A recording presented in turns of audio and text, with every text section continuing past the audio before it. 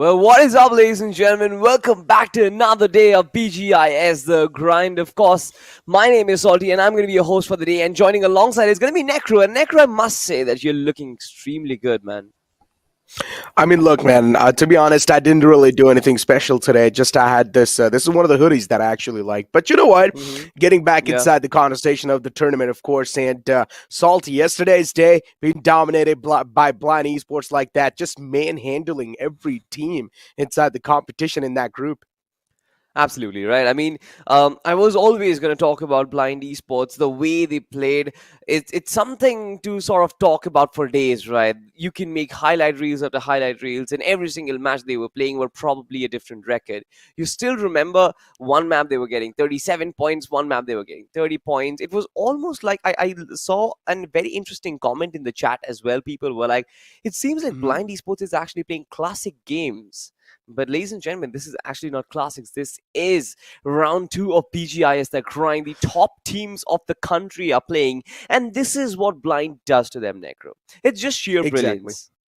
Sheer brilliance indeed. I mean, even teams like Signify weren't even able to do a lot. And then even you speak about teams like Team Tamilas, even they were Yeah, barely able to make a cut, right? I think so at the overall standings at the end of the day, they were on the seventh spot as well. So yeah. that in itself should speak volumes about a team like Blind Esports. But then you ball down to another underdogs. For example, Red X. I had so many Mhm. expectations from this team. Inside the overall standings of round one, this team had 63 points in total. But now in round two, they're not even able to make the cut. They're not even able to qualify. I mean, it's been brutal, honestly, Necro. I mean, it's probably not the first time when a team who actually performed really good in Yeah. round one could not make the cut. Red X is still an underdog name, and I sort of expect that Hmm. um, inconsistency from their performance. But Enigma, they were Oh, yeah. probably topping the charts in terms of round one points acquired, but they could not. They could not convert that into another qualification from round two. And when you go in and talk to these players, they do admit their mistakes, right? Hmm. We on the Hmm. desk, we were sitting and trying to think what is going wrong amongst these players. And when I actually went to these teams, when I actually went to these players and asked them, you know what is going wrong? They just said that they were not feeling confident. They were afraid to take the fights, and that just clouded their decision making completely. Hmm. I mean, makes a lot of sense too, right? But in general, then you speak about the opposite side of the spectrum, and then you take a look at the players of Team Tamilas, who were actually completely opposite. They were actually so scared to even pounce on top of the two players that were standing against them. If you remember, they got Dewey Exactly. Ford in the map of Miramar. That is just definitely that's going to strike your confidence down. But you know what? What's going to bring the confidence up, and why might also add a little bit of more pressure onto you? That has to be the prize pool. And we know 2 crore rupees are on the line, from which the first place is going to be getting 75 lakhs. Absolutely. I mean, it's an extremely cash-rich tournament. We have said this to you over and over again. 75 lakhs, 37.5, 25, and then you've got multiple other prizes as well for the finals, of course. But again, for you to qualify to the finals, you have to go through multiple stages of qualification, and this is going to be one of them. Possibly the most difficult bracket or the most difficult hurdle to cross for these teams, Necro, because we have reinstated time and time again that no matter how many times you qualify, no matter how many times you actually get a good game or a bad game, you know as a matter of fact that if you could not qualify from this round, you have to start from all the way up. Indeed, you need to. But now, as you do take a look at the points distribution in front of us, and as we all know, same stuff. Nothing's really going to be changing over here. But the main thing, of course, to add on has to be each finish will be giving you 1 point. And I guess yesterday, Blind Esports was one of those teams to get a lot of points in general. But then speaking about today's group as well, right? Group 8, we've got teams like Numen Gaming playing inside over here, who showcased the dominance inside round one in a pretty good fashion. Even High Voltage, Team Soul, even OR Esports, all the known names, or at least the top known teams, are going to be duking it out today inside the Battlegrounds. Absolutely. But of course, switching our focus to the maps itself, have a look at this, right? It's going to be usual stuff. Erangel, Miramar, Sanhok, Vikendi, Miramar, Erangel. Like, nothing really special about it. You've got those sandwiches of Erangel and Miramar, which has been sort of instilled with Sanhok and Vikendi. And we've seen Necro in the past that Sanhok and Vikendi have usually been the table turners. Like Sanhok, extremely aggressive game we get to see. Of course, there are a lot of teams who actually end up on the second page of the point standings after the first two games. They get an opportunity to bounce back, and we saw that happen, especially with Revenant. Exactly. I mean, even Revenant Esports has been one of the most like interesting in general, just direction, or you can talk about in general a conversation to have about, right? Because Revenant Esports, their flow sometimes looks really good. Their flow sometimes looks really just like down, but so far this team hasn't really been able to perform. But hopefully in the future they can make a comeback inside the BGIS too. But getting back to the conversation of Group 8, and as we know, Team Seoul as well is going to be duking it out. And to be honest, speaking about Team Seoul's past a little bit, not exactly past, I'm of course going to be speaking about how their performance is going on so far in the past couple of days. And Yeah. they're not really looking too hot, man, to be honest. Even so, I feel like for qualification, even for them to make it inside the top 8, it can be a tough pill. Exactly, Necro. And to just double click on what you just said, you probably still remember what Team Soul went through while qualifying in round one, right? They barely made the cut. You still remember that monumental performance from Omega on the map of Sanhok, right? That was absolutely brilliant, right? The way he pulled his team from shambles in that map so that his team can qualify and play once again in round two. But of course, here they have another opportunity. Team Soul do have an opportunity to kind of make amends for things. But just like you mentioned, over the past few days, their performance haven't really that Yeah. great in the other tournaments that have been Mhm. going on. And that sort of raises concerns, right? What is obviously the issue, we will never find out. But of course, how they come back or how they react to it is probably what we're going to have to see today. And then not just that, then you take a look at another team inside the game as well. It's going to be in the name of OR Esports, so I've been looking pretty phenomenal, to be honest. Considering Jelly, the IGL, he has been making some really good calls to make sure that his team's going to be staying intact till the final few moments of the game as well. And so far, OR has to be one of the most consistent teams that I've seen. In general, Mm-hmm. OR can also be a big threat, but considering they don't really like to go for the fights off the bat, they try to preserve themselves till the late game scenario, and that's where they really try to secure that chicken dinner or try to hold down the spot they've got. But in general, OR Esports, in the initial phase of the game, we're not really going to be seeing them duke it out. But then you take a look at another team that's going to be in the name of Numen Gaming. And Salty, I feel like Numen Gaming is one of those teams that will probably try to duke it out. But so far, to be honest, even speaking about the past couple of days for Numen Gaming, their days haven't really been looking that great, man. The flow hasn't been there. The flow certainly haven't been there, but seems like they don't lack firepower. Both OR as well as Newman, I feel like they're the two teams who just have a lot of firepower in them, and as soon as they get the opportunity, they know how to strike. In fact, one fun fact: I actually came to the venue with the Newman players, and they sounded very confident. They were like, I asked them, "How many chicken dinners do you want? How many chicken dinners do you predict are you gonna get?" They said 4. I was like, wait, Hmm. what? Hey, and not just that, right? Then we now got to focus on the underdogs as well, the undergods, right? Team Tribal Esports. Salty, speaking about this team, I still remember some of the most interesting moments that actually happened inside their game, too. And to be honest, Team Tribal Esports, they've got insane amount of firepower. You really got to watch out from a team like Team Tribal Esports because even when you think that, oh, just only 2 players are alive, but even those 2 players, they've got the capability to take down the entire squad if they are going to find themselves in the right amount of breathing space and if they know how to isolate the duels. But here we go. The first game of the day is going to be on the way as Erangel is going to be kicking things off, and we're going to have the flame fly path on our screens, starting all the way from Primorx.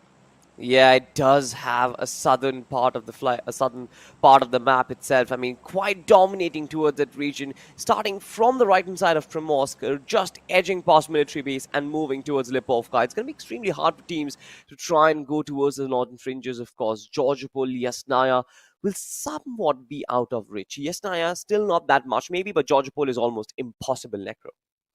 Exactly. I mean, considering the planned flight path once again just being tilted onto one side, and as we all know, we cannot really control the planned flight path. It's just random all the time. Planned flight path and the circles, they're random most of the time. So every single time you boot inside the game, the planned flight path will be starting randomly from anywhere. And considering this time the planned flight path is starting all the way from down south, it's definitely going to be forcing a lot of teams to adapt on the fly. And maybe we might also see a couple of drop collisions happen because a lot of the teams would actually be aiming for those vehicles too.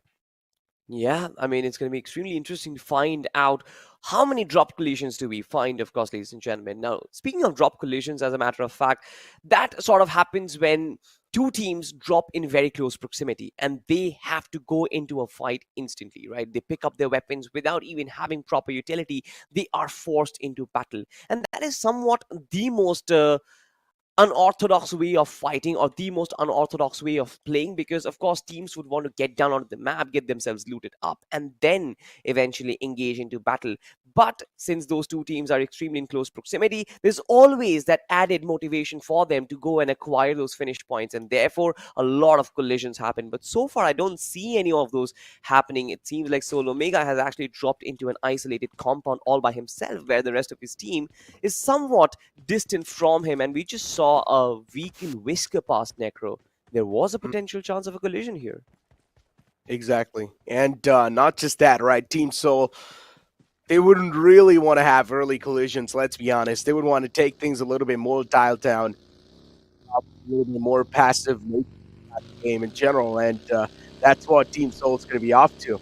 But right next to him is another team as well, and I think so. It's actually going to be in the name of High Voltage too. Another team to Ooh. watch out for, considering they've got some known lads from the past as well. This fight might just be a little bit too dangerous. UP50 in the receiving ends, and one of the players getting knocked out as well. This is not a fantastic news at all. This is certainly not a fantastic news, Necro. I mean, we obviously did not speak about this team in the pre-game segment, but UP50 was always one of the teams that I was looking forward to, especially Sarkar, and his performances in round one was absolutely brilliant. Even KSR, as a matter of fact, they're really, really good players, and I really wished that they sort of had all of their players alive up until the final segment of the game. But this is what a drop collision sort of looks like, right? Where teams, they don't really have a shelter for themselves. They don't really have proper weaponry. I mean, the one player from UP50 who got taken down was by a pistol and a buggy. There was no weaponry involved whatsoever. The rest of the players of UP50 as well, even they don't have any compounds to work with as well. And thus it turns out to be an extremely weird situation for the teams and the players. But you know what? I feel like we as casters and the neutral audience as well, they kind of like these drop collisions because it adds a little bit of a spice into the game. Of course it does. And spice means the more entertaining factor as well. And I'm pretty sure everyone loves that entertaining factor inside the game. Off the bat, a lot of fights. Who wouldn't like that? These collisions are always something that can give you so much more entertainment. But so far, yeah, even though in Yasna Poliana we've got three teams just sharing this one out, considering Yasna Poliana is pretty much a big city, I highly doubt we might see any collisions happen. Maybe if one of the players just crossing in some enemy territories, then maybe it's possible. But still, and as we all know, that even the playing flat path was all the way down south, teams will need to buy a lot of their time in the initial phase of the game to at least go, loot up, position themselves in a good spot. So you can also just think of it as like an extra bit of time will be required for teams. Yeah. And so far, if you speak of the zone as well, right, the zone was extremely crazy. I mean, generally on the map of Erangel, we get to see those central or the southern zones, but this time it actually favors heavily towards the north, which means that these teams, they are going to be in so much trouble, especially with that southern flight path. But ladies and gentlemen, once again, look at this replay. I mean, Goblin only had a pistol to work with, but he used it to his absolute best. Look at this though, from PSYCHE. They've actually been taken down. Sirvi was actually the one who was taken down by AEB India. I'm not sure what CV was doing completely out in the open, because he was completely surrounded with team AEB players and his own teammates were not there for backup, Necro. Sometimes you do not really just, try to recall where you are. Just sort of forget while you're looting that you should not really overextend some boundaries. And I guess that's what exactly just happened with that player. The only main thing in front of his eyes was to accumulate as much loot as possible, but unfortunately he wasn't really able to do so. So yeah, bad luck, I guess. But considering Team Elite's on our screens, and speaking about this team's performance in the past, 21 points secured in round one. They were barely able to qualify too on the 7th spot in the overall standings, able to make it in the top 8, but still Team Elite, even this team will be having a lot of pressure under themselves. But AB, this is how the replay really went down. One of the players getting knocked out a while ago. Yeah, I mean, nothing really major for Team AAB. Of course, they found that free finish for them, but of course, they will have to go back to the usual looting spots as well as their usual rotation paths as well. UP50, on the other hand, they've lost a player early on, and this is going to sting them in the late game, especially Ninju, right? He is one of the key players inside this roster, of course. I mean, you've got Sarkar, you've got a great assaulter, you've got a great IGL in the form of KSR as well. But the fact that they are going to find Ninju, they're not going to have that great support player as well in the form of Ninju, is going to sting them so much. But of course, have a look at this circle right now, right? UP50 inside of Georgopol, they found their way towards almost rather the central part of the circle itself. Even Seoul is actually making that run towards the northern island. I love the fact that teams are going for the early rotations, Necro, because that sort of ensures that they will get those real estates empty, especially when the flight path was down south. Nobody's going to go there and sit. Not just that, look at the amount of utilities Max has got. 5 grenades, 6 smoke grenades. That's crazy if you think about it. I mean, OR still just going for that loot. To be honest, even the BGMI gods are being a little cruel inside the game because the plant flap had started all the way from down south and the circle is actually forming up north on the complete opposite side. So somewhere down line, the teams are getting advantage who really wanted to just traverse across on the northern side with their vehicles. They will have a bit more time to loot up and also position themselves in a better spot. So probably they're going to be finding themselves in the safer shoes quick enough. Exactly, if they are quick enough, they will find themselves in the safe haven. But you know what? I mean, there's always that big question mark on the bigger teams right now, especially the way we have seen the past couple of days happen of round 2, of course. Numen will be on our eyes, of course, but there is Team Seoul, right? A team who really sort of struggled to make a comeback, to make their qualification happen. I'm really going to be interested to find out how their first game actually goes, because Team Seoul, the way they play their first game is sort of is going to determine how they are going to proceed for the rest of the day, of course. But look at this, TF5, and on a complete chase that actually happened, and an onslaught from Ninja OP. This man just found a free finish for himself without even working that hard. Yeah, I mean, well, TF5, good start, huh, inside the game. And then Team Seoul on our screens. Going for that big boy mountain makes a lot of sense. Yeah, if it's going to be another circle, you might as well go for this mountain, considering you will get so much of a high ground to play around it at the same time. As I mentioned, high ground means a lot of information, too, to convert. But high voltage on our screens, and look at them underneath, under fire for now, at least. Demon and his teammates, they're going to manage to find a little bit of escape route out of this tricky spot from Scammers Esports. But Scammers, considering they're looking pretty good inside this compound, I highly doubt they're going to be moving away from this spot anytime soon. They're probably also going to be camping out the Bgis that is right in the front. So for UP50 to cross on over, this can be a little daunting task. Yeah, especially right. I mean, UP50, they are almost about to cross, but the fact that shots aren't really being fired as of now is going to be a surprising factor, of course. But look at this. The circle, of course, has a rather central shift. It still has that Georgopol bridge, not the Georgopol bridge, rather Sniper Tower bridge that we call it, that towards its center point of the circle itself. You've got one team at the tippity top on the northern fringes, which is something which I like, right? They are going to hold that territory for a extremely long time, and they probably might not get contested, especially with so many teams still outside the circle right now. They're still making the rotation, that gigantic rotation from the southern flight path inside this northern circle. But look at this. Rahul actually spots Team X7. And X7 Wolves, they were extremely brilliant in round 1. I would love to see how they perform in round 2 as well, Necro. Momentum should carry on forward, but still considering there was a decent amount of gap between round 1 and round 2, and considering we're also at the last group as well of round 2, then, man, maybe that momentum's vanished away. Maybe it's been way too long. But we'll be able to find out how this team performs in the future lines. For now, Numen Gaming, though, really close to the players of Galaxy Esports, and I'm not a huge fan of Galaxy's position over here, out in the open. They do not even have any hard cover to play around with, considering they're quite exposed from all the sides as well. This is not a good position to be in. They can't get pinned down from any spot. The northern circle, of course, is an extremely huge challenge, Necro, and you don't find a lot of compounds to work with. I believe that when the end circle actually starts forming, you will find a lot of these teams using their vehicles as pieces of cover. There are going to be little ridges across, but even that's not way too many. So that's going to be of extremely high importance, especially for the teams who are near that shooting range region. Of course, you can be inside shooting range, but if you are in its periphery, then of course finding cover is going to be an extremely big challenge. But look at their team, Numen Gaming. I believe that they are being approached right now. Avi is actually quite close. I can look at the map itself. He's quite close to the players of team number 15. And look at this team elite. They're the ones who actually start taking shots against him. Some sort of retaliation against Rocky. And he needs to take cover almost instantly.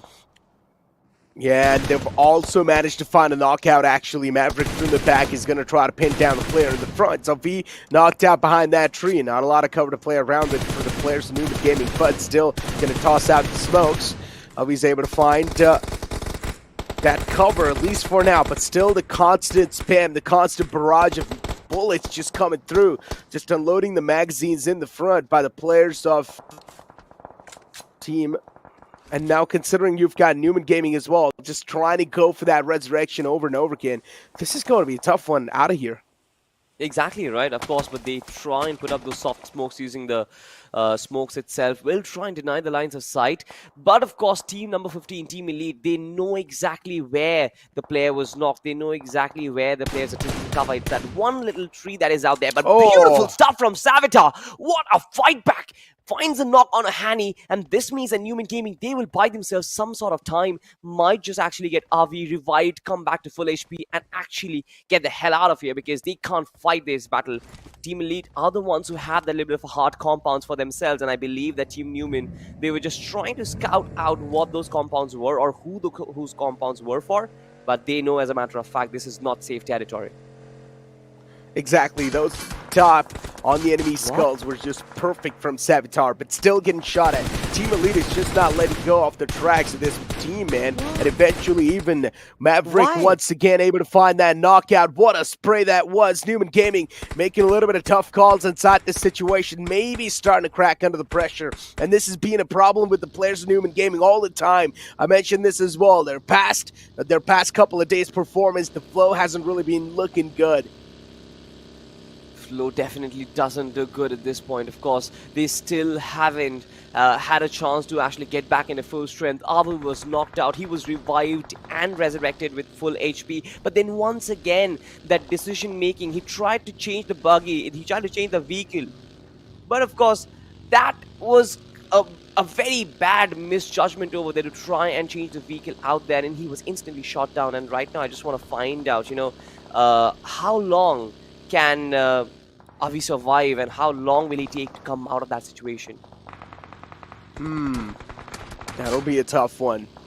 But considering Smoke Grenade can only provide that visual blockade, and it's not going to block the bullet, so once again, that'll be tough to survive. As I mentioned, if the opponent team's going to be pinning you down over and over again with constant just barrage of the bullets, it's going to be tough to avoid that.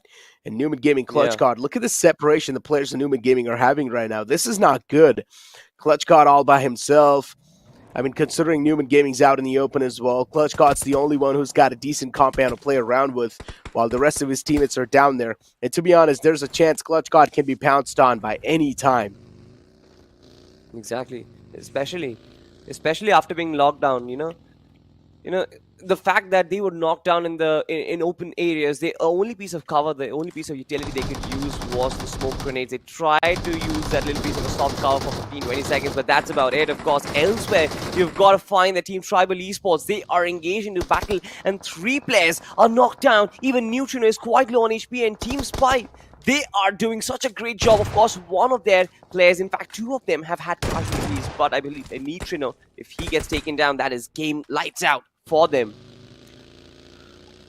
And not just that, they'll probably get the confirmation as well.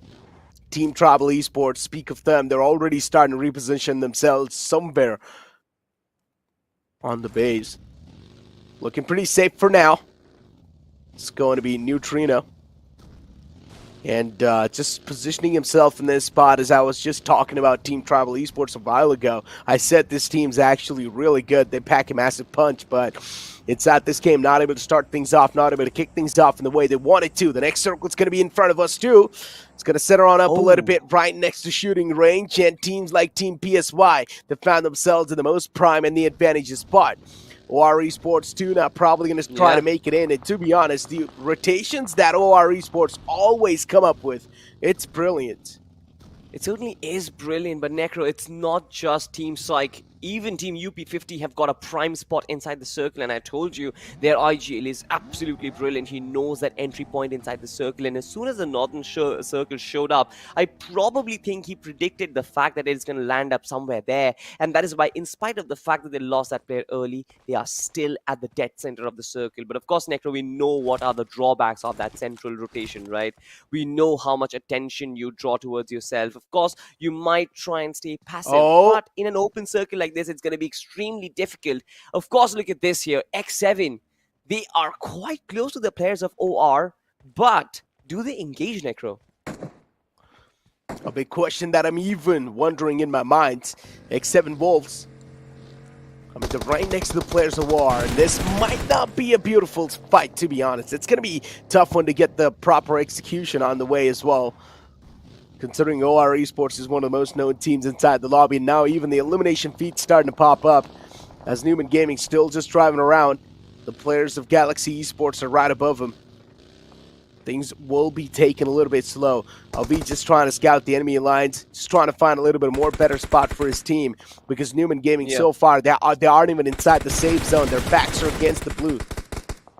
Exactly. Now, double-clicking on what you just said, I feel like it's very important to reinstill what a scout is, right? Avi, every single time you might find him taking his vehicle and trying to drive into enemy territory. In fact, he's doing that to find information and to find enemy locations so that his team can actually use that information and shoot in the general direction. It's extremely important. A very important job for scout is to try and get as much information as he potentially can, even at the cost of his own life. But of course, we saw because of which Avi got knocked down twice.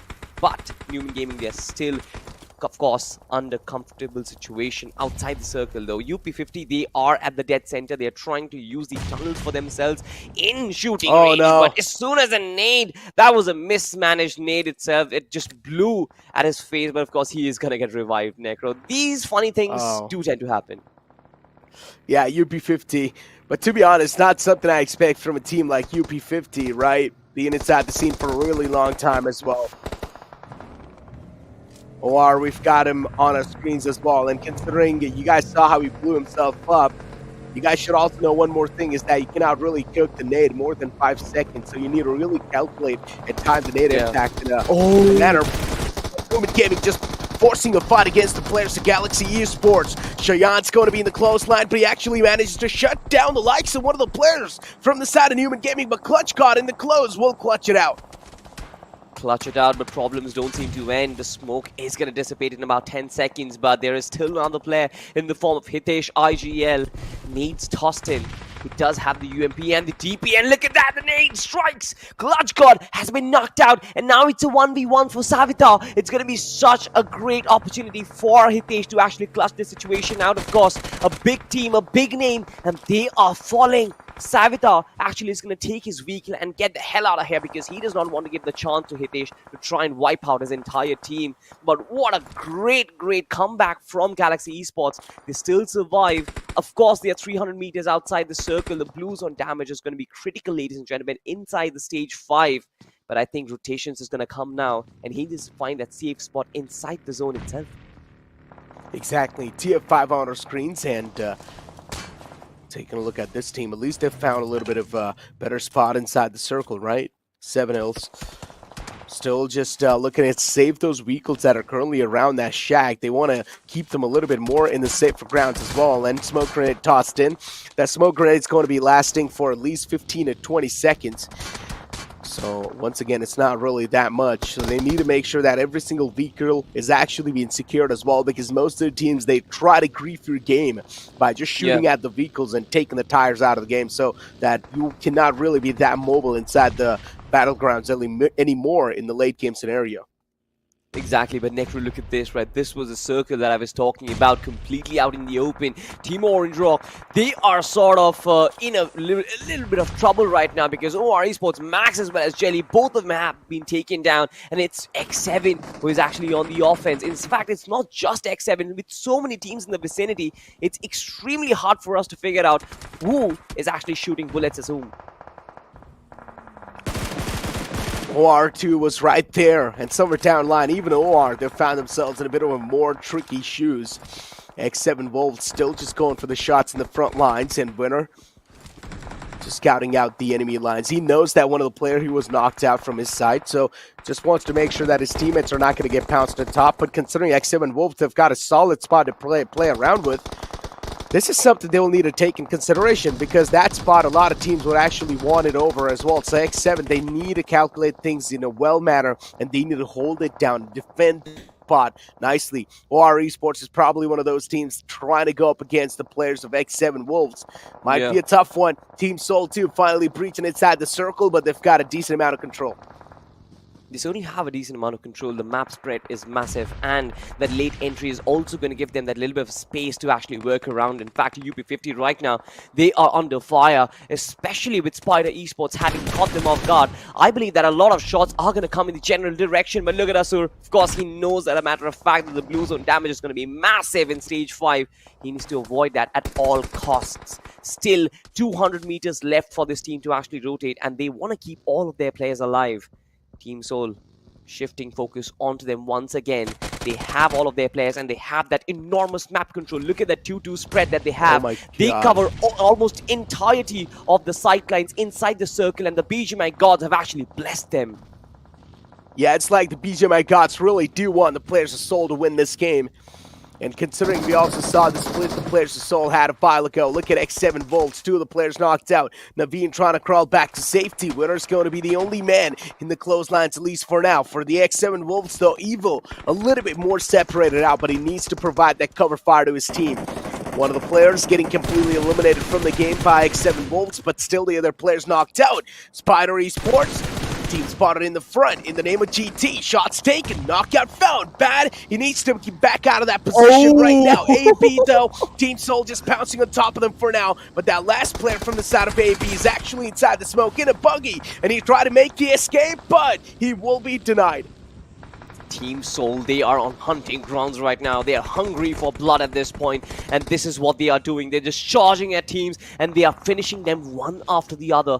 Goblin knows exactly that there is a team who is somewhat hurt in those ridges, and of course he wants to set his target onto them. That is team number 30. Not exactly sure which team it is. It is team High Voltage. Of course, one of their players is actually knocked out, but Team Soul, they've called for reinforcements, and they want to go high and hot against them. Can they fight back? Of course, no. I mean, look at that. A free finish for Omega. He's gonna get knocked out. And of course, the rest of the other two players, there's no backup whatsoever. Team Soul, they are actually running havoc. Exactly. High Voltage, though. Demon, look at him, he spots out the player in the front. But considering he knows that there's also a chance to get backstabbed, and now High Voltage, even they're getting shot at from the high ground in the name of Team Soul. Considering the high ground, of course, just favoring them. It was an uphill battle for the players of High Voltage. Next to impossible to survive that. Now the last man from even 7 Hills has given his position away. TF5, they're going to be really screwed. This last man, the only cover he's got to play around with has to be that tree. And Nate's being tossed in that general direction. Damage chipped down, even the Wall of Death is doing a bit too much damage onto him. Kritik, it's next to impossible to survive that position. And Kritik gets knocked out of the game with his team. Absolutely. I mean, Necro, the game just got handed over to Team Soul, especially when the circle just shifted. And now Team Soul, they are like an absolute wrecking ball, completely demolishing teams that are coming in front of them. Team PSYCHE, of course, they dare to stand in the way, and a lot of nades being lobbed in. I want to understand, how is Atlas so out in the open? And look at that massive spread from Team Soul. In fact, it's not just 2 of them approaching Team PSYCHE. The other 2 players, they want to wrap them around from all directions. This is bad news for Team PSYCHE, and I'm not sure if they're aware of this. elsewhere, Evil has actually been taken down. He was knocked down by Goblin, but the finish has actually been acquired by Team X7. So brilliant job by them. In fact, it's also to remind the audience that points are for finishes and not for knockout. So even if you knock out a particular player, that's going to hurt, that's going to help. You have to finish him completely, and if someone else finish that player, then the point goes to him. And Team X7, they are extremely wise in using that opportunity. But look at this, Hector does not mind. He's going to find more for himself. Oh, Team Soul, eventually Hector gets struck down by the MG3. It's going to be Winter, of course, now trying to take advantage of that thing and also get the resurrection onto his fallen comrade. But probably Winter, that's not going to be the case, my bad. Winter is the only man who's left alive inside this entire scenario. Top two teams alive managed to find one more knockout on the Goblin. Omega still on the left lines. He also managed to get the confirmation as well. Omega, he needs to play this one safe and sound. Neo chips out a little bit more damage on the Winner, but now it's a 1-on-2. It's next to impossible to pull it back in his hands because two players are in different directions. There's nowhere to go. And this is where Team Soul, they get the chicken dinner. I mean, a team that actually struggled to qualify, ladies and gentlemen, have started round 2 with a big, massive chicken dinner. Of course, courtesy to that late rotation and that late circle, which ended right on top of them. That was absolutely fantastic. I feel like Team Soul then knew that this is when we are going to find not just a lot of finishes, but also the chicken dinner in our bag. Exactly, and they actually did too. As I mentioned, in general, as soon as the circle shifted on top, the players of Team Soul, they just had so much circle control. It's actually insane. Team Soul were almost able to get like 50% of the circle inside their hand, and then in the last moments too, you saw almost like 60 or 70% of the circle control was in the hands of Team Soul. They played that perfectly. I feel like the shot calling was made perfect in those final scenarios. Every single piece of information was delivered to the IGL in a good fashion. Yeah, exactly. But ladies and gentlemen, we'll witness all of this action break out once again in the highlights. Of course, I'm pretty sure that a lot of the fans will be waiting for the highlights. We'll be waiting for the final circle because they want to see Team Soul on charge. And they were, in fact, on the charge right from the get-go itself, getting that first pick onto UP50's player, even without having weaponry necro. That was something which was an interesting start to this day. I mean, look at how things really just started to rile up. Numen Gaming 2, they found themselves in a little bit of receiving grounds against Team Elita. Honestly, I did not expect Numen Gaming to struggle that much in this. A little bit of friendly knockout onto himself. He had a nade cooking up in his hands for a bit too long. He got knocked out, and then the resurrection was also there onto him. But then this is where Numen Gaming really started to fall down against the players of Galaxy Esports. Another outing I did not expect. Numen Gaming, they need to start working on their 4-on-4 firefights. The communication is lacking massively. Yeah, certainly right, and that was evident from the way they played. A lot of places where the decision making was completely clouded by individual brilliance or something like that, right? Avi trying to change vehicles in spite of the fact that he knew that Team Elite was in the backdrop, was just not worth it. Of course, Team Soul, as soon as the circle shifted, they went onto that 2-2 switch mode, and as soon as they had that, they had massive map control. They covered every single territory, and they could find finish points from every single area of the circle itself. I mean, no matter if it was PSYCHE, no matter if it was X7, they found finishes on all of them. I mean, to be honest, you got to give props to Winner as well from X7 Wolves. I mean, he managed to get the confirmation on the Goblin completely, at least while taking an exit from the game. He managed to secure 2 elimination points for his team. So, hey, it's better than nothing, right? X7 Wolves also managing to get the second spot inside the entire first game. That's going to give them a decent amount of placement points. Combine that with a decent amount of finish points as well. X7, they've got a solid start for themselves. Of course, Soul 2, they will have a really good start. But then the known teams that were not really able to make a name for themselves, I'm talking about OR, I'm talking about Numen Gaming, still on that struggling ground a little bit. All right, but of course, I mean, ladies and gentlemen, we saw the usage of a lot of utility in this game. In fact, right, you saw how many frag grenades and how many smoke grenades were utilized inside of that final circle. Now, why is this so important? Let me break this down for you, because especially when the circle is in the open grounds, you don't have any cover for yourself, right? And there are multiple teams looking down upon you, trying to shoot you down. What do? You try and deploy smoke grenades. You can also do something else. You can try and destroy your own vehicle and try and put it up as a form of cover. But smoke grenades are generally the most opted form of soft covers possible. They are not going to block bullets, but at least they will hide your presence inside of that region. And all of these, they last for like 15-20 seconds. So if you deploy if you deploy a smoke grenade, possibly it's like, all right, you might survive for 20 seconds more. I mean, it's like, yeah, you can use vehicles, like, Hmm. as smokes as well, or pretty much something that's going to give you a little bit of cover if you're in a spot where you don't really have that cover. But in general, if you're going to be utilizing your vehicles as cover in the mid game, then you will have nothing for the front games as well. Then you will have Yeah. nothing left over for the late game scenarios. And that's where you really do need that hard cover. If you're going to be having the vehicle, you will have so much advantage considering you've got a hard cover of the vehicle. You can play around it pretty nicely. But that's where smoke grenades come into play as well. Because as I mentioned, smoke grenades can also sometimes be used as props, because you can throw smoke grenades in one direction, the other team will start shooting in that direction, thinking that, oh, there's Yeah. probably someone in that smoke, Distraction. and then that team's position is sort of revealed as well. And now you pretty much have the information on where the opposition team is. But smoke grenades in general, if you guys do understand the generic usage of that, you can start experimenting with such much more stuff. Exactly right. Combining it with other things will always make your life easier and will give you much more information. Just like you said, smoke grenade is just not for denying lines of sight. It can be used as great pieces of utility, as in to find information on where your opposition is. You can also use it to create a trail of path. Right, if you want to go from point A to point B and you don't have any sort of cover to work with, right, and there's a completely open ground, you know that you can try Yeah. and pop one after the other smokes and you can create that pathway so that you can try and run across that region. So it's all about experimenting the utility that you find in game, and I feel like there's a lot more which can still be found out. I feel like we are still working Oh with yeah. limited knowledge, and as the game progresses and greater players come by, I feel like a lot of these things will be discovered. But of course, ladies and gentlemen, we'll have a look at the MVP of this game, and it is Winter from Team X7. Any surprises, Necro, especially after the 5 finishes? I mean, Winter, as I mentioned, while he got taken out of the game, at least he managed to secure 2 more elimination points for his team. So I would say X7, they've done a fantastic job in just securing that second spot, also getting a decent bit of elimination points.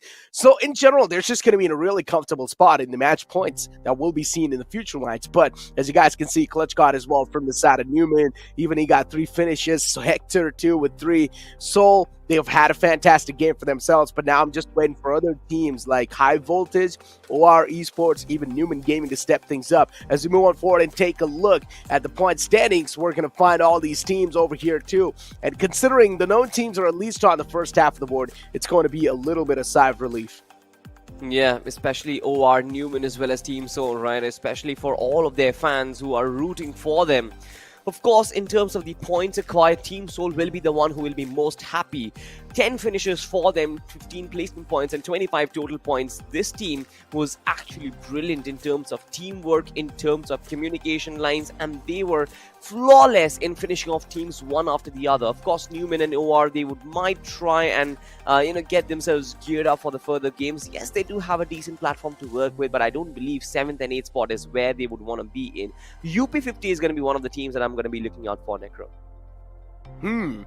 I mean, UP50, hopefully they're actually going to be able to perform too, but the second half of the board, I mean, every single team is just that underdog team.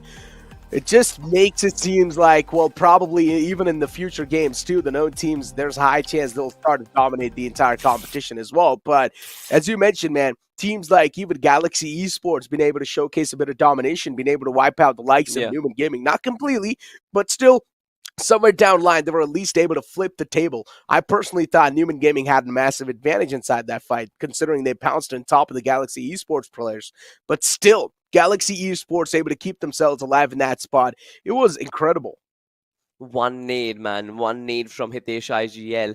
I thought that, especially when they pounced on top of Galaxy Esports, yes, there's always that little bit of risk, right? Because when you're driving your vehicle and you're trying to slam into a particular opposition, your driver is the most vulnerable because, of course, both of his hands are actually on the steering wheel. He can't actually shoot bullets against the opposition.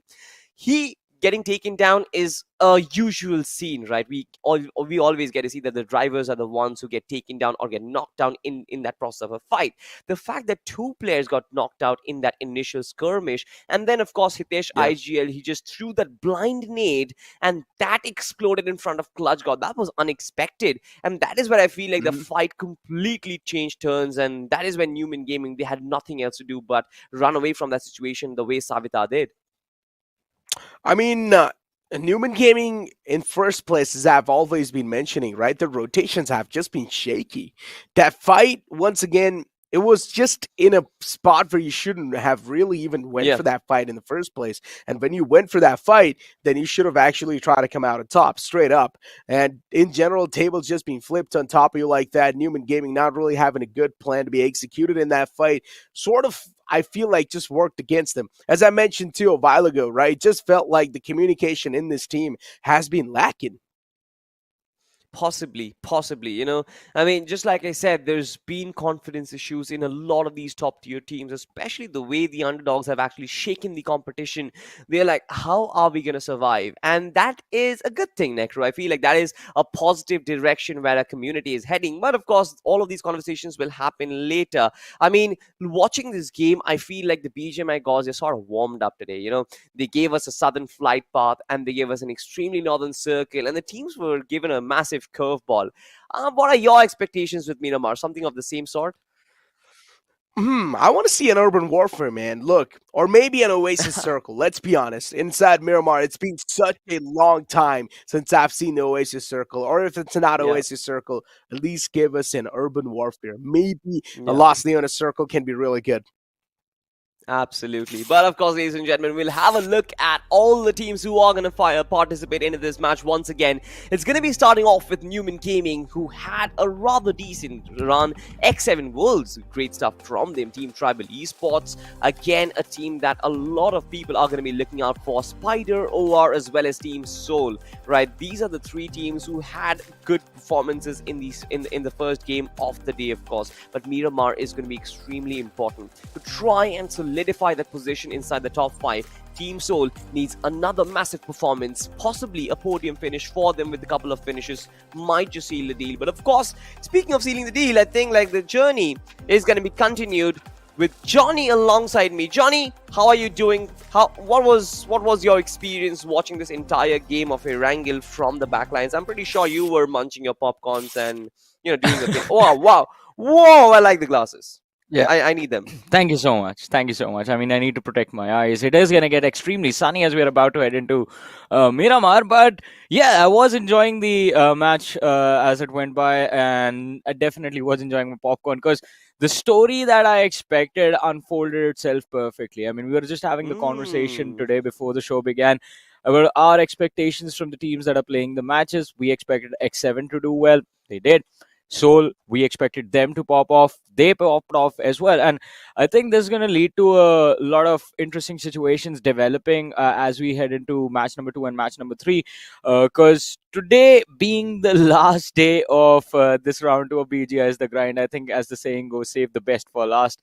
That is what we have done as well. I mean, this lobby is extremely stacked. So I think it's going to get more and more entertaining with every single match.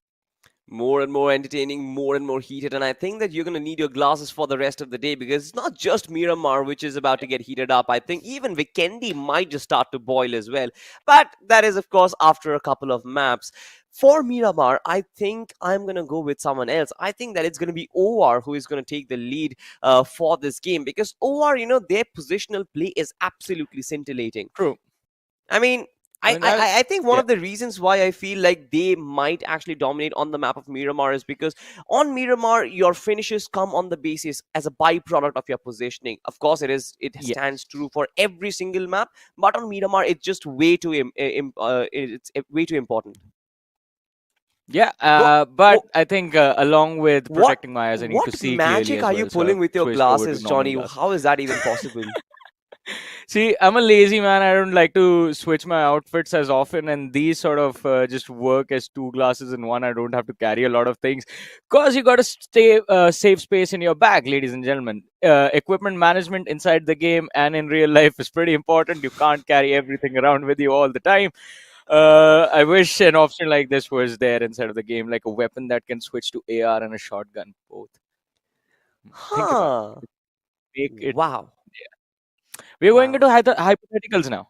But Yeah. bring the conversation back. I mean, you were talking about your expectations from OR, and I actually do agree with a lot of things that you said. Because, yes, in Miramar, your finishes do come from they do transition from how well you position yourself, and that is especially true during the late game stages. In the early game, yeah, you can be a little bit more aggressive, but that is like all about how good your mechanics are, because early stage engagements in Miramar are always going to be extremely long distance unless you have a drop collision fight.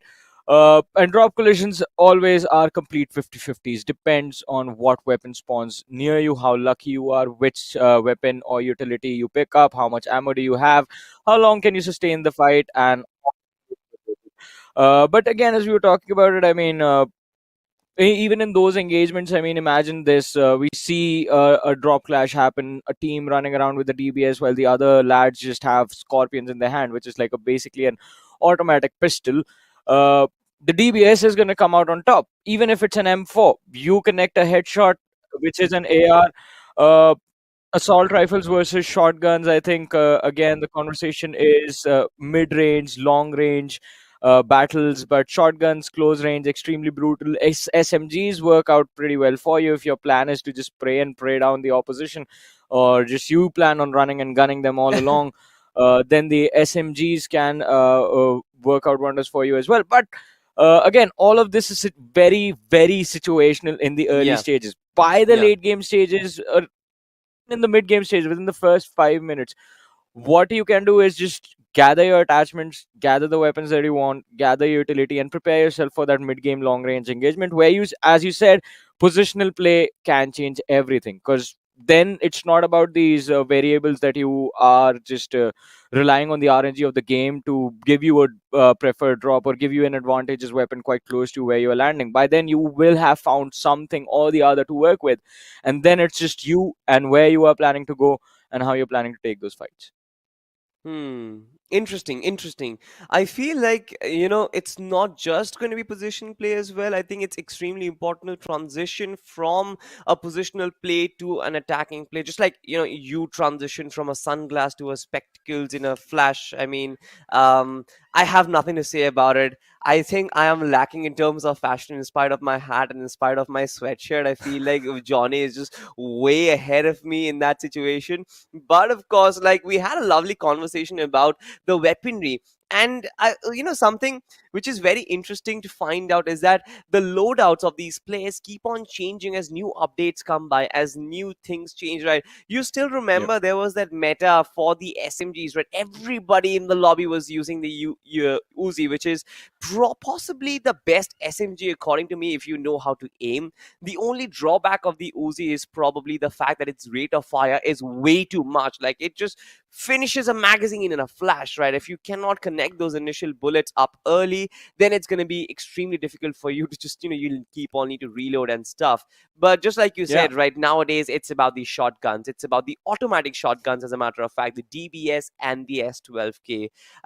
Prime difference between these two weapons would be the magazine size for me, because I feel like even though the DBS is slightly better in terms of bullet spread, I feel like the fact that you have 10 shots at success, it's always going to reign supreme over 5.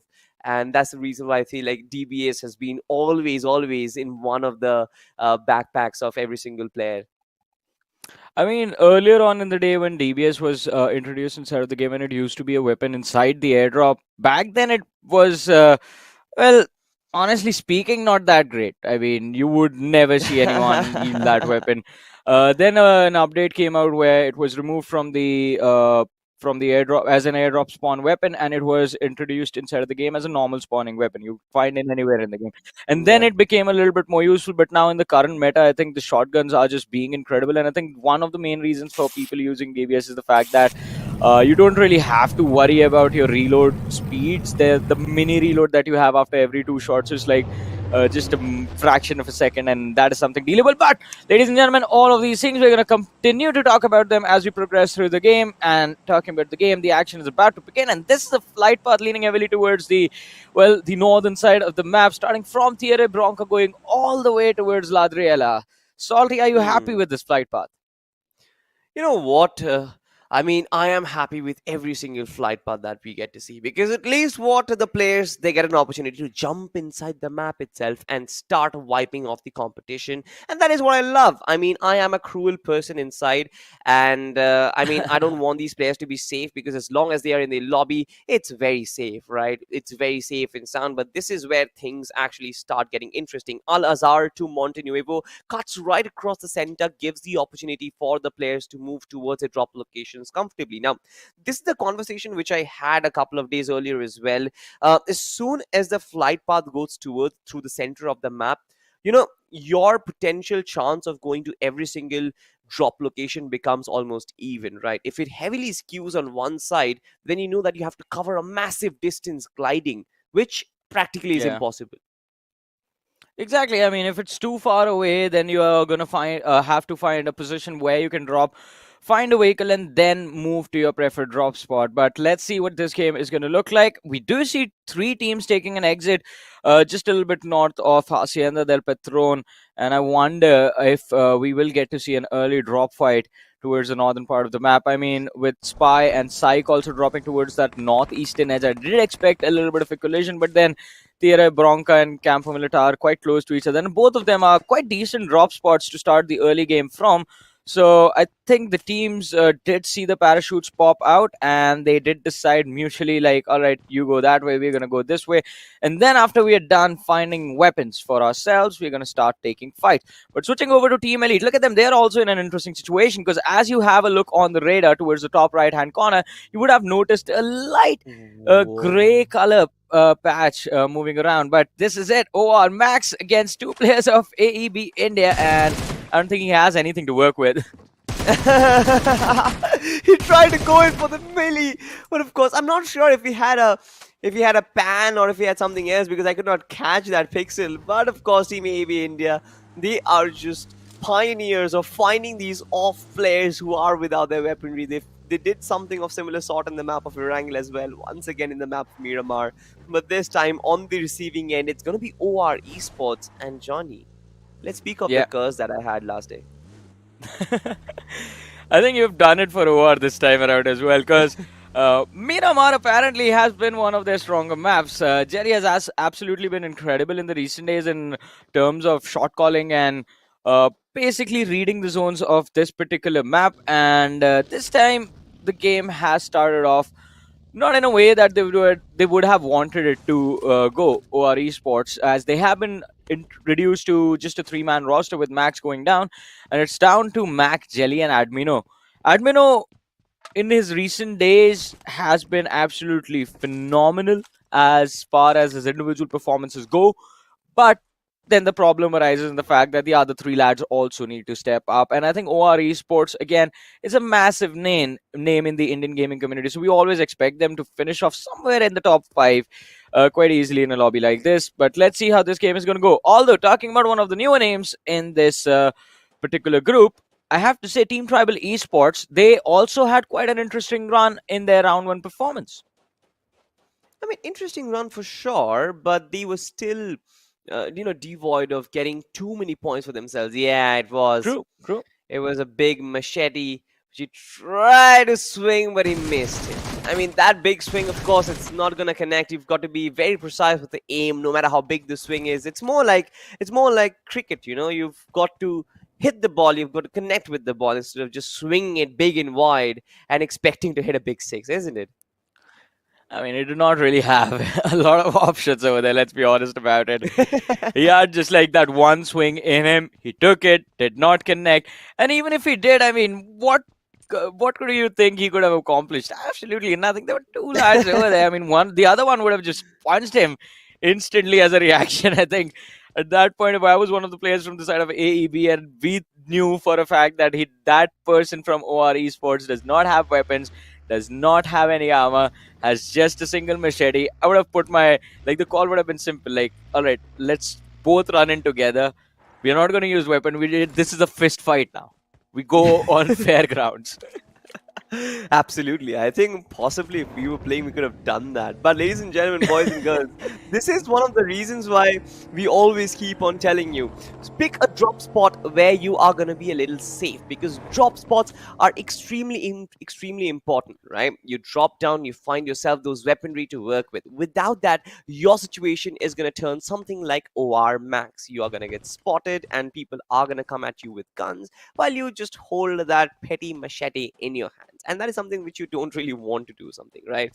You want to find yourself guns as soon as you drop, just like Johnny said. And picking your drop spot out of that flight path is going to be extremely important. One big, very interesting factor is going to be trying to drop in as early as possible, because if you drop in early, you give yourself that head start to finding those weaponry. We have seen a lot of players, Johnny, in the past in this tournament itself, who get knocked down even while they are in the parachutes, and that is one of the reasons why, because they tend to glide way too much, spend way too much time in the air, and that is just detrimental to your success. Exactly. I mean, if you can't really fight back the opposition, then what are you going to go? What do you think you can accomplish inside the game? That's the whole point. I mean, you have to take the fight one way or the other. You're going to be forced to do it, be it in the early game stages or be it in the extreme late game stages. Whenever it is possible, I mean, be ready, be on the lookout for the opposition. And as you mentioned, I mean, that is the worst possible situation when you're still in the middle of a glide and people start taking shots at you, because at that point you can't really even do anything. Even if you start to just straight up drop in a spiral formation towards the ground, start plummeting yourself as quickly as possible, you will still get taken out, because at that point you can't even react to it.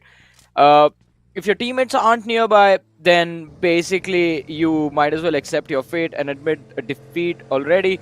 If you land quite close to a vehicle, we have seen players sort of take that fight vehicle versus weapons in the early stages as well, where they're going to try and either run over the opposition, and if they miss, they're just going to keep on driving into the distance, try and avoid the collision. But apart from that early fight where we saw one of the lads from OR Esports lose out on Max, we haven't really seen a lot of action, and that is all because of the fact that we have a northeastern zone in this particular map of Miramar, and northeastern zones can be extremely tricky. You have a lot of open terrain to cover up, especially if you're going to try and move between Picado and Los Leones. There aren't a lot of hills in those positions, so it's just a lot of flat areas with a few ridges, and every single time you go over a ridge, you don't know who is waiting for you on the other side.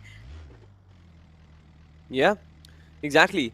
I mean, that is one of the beauties of Miramar is, right? You find yourself in ridges and you find yourself in positions where you don't really have a lot of hard cover for yourself, but the only thing which you can potentially do is to try and take cover of those ridges. And this is one of the reasons why there's always one of those teams or squads who are just trying to use one of the bowels, which we call it, or one of the valleys.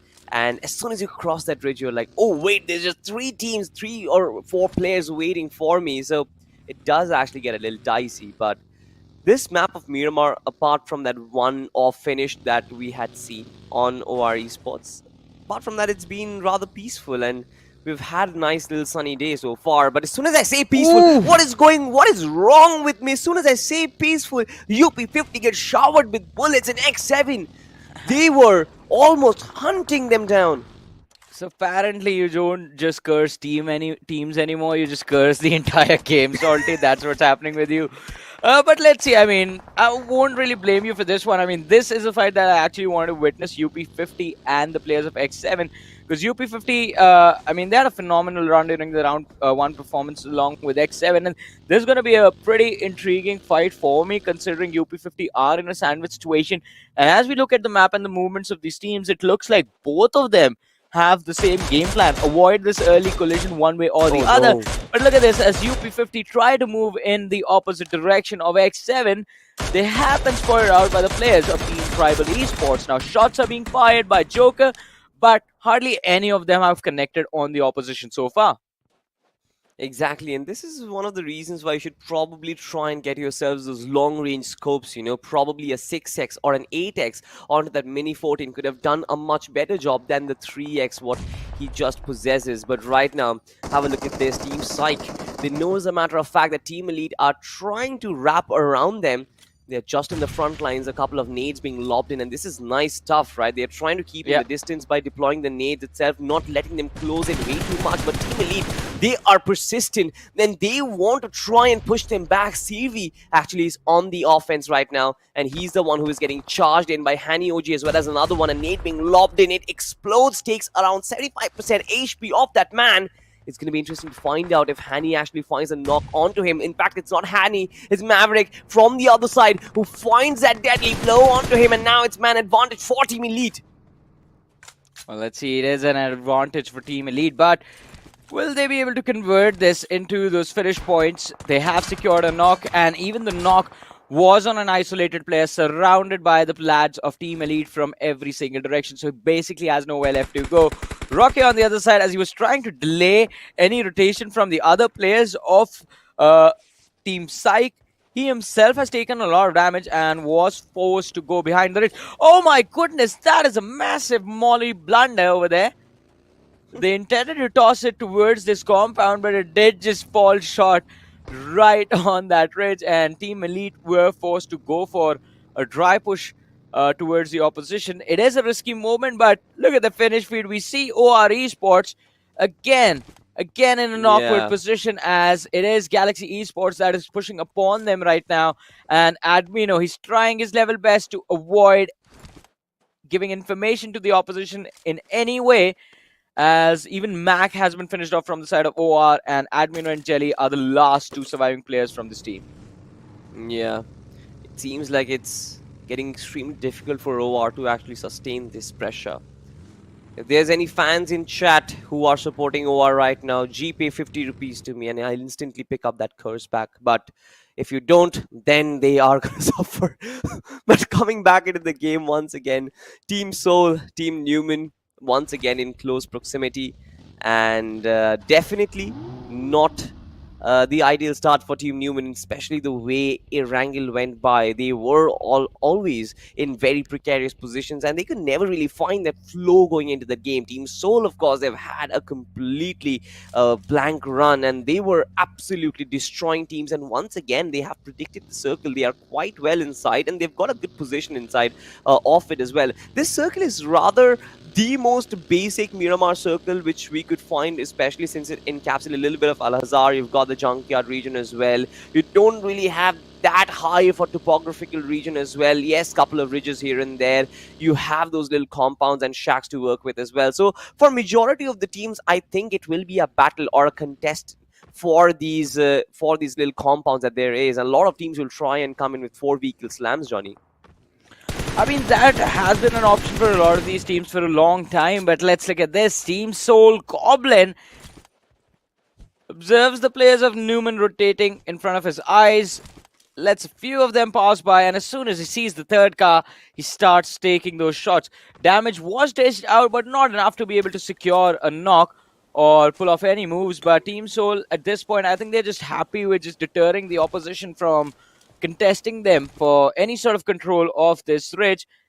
They want to play out this position, and I think that is a wise decision as well, because a few moments ago when we were looking at the map, we did see the players from the side of AEB India contest the center, and I think there will be a lot of pressure put on AEB India in a few short moments in the next few minutes. In fact, as we do see a lot of teams already pushing in their direction, and where Team Soul is, I think they are a little bit off center, and that should allow them a little bit of freedom and a little bit of safety for at least the next 3 to 4 minutes.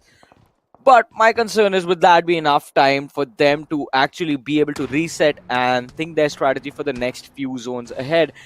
On the other side, though, talking about other teams, as we saw Team PSYCHE also engage in an early fight, so a little bit of an update from that situation is the fact that Sirvi did in fact get finished off, and one more player from the side of Team PSYCHE was taken out. So that team is just now inside of the game with their last 2 surviving players, just like OR, by the way. Yeah. I mean, on the western part of the circle itself, Johnny, we saw that massive cluster with Growing Strong as well as UP50 and Team Numen Gaming. I feel like that is where majority of the collision is going to come from. And just like you mentioned, Team Soul being a little bit away from the center, it's gonna provide them that little bit of a safety cushion, that little bit of extra time to try and figure out their strategy for the late game, of course. But look at this, Team X7, they are on the move as their cavalry just moves forward. SPYDER Esports, of course, will try and take a couple of pot shots, but that's not gonna work. A longer rotation route, and I start wondering, where is Team X7 looking for an entry point inside the circle? I mean, they have made it all the way towards the western edge of the circle, and it's right in front of them, so it is quite an easy entry for them. But the main concern then becomes, like, there's a team coming in from the rear. I believe the players from High Voltage.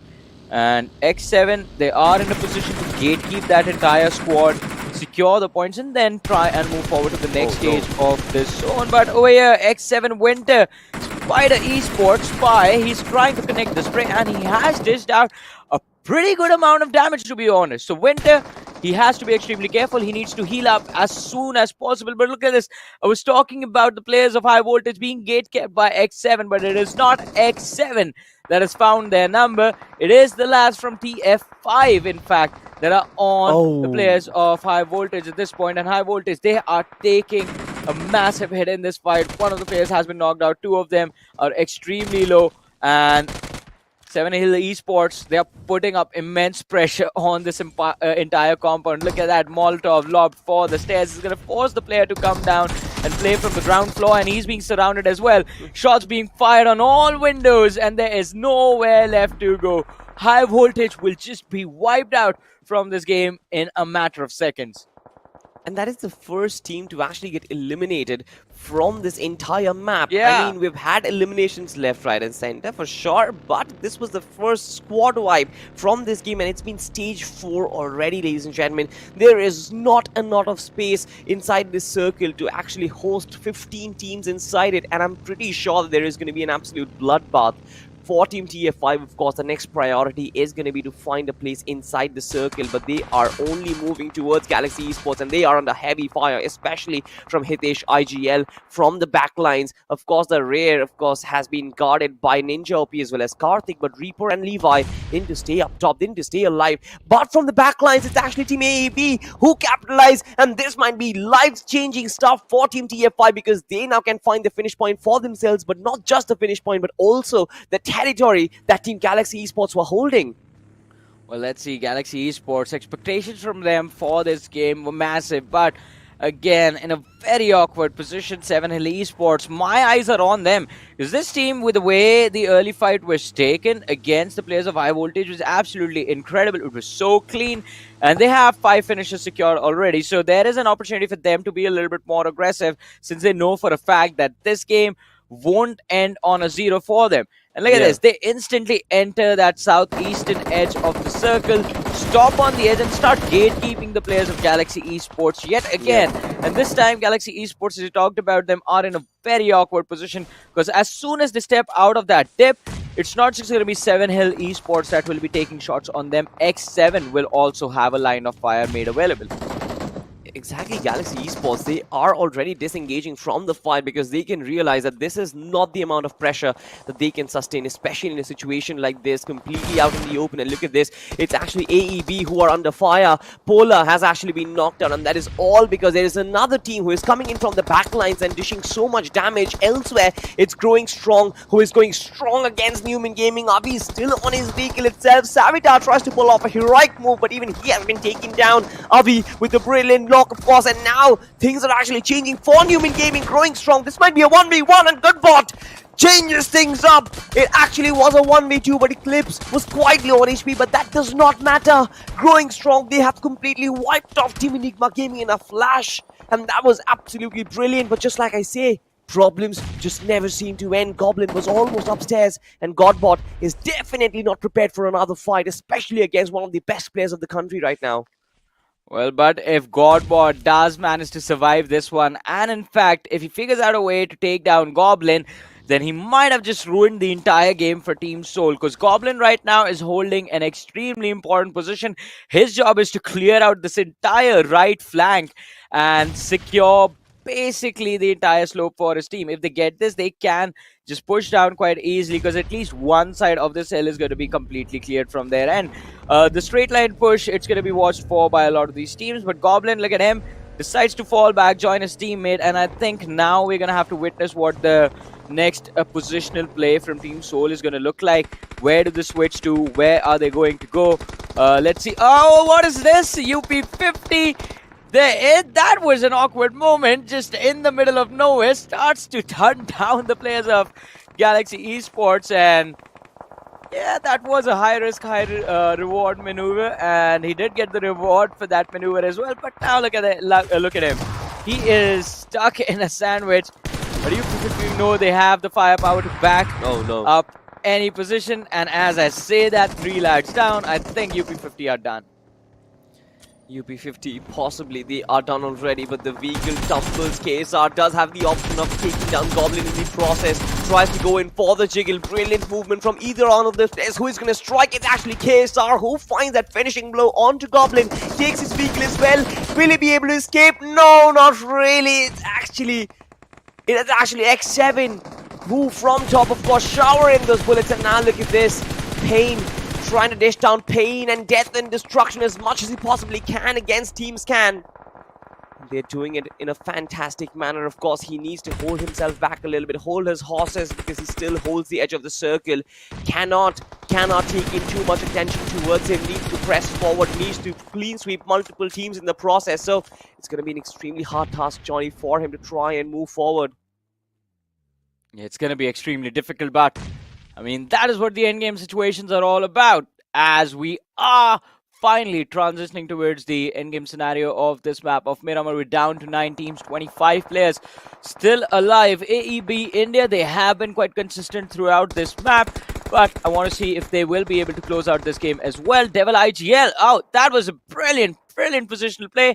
They have made sure that Ayush from the opposition is going to be down, but well, he is being surrounded at this point. The only thing they have going for them, AEB India, is the fact that they are, again, just doing this gatekeeping quite perfectly, in fact.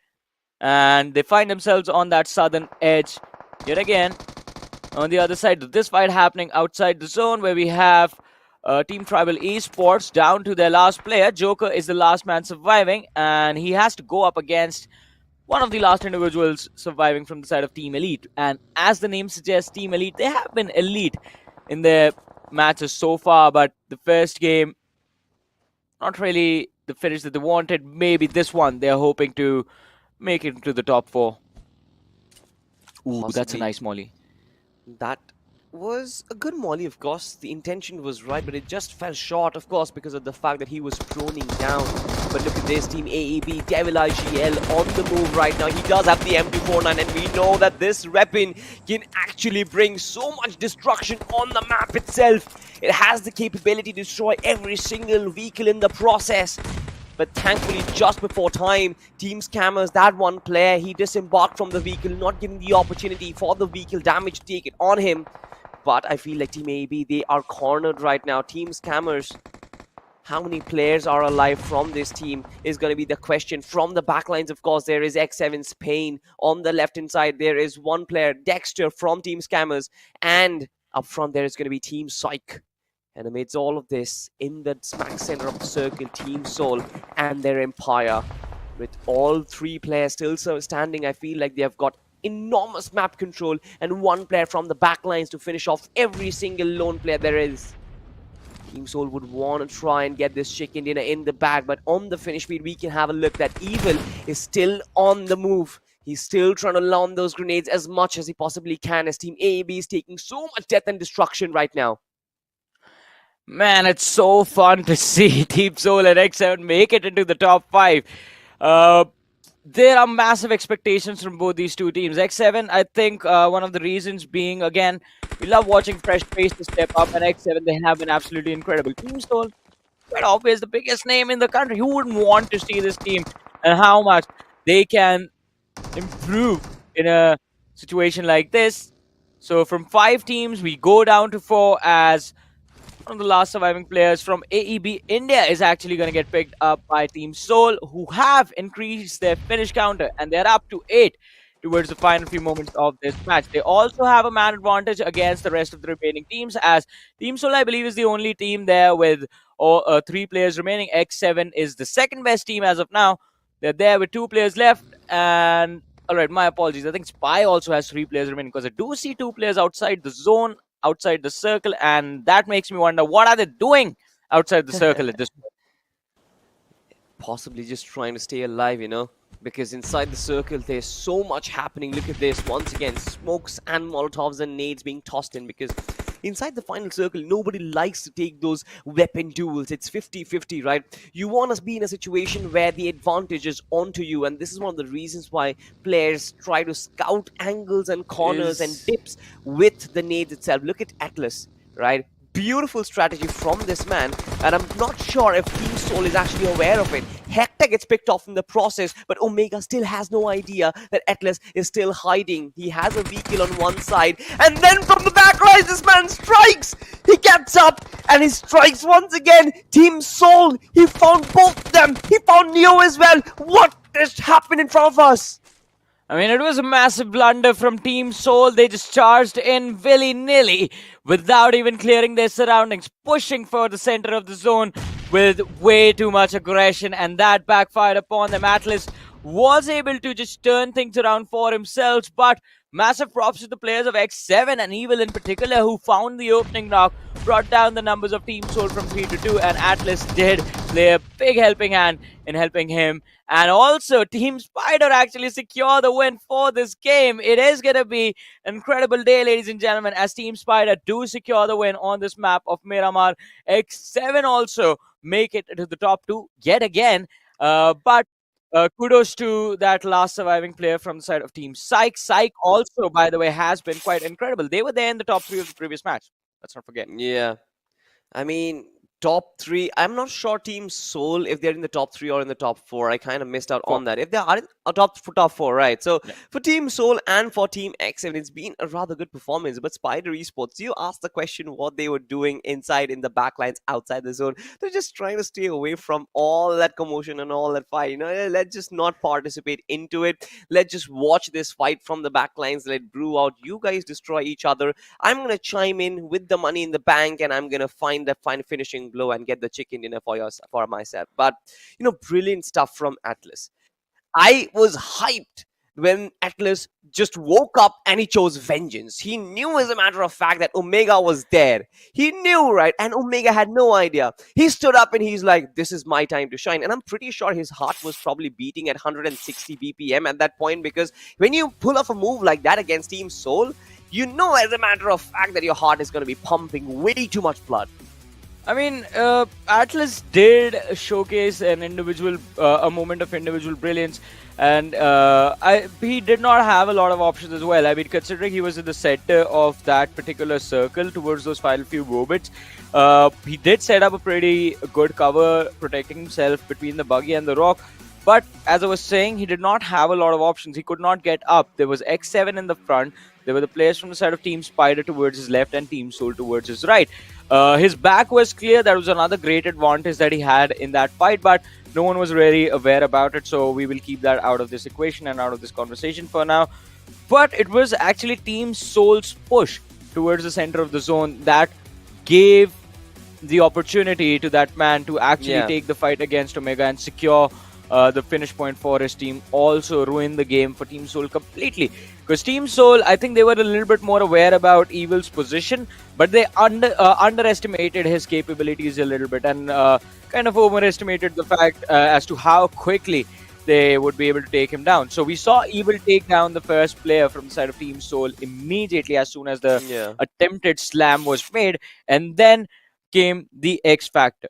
Then came the player from the side of Team PSYCHE, who no one was actually aware of, got up, took down Omega, and created the opening for the side of X7. And while all this was happening, Team SPYDER, their decision to just stay patient, wait, and watch what is happening, it just turned out to be quite brilliant from their side, because that sort of made sure that apart from Team Spider, no one really had enough numbers to secure those final fights. It was a 3v1v1v1, and that fight was Exactly. always going to go their way.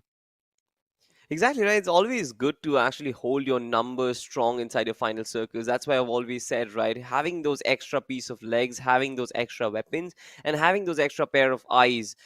Not your extra pair of eyes, Johnny.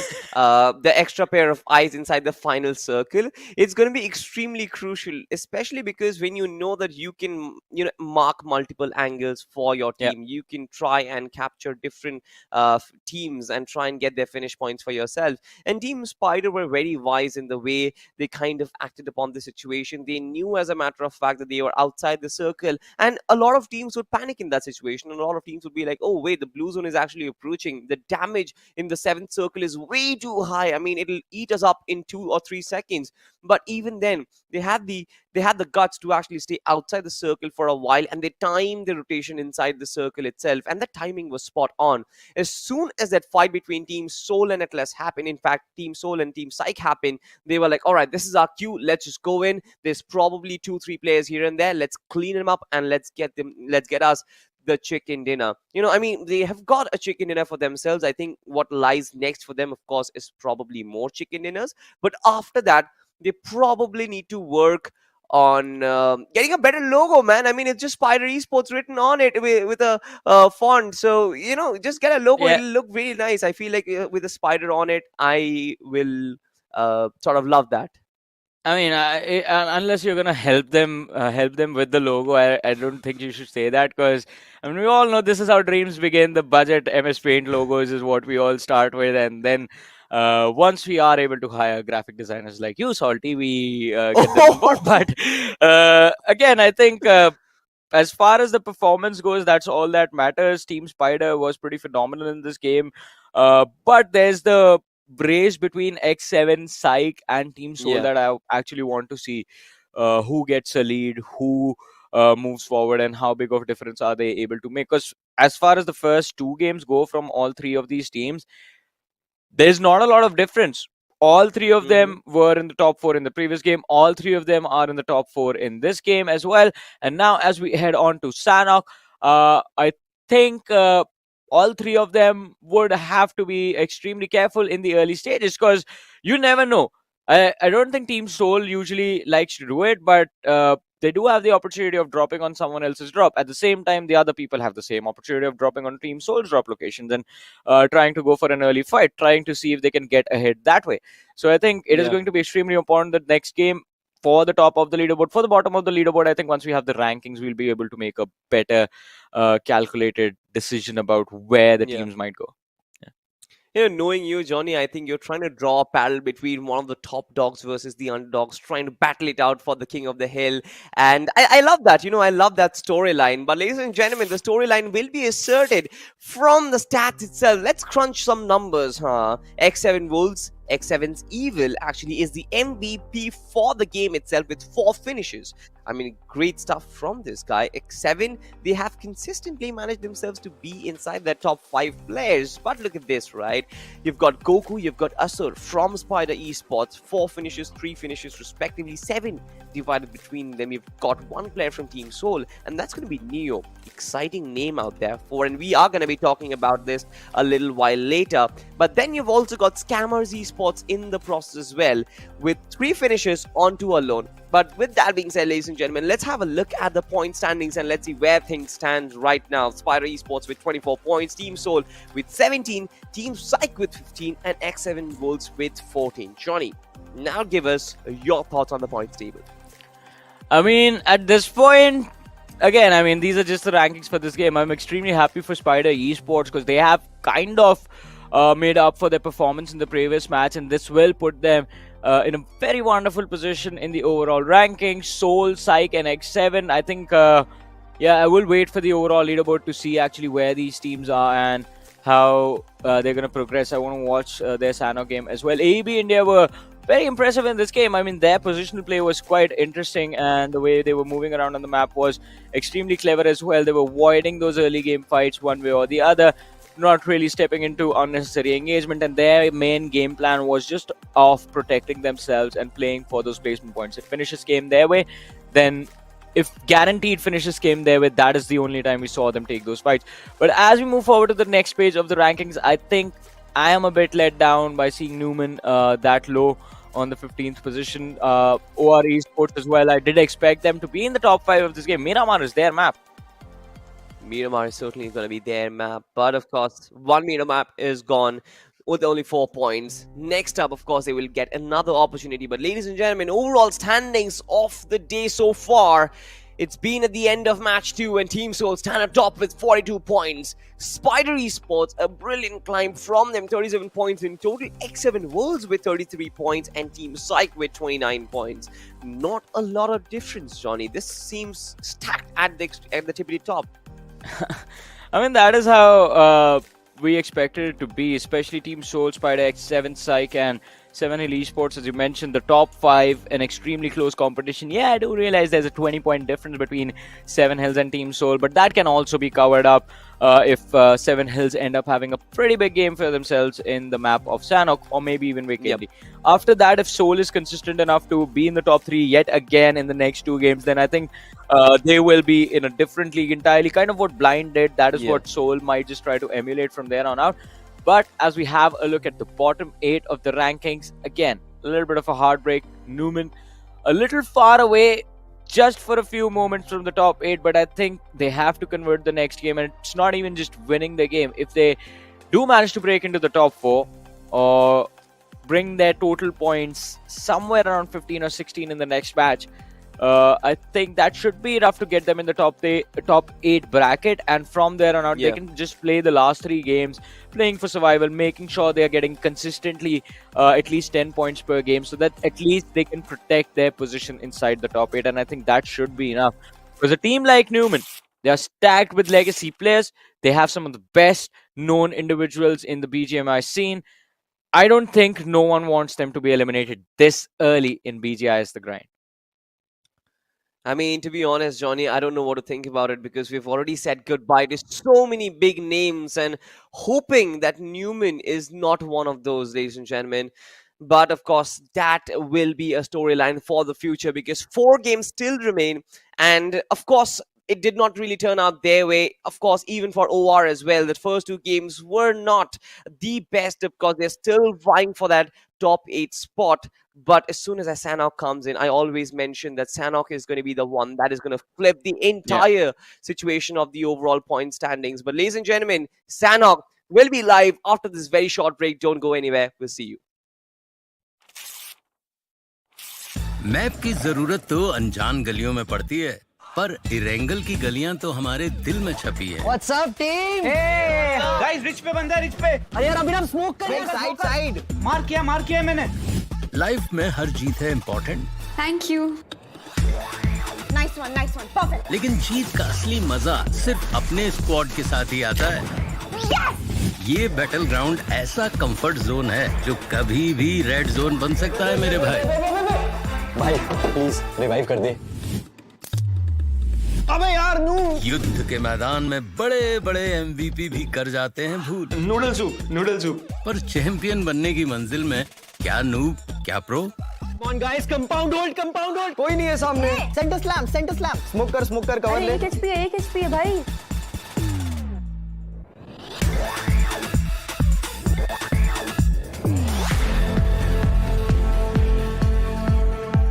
ये game हम सबका है, धड़कनें और जोश है हाय। India खेल रहा है BGMI।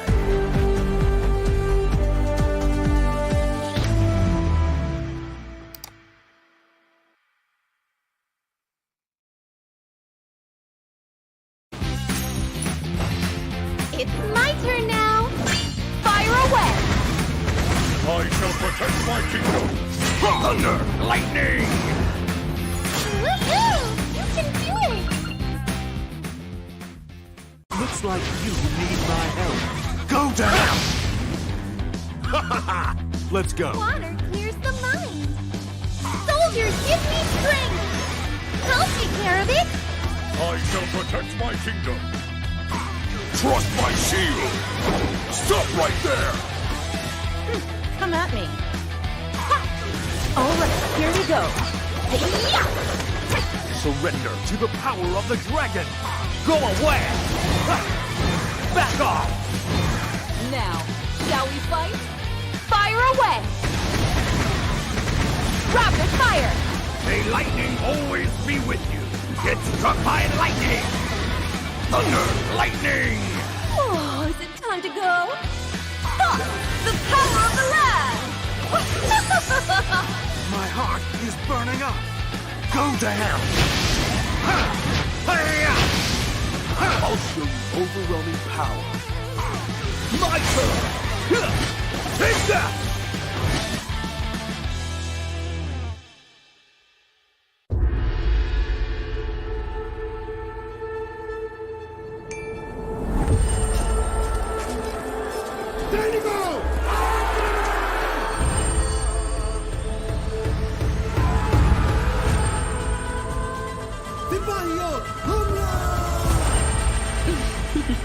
मेनका का मोह जा Be prepared for the fury. साथियों आगे बढ़ो शक्ति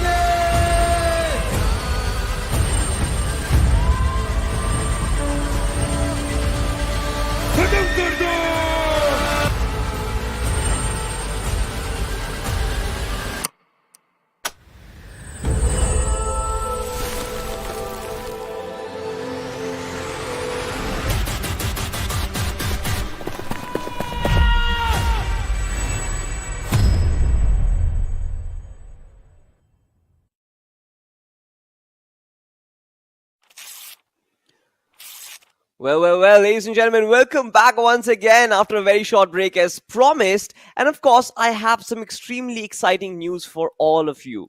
For all of you Road to Valor fans out there, there is an Indian faction coming to the game, which is going to be extremely exciting and historical as well.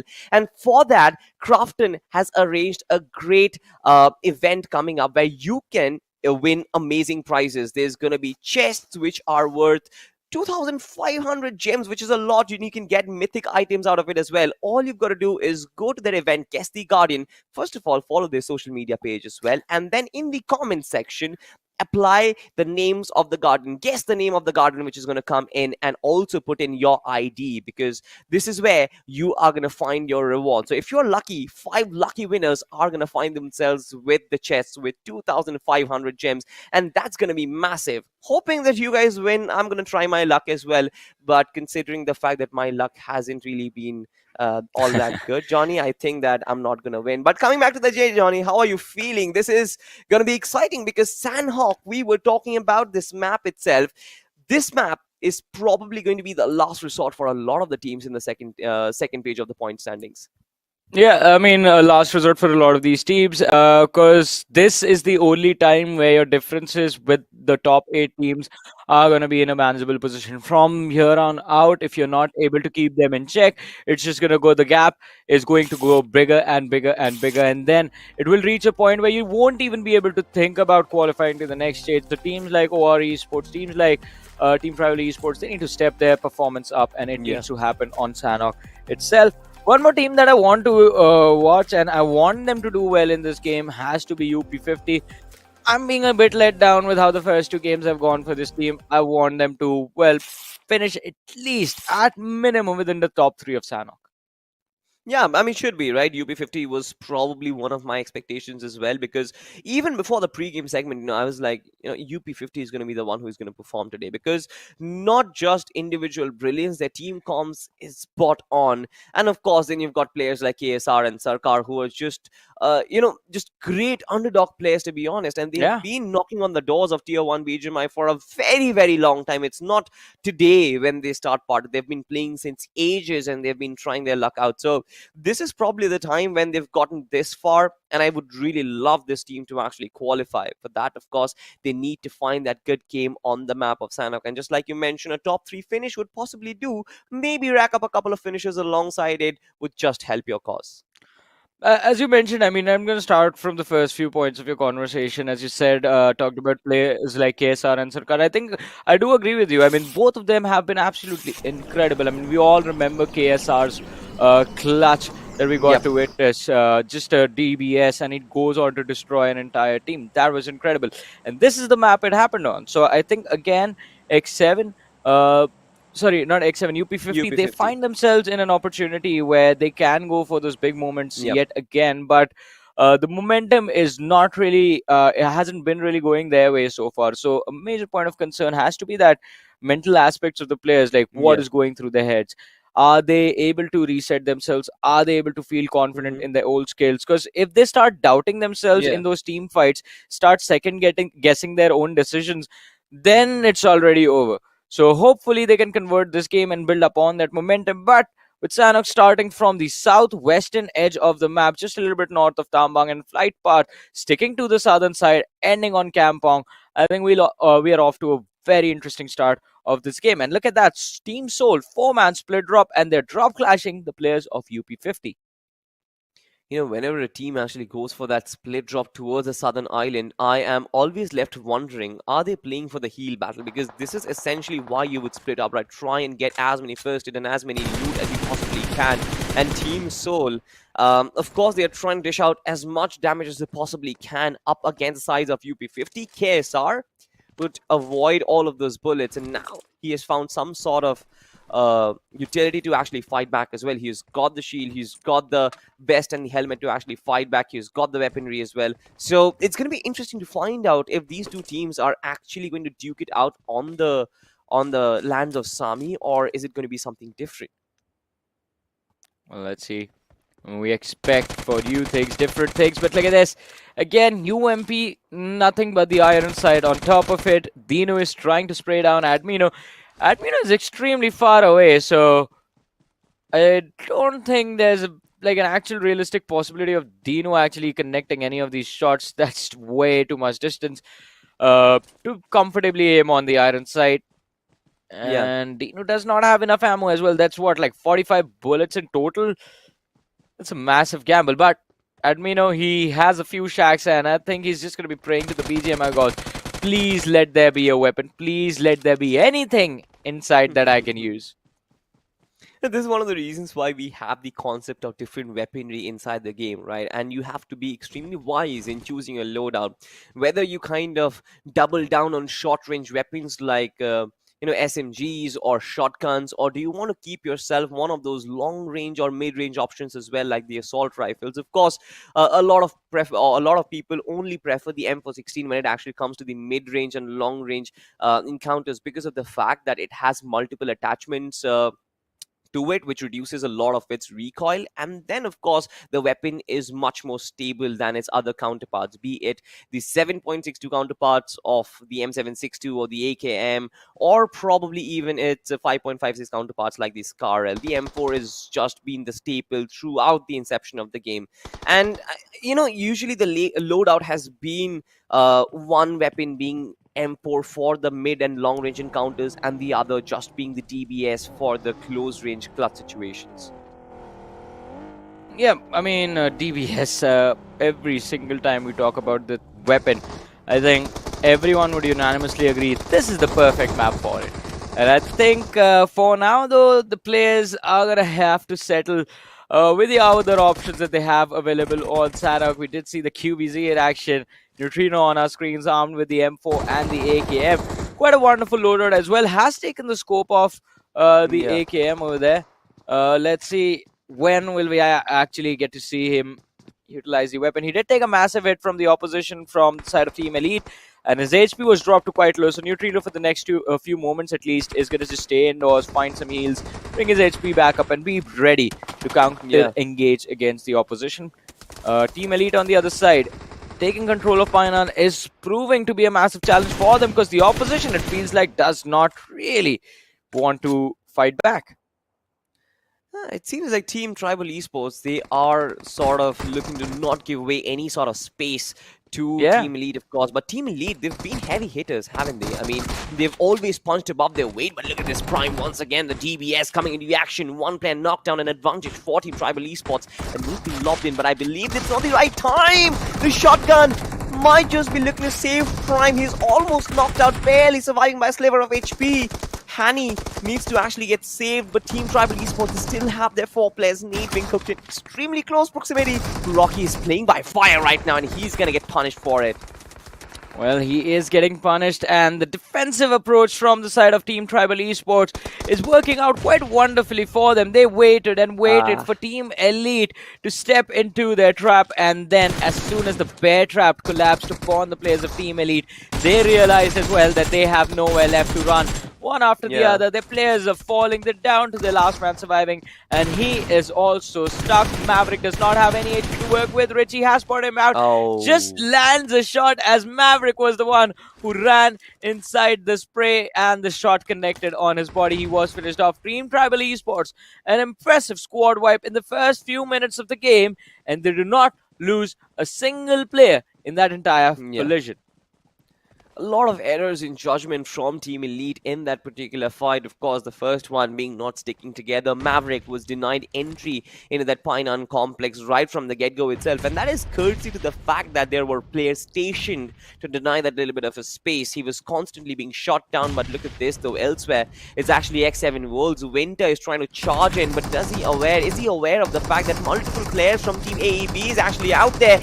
Williams, without any information, he tries to push in. And that is why he pays the price for it, but beautiful recovery from X7, and that has been capitalized upon. Winter is the one who is actually leading the charge for his team, and Galaxy has also fallen. So 2 finishes for this man, and of course Polar quite separated from the rest of his team, of course won't really be able to help them. But X7 Wolves, what a beautiful recovery from them, all courtesy to this one man Winter, MVP of the last game, if I'm not mistaken, and this game as well. He is just absolutely shining bright, Johnny.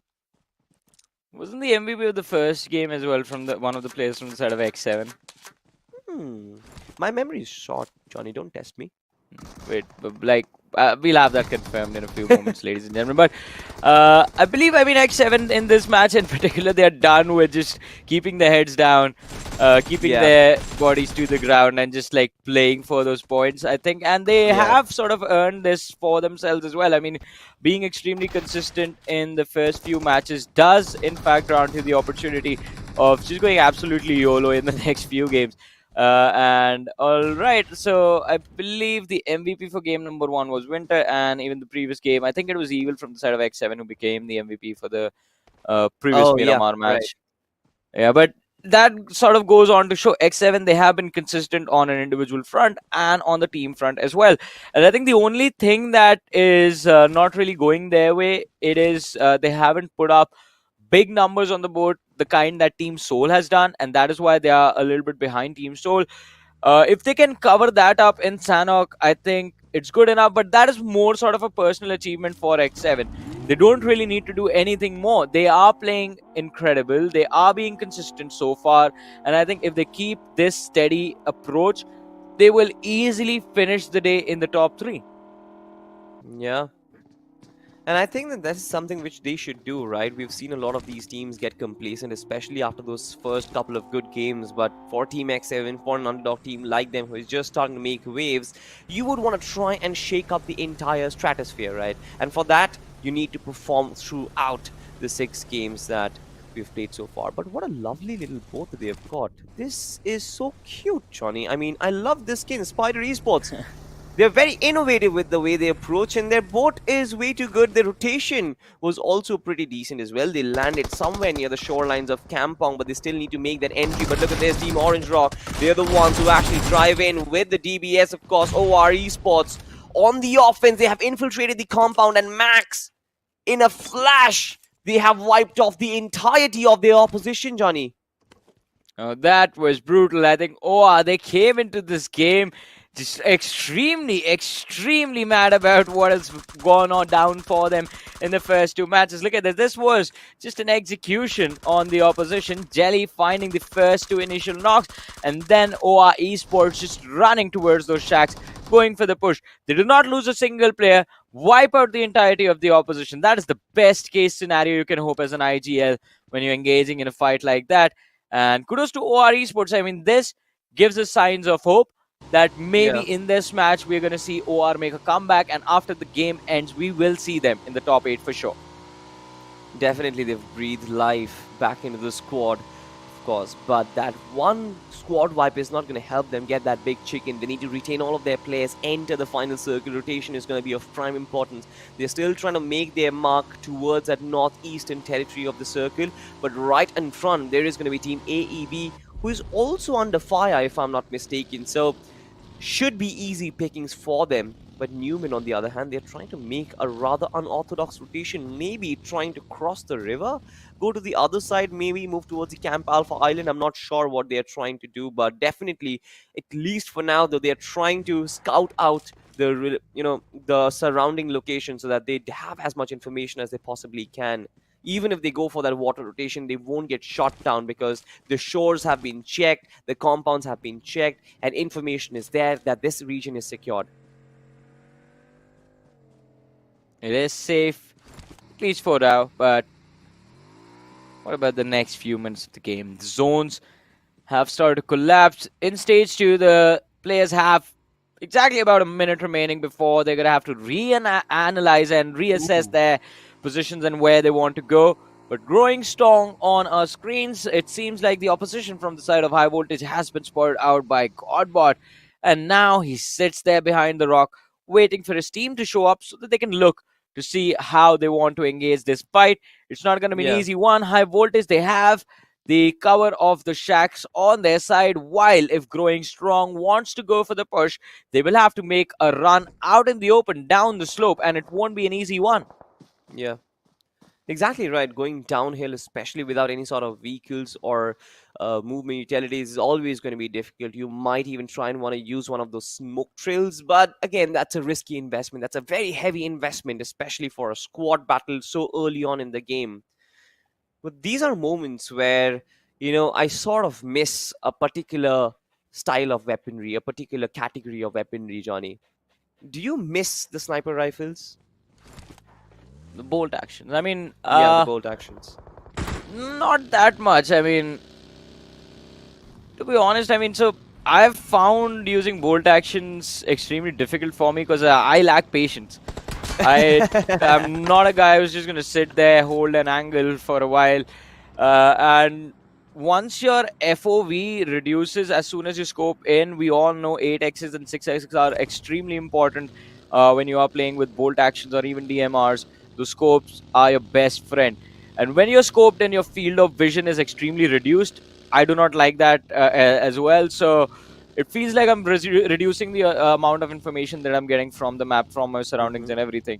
And that can be quite detrimental for an individual who just plays a very solo-oriented game. So sniping, bolt action usage is not my thing. I'm an AR boy throughout, in and out. Absolutely. That is something which I had guessed as well. But look at this, though. OR Esports still looking up for prey right in front of them. X7. They're the ones on the receiving end of it, of course. A lot of shots being taken on them, but no damage being dealt whatsoever. And once again, it's been a stalemate so far. OR, they're the ones who are sniffing some sort of a presence, sniffing that movement out in the open. Nevin OP also takes in a couple of shots, trades damage onto each other, but then eventually they are going to patch themselves up. I believe that this stalemate is going to last for a while right now, but of course they do have to realize what their next priority is going to be. They need to get inside the safe space, inside the zone itself, get to their safe haven.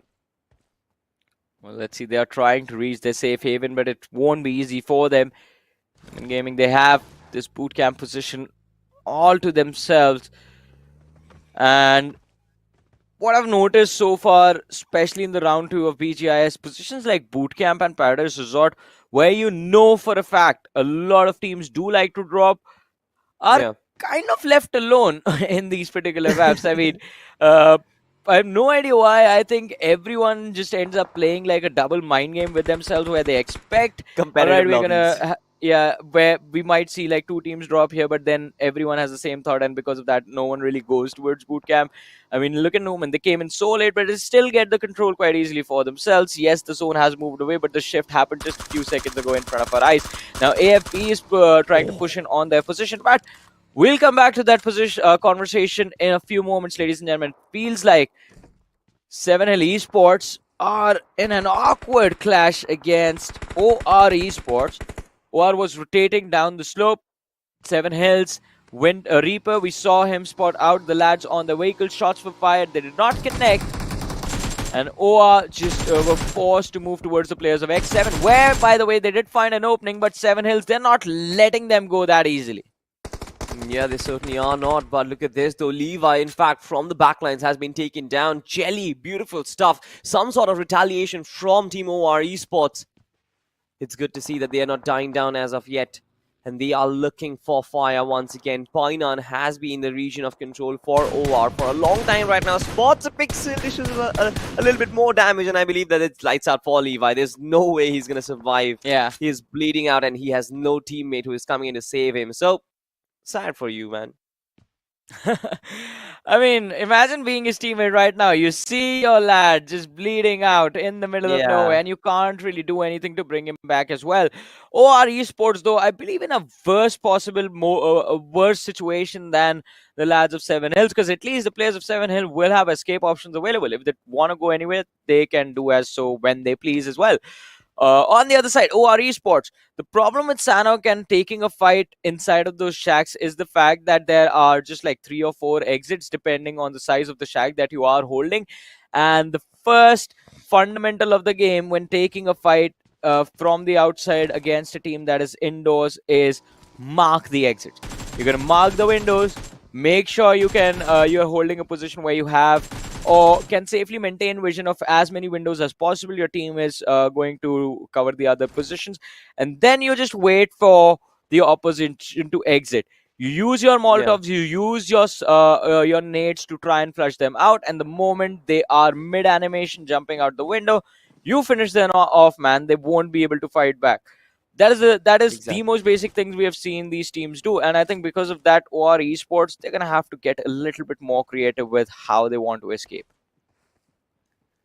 And the only way they can probably get creative is by using either, number one, the smokes, of course, create the trail of path. Number 2 is probably they will have to afford a player as a sacrificial lamb, try and pull as much attention towards him, and maybe the other guy can play that heal battle, because we know as a matter of fact that there will be teams who will be, stacking up the first aid kits for themselves so that they have those 20, 30 first aid kits right at the end of the game itself. But look at this.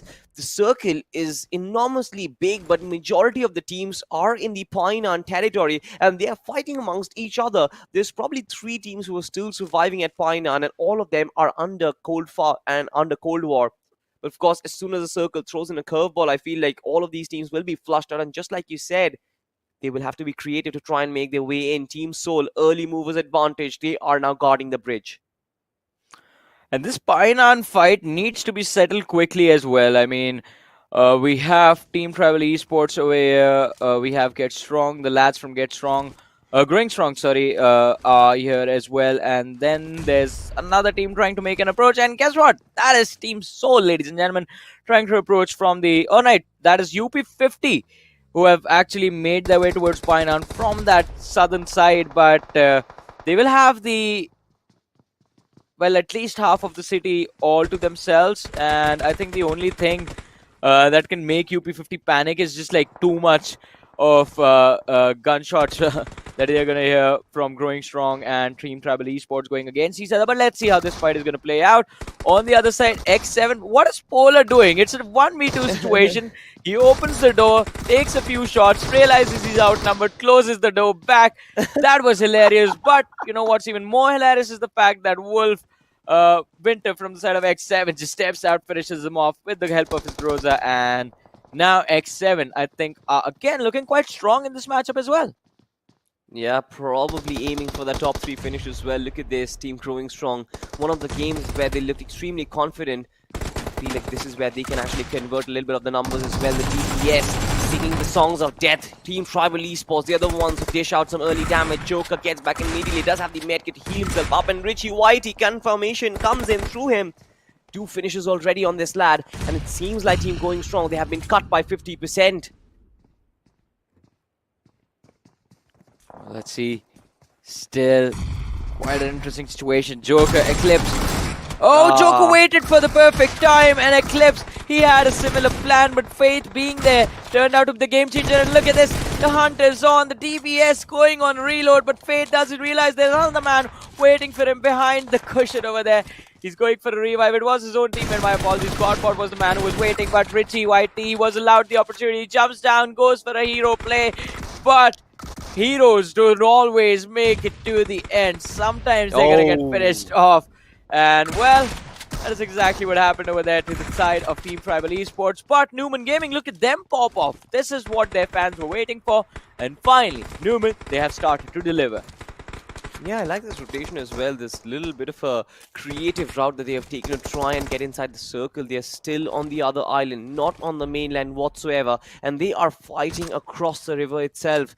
On the other side, it's Team Soul who is guarding the mainland Pine. And as soon as teams try and make an exit from that Pine and trifecta, I feel like this is where Team Soul will really thrive. A lot of finishes can come in their bag, especially when Goblin starts reigning supreme. Look at this. Eclipse is still on top of UP50. And these two teams, they've been duking it out since forever and still not stopping, Johnny. It's like it's a match made in heaven.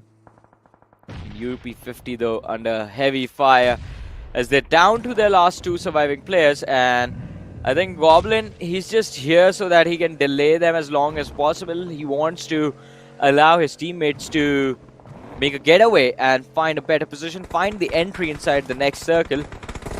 And his teammates have delivered as well, but UP50 will now finally have a chance and a little bit of a breathing room to avoid the plays of Team Soul, try and make an escape, try and find a position for themselves. But look at this, Hector spotting the opposition. The lads of 4 are out in the open and they don't even react to him. He just takes free shots on the opposition and takes 2 of the individuals down, securing 2 points for his team. Team Soul, they're holding on to their momentum even on Sanhok. They made it to the top 8 with 5 eliminations to their name. Exactly, they are looking extremely comfortable and they are getting so many finishes without even breaking a sweat. Of course, courtesy to their good position, but this is a risky move, honestly, Johnny. Goblin has been left back. He's the one who is in charge of guarding the backlines for this team, of course, possibly because he's the most technically brilliant in terms of taking shots. He has been dealing against multiple angles and multiple teams. And look at this, right? Every single time the zone creeps in, he tries to stay on the edge so that he can get those lurking teams in the background who are still trying to make that late rotation inside the circle, while Hector actually pushes forward, creates space for the team right now. Nades being lobbed in. I believe this is going to be it for Team Growing Strong. The nade that's lobbed in flushes out Eclipse OP out of the shack itself. But another one being cooked. Hector just finding himself some sort of time. Here it goes. I believe this is going to be it. No, once again Eclipse dodges it. Brilliant stuff. Hector almost about losing his HP. His reactions is not as strong as Eclipse. I'm not sure what Hector is doing. How is messing this up? And Hector is going for a heal while Eclipse is just panicking inside that shack. Look at this. This is the difference between a young upcomer versus a lad with a lot of experience. The presence of mind to realize, like, alright, I can stay in this position for a few more seconds and heal up before this man can move out. And Eclipse on the other side hasn't healed up yet. He runs out in the open with just the 50 HP on him. And OR Esports, they don't even care how much HP he is, which team he belongs to. They just see a man completely unguarded. They are like, yeah, thank you for the points. Mac, he's not looking to stop anytime too soon. Has taken down 2 players from the side of X7. And I think he might just wipe out the entire team all alone. I mean, I'm not sure. He definitely has done half the job, but how many players remain? How many players are going to be his targets? That is going to be the question. But Omega, he's been knocked out, and Hector is tasked with try and revive his leader, of course. But look at this team, TF5. They're on the move right now. Beautiful movement coming in from them. The formation is absolutely scintillating. Nades and utilities being lobbed in to try and create that little bit of space so that they have that additional advantage of closing in the distance. This man has been burnt to crisp, and XP can't just do anything about it. Team TA5, this is time for them to actually move forward. They have to be wary of Team Soul's presence in the backlines, but of course, they're not going to hinder in taking those finish points from the other team. Will X7 still hold strong is going to be the question. 4 teams and 7 players still remain inside the circle. But Team Soul, they've lost so many players in the process, and it's the leader, Soul Omega, the only one who is still standing strong, and he's still delivering a fabulous nade which takes down Ninja OP. Possibly a second one in the general direction as well. Might just do the trick. Well, let's see. I mean, TF5, they have a massive numbers advantage, and the first stock is going to be opened up by the players of Team Soul, who have managed to make it into the top 5 yet again. And OR Esports, for the first time, they find themselves in a very, very impressive position. They have 15 eliminations already upon them, and they are inside the top 4 as well. But Team Soul against TF5, 7 Hill Esports. This is an important fight. It's a 2v2 situation. TF5, they have the advantage of being the team on the higher ground. Team Soul pushing from the lower area won't really be able to go anywhere. And last but not the least, ladies and gentlemen, a final 1v2. It's OR Max against the players of TF5. The nade looks good. The damage from the blue zone is going to be added to it. But Ninja, he stopped right in the nick of time. He's going to try and put on a first aid. And Mac, now I wonder, what will this man be able to do? Karthik, he has gone for the left flank, and the straight up push will be coming in the direction of Mac from Ninja. OP and Mac, he has a quite decent loadout to secure this fight as well. Has the DBS, has the AR on the back. The opposition has started to move in, but they have the exact position as to where Mac is. I don't think so. I think they are also just in a guessing game of their own, but Karthik, he's moving up. Ninja in the back lines. Mac, he's still waiting patiently. Look at him. No clue whatsoever, and this is where Mac can actually time his attack. He has eventually given his position out, but he has done so much damage. Karthik is taken down. Almost a clutch about to happen. This man was surviving by a sliver of HP, but a winner, chicken dinner. What a recovery! But you've got a feel for Mac. His timing was perfect. His shots were perfect. Team TF5, they've got to thank their forefathers for this winner, chicken dinner, because it was written in their fate. But Mac, he was almost there to ruin their plans. And I mean, to be honest, without having information, the fact that Team TF5 got so complacent inside that final circle in a 1v2 situation shouldn't have done that. I think they had a general idea of where he was a few minutes ago, considering that Mac was the person who found the opening against the players of TF5 and created the opportunity for Team Soul to actually try, even attempt that run towards the zone. Did not work out for them, but still, it was so close. The player from the side of TF5 was extremely low on HP. Mac secured the opening knock with the DBS as well. Just the shot whiffing in the end. That's going to sting to the players of OR.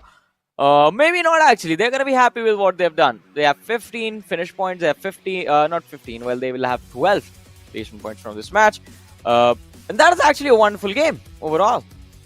I mean, for sure, right? It was a wonderful game. And for the overall objective of just trying to be inside the top 8, I'm pretty sure, yes, they will be happy. But man, individually, I'm pretty sure Mac almost thought this was a chicken dinner to actually feast upon, right? He was thinking of making that Instagram reel, which could have potentially gone viral, the 1v2 clutch against this or that team. But of course, the fact that it did not come out, it's going to be a sad ending for them. But kudos to where credits lie.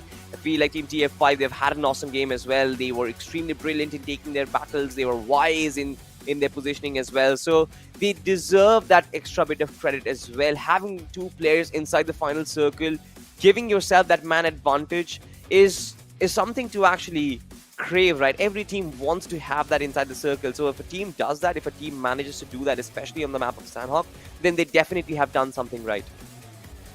Exactly, and I think even in this particular game, I think it was an incredible performance. They just analyzed the situations correctly and played according to their best advantages and basically whatever upper hand they had against the opposition. If they were down players, they would just hold. If they would have to wait for the opposition to be a little bit more exposed, they would do that. Although on the other side, as we were talking about the other teams as well, I think one of the teams that I actually was hoping would go big in this game, I talked about them in the early stages of the match as well, has to be UP50. At massive expectations from them, but this time around the early sort of pin that was forced upon them by the players of Team Soul did put them in an awkward corner. Along with them, teams that have made me happy, Team Soul, of course, doing again exceptionally well, top 3 finish in this game. X7, they have been extremely consistent throughout. OR Esports, the comeback was definitely extremely impressive, because did expect a push like this from OR, but I was expecting this to happen a little bit sooner on Miramar. Glad that this came before we actually moved on to Vikendi, because this is what we were talking about before we jumped into this match as well, as to the recovery needs to come in before you move to game number 4. Otherwise, you'll be just focused on gaining points one way or the other in the latter half of the day, and that is something that puts a lot of pressure on the individual players, because then they're just worried about points, and not necessarily doing what they can do in the particular situation they are in inside of this match. 100% agreed with you. I feel like game 5 and game 6 is more about acts of desperation rather than reaching your true potential. If you have to reach your true potential, start early, possibly from the first game. But we do understand that 6 game days are, a little lengthy. It's a little momentum based. You might not have the right momentum right from the start. So I feel like Sanhok is definitely a trendsetter. Sanhok is definitely the map where things start. And it definitely has started for the likes of OR, for the likes of Numen. I still remember Numen also probably got inside the top 4 with a decent number of finishes. So this team also would feel a little bit comfortable inside the lobby. Now what happens is going to paint the true picture, because with Vikendi coming up next, I'm pretty sure that a lot of these teams will throw a massive curveball. Few of these teams will actually survive and get themselves a big W.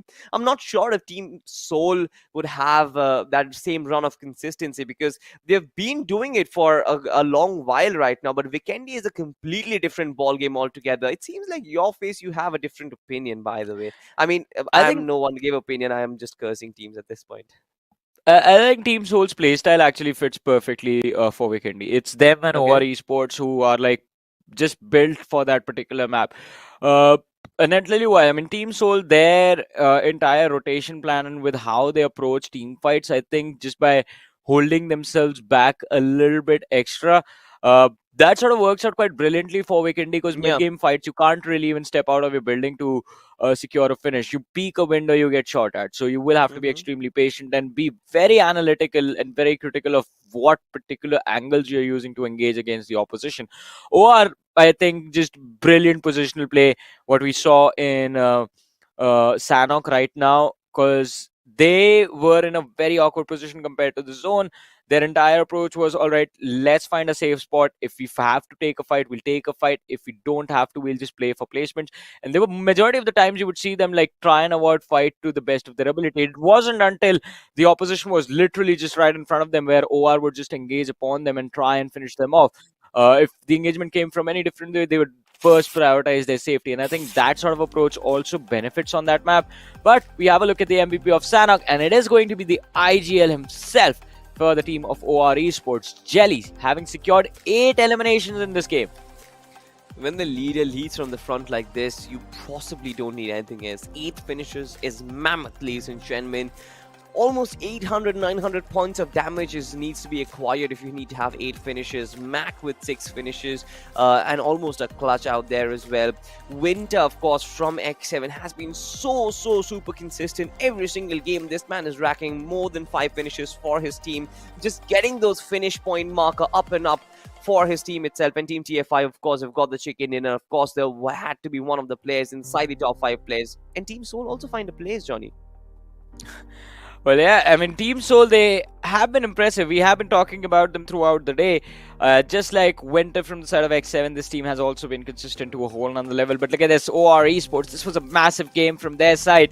15 finishes secured, 12 points, 12 placement points on the board. 27 is the total tally. The winners of the match, TF5, 7 Hill Esports. They were brilliant on the previous game as well, if you remember how they played Miramar out, and in this Sanhok as well, they go on to secure 11 eliminations. So I think a lot of these new teams have definitely showed up big in today's matches, and I'm extremely happy about that. But again, the thing that puts me in a corner is seeing Team Numen over there on the 5th position with 12 points from this game.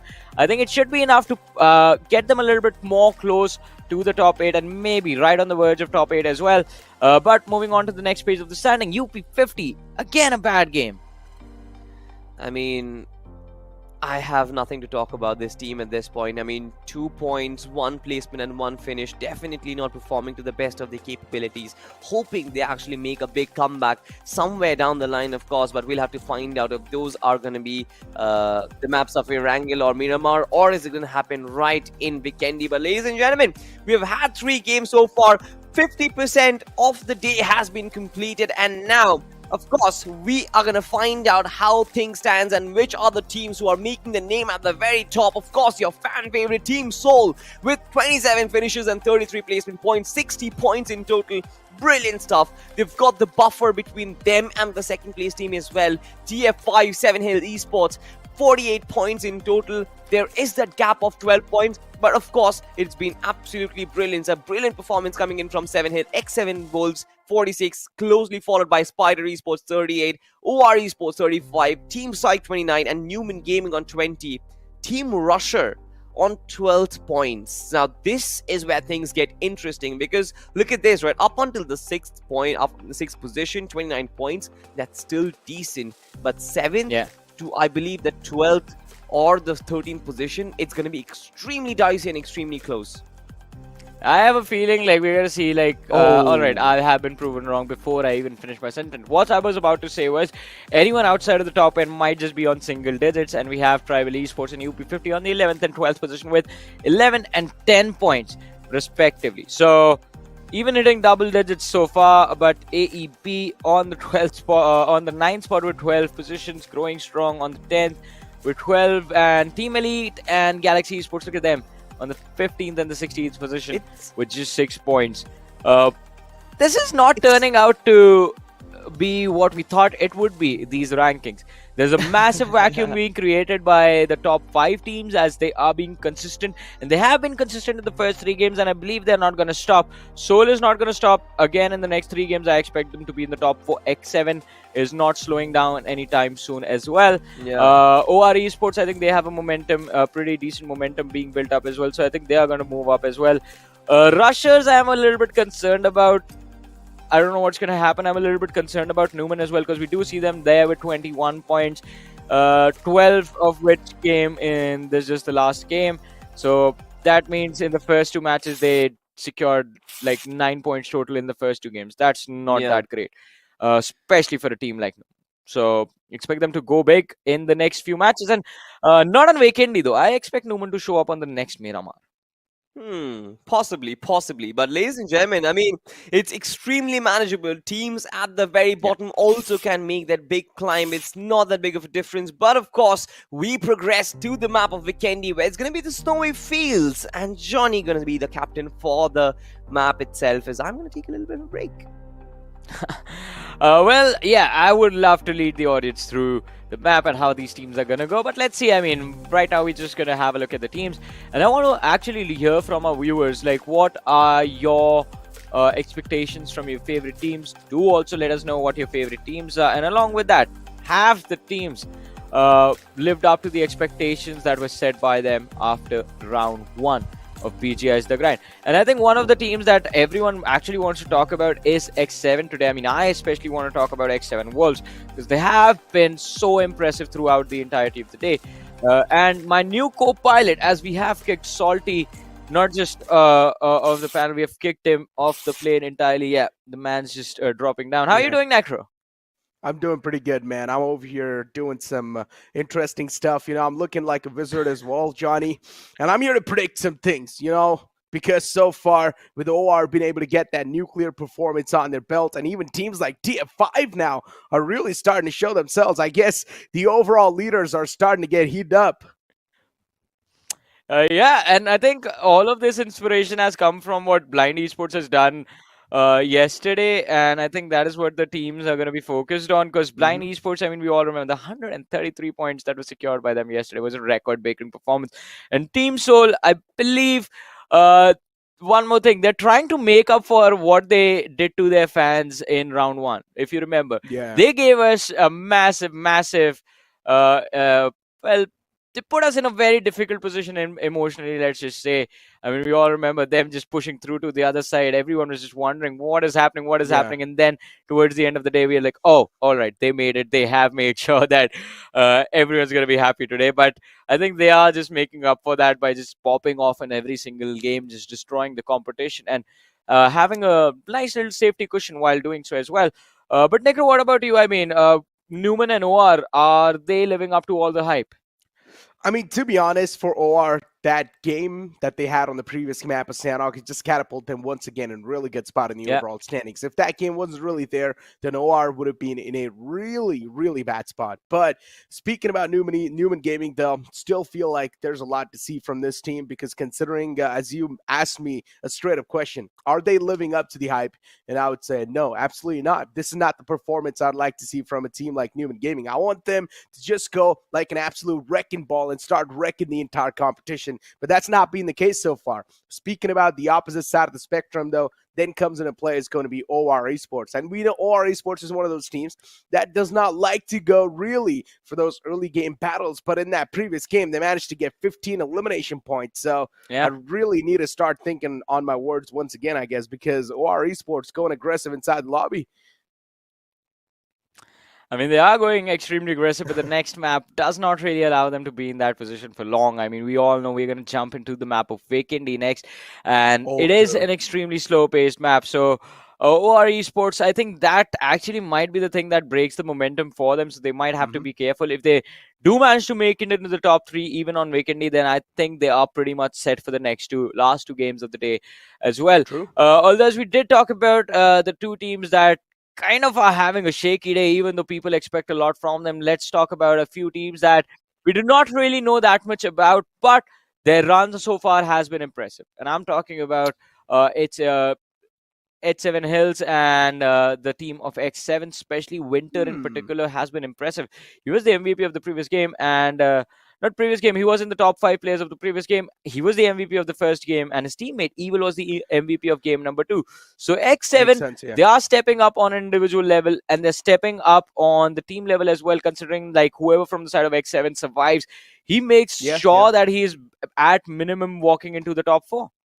And to be honest, when we walked inside this entire day in general, when I found out that X7 are probably going to be playing inside the lobby as well, I had big expectations from this underdog name because in the round 1-2, X7 was doing a phenomenal job in keeping their name up, keeping their flag up. And now, in round 2, it feels like they've started things off on a fantastic note. But here we go, ladies and gentlemen.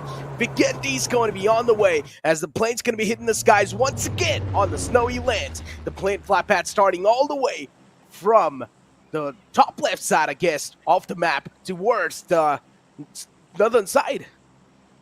Did you forget the word west? Yeah, man.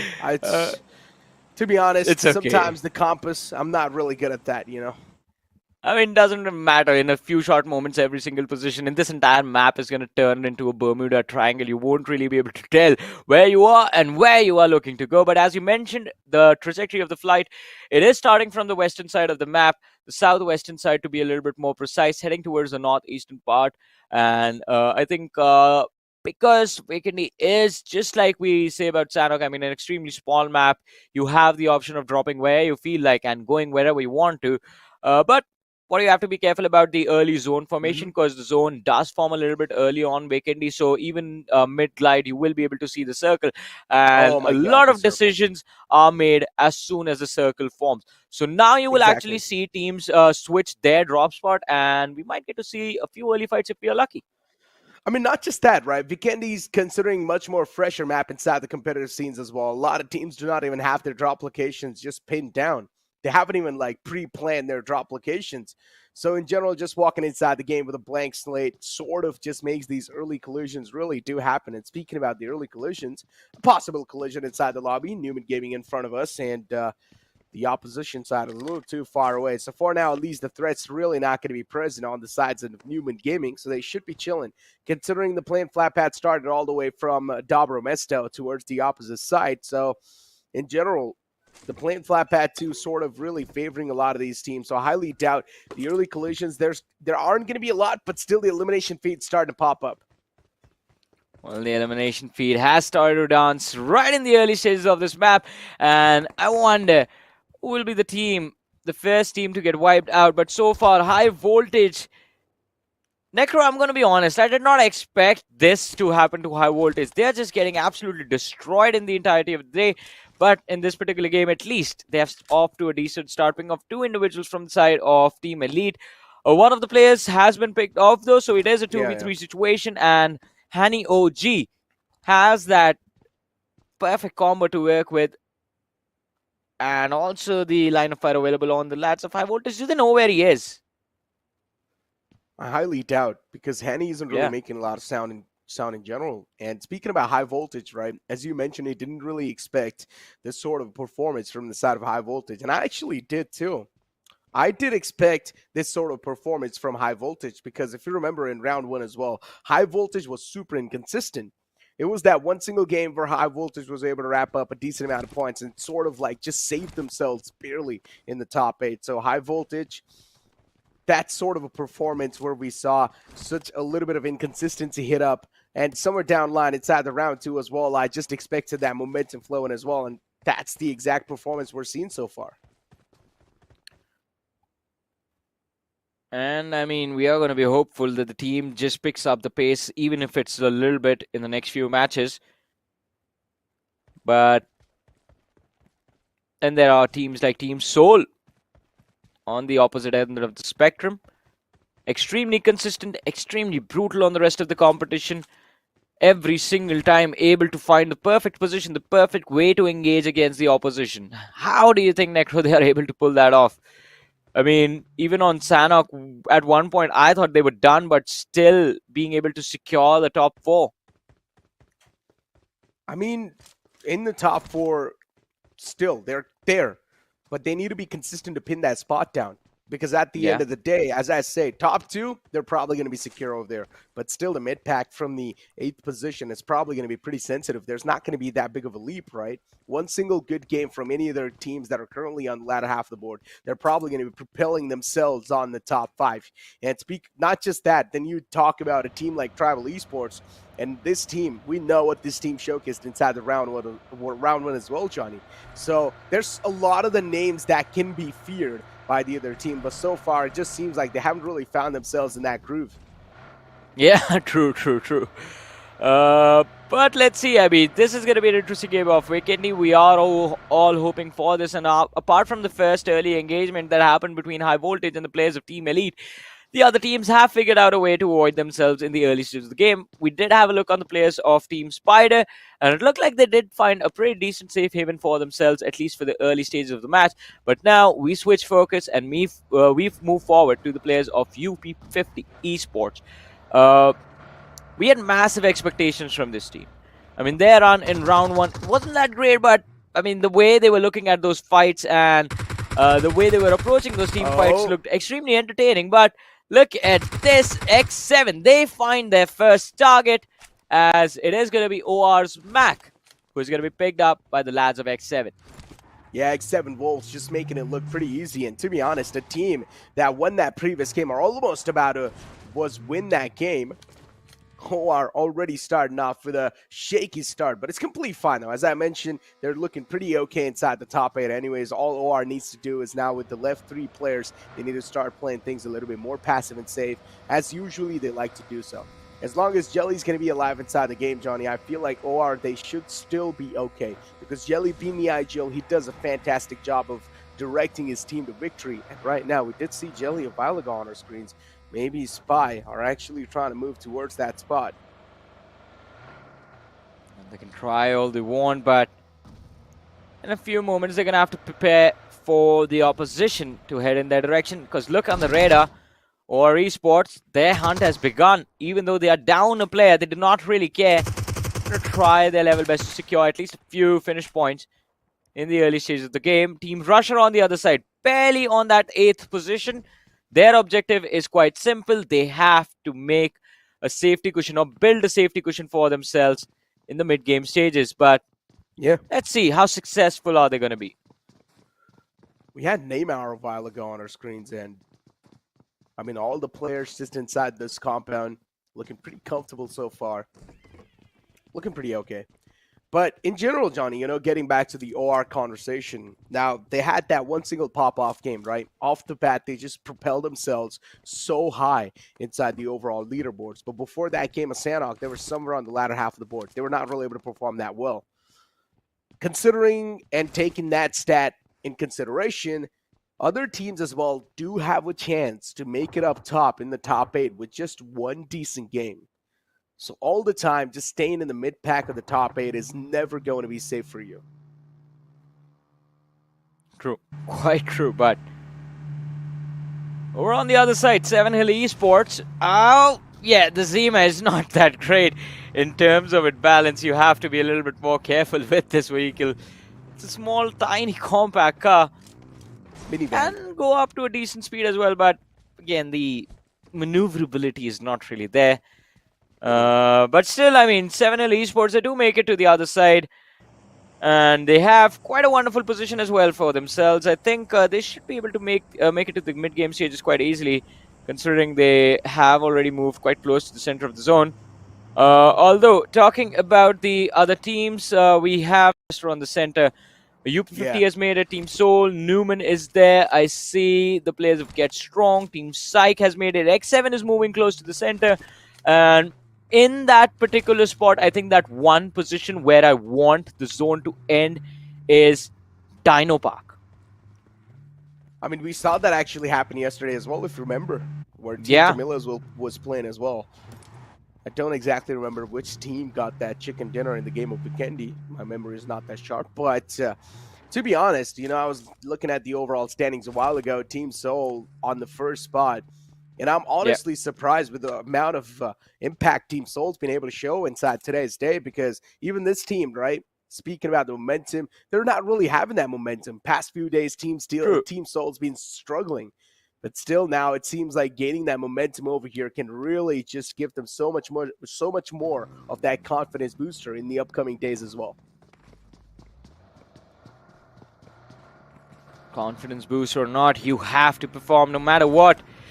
That is what should be going through the heads of a lot of these players. At least in this game, because the last 2 matches otherwise are just a formality. If you can't break into the top 8 with this Vikendi finish, it is going to be a pretty hefty uphill battle. But look at this OR Esports. We saw the individual from their team, Mac, go down in the early stages of the match. 3 players remaining. Not a lot of distance to cover before they actually can find a safe haven for themselves. But as we were talking about Dino Park, it seems like the players from Growing Strong are the first ones here. And Team Soul, they're trying to approach them for an early fight. This is a replay of how that engagement went about. It was Goblin securing a knock from a pretty great distance as well. And I think it could have actually gone for a finish, but that wasn't really the approach, considering his teammates weren't there with him. Yeah. I mean, just sending all by himself wouldn't have been a great approach in that fight whatsoever. So, yeah, Goblin just getting that knockout, considering he realized that, okay, he's probably going to be falling back to safety. His teammates are probably going to be in the clotheslines as well. Holding on to himself, just holding on to those horses is probably the best way to go, and that's what he did. Team Soul so far, speaking tactically, this team's been doing phenomenal inside the games, and they need to keep on moving just that way. Or on our screens, they took an early hit inside today's game, or inside this game of Vikendi.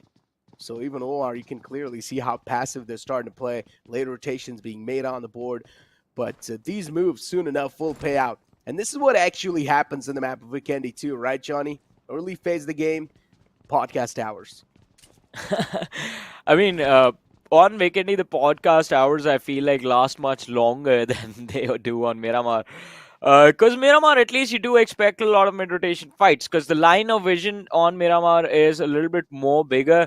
You get a little bit more FOV in longer distances on Miramar than compared to Vikendi. Vikendi is just like central shift after central shift after central shift, and stage 4 is where we get to see a hard shift of the zone. And that too on this map is a maybe, by the way. So we get to talk about whatever we want for as long as we want to. Not as long as we want to. I mean, stage 5 is where the fights actually just break out everywhere. But as you said, yeah, podcast hour is still on. And I actually want to know your thoughts since we are in the last day, on the last day of Stage 2 BGI's The Grind. What are your thoughts on the journey that lies ahead, Necro? To be honest, one thing is for sure, teams are starting to filter out, right? I mean, we have seen True. some of the best teams move forward, and the teams that are actually able to perform under pressure, those are the only teams that have managed to clutch their spot inside the top 8. That means every single week, as it's going to keep on passing by, every single round as it's going to keep on passing by, the narrower the competition will get, but the stronger it will be. And the filter, we're just making sure that the top 8 teams being filtered inside the competition, that means some of the best teams will be formed at the end of the day.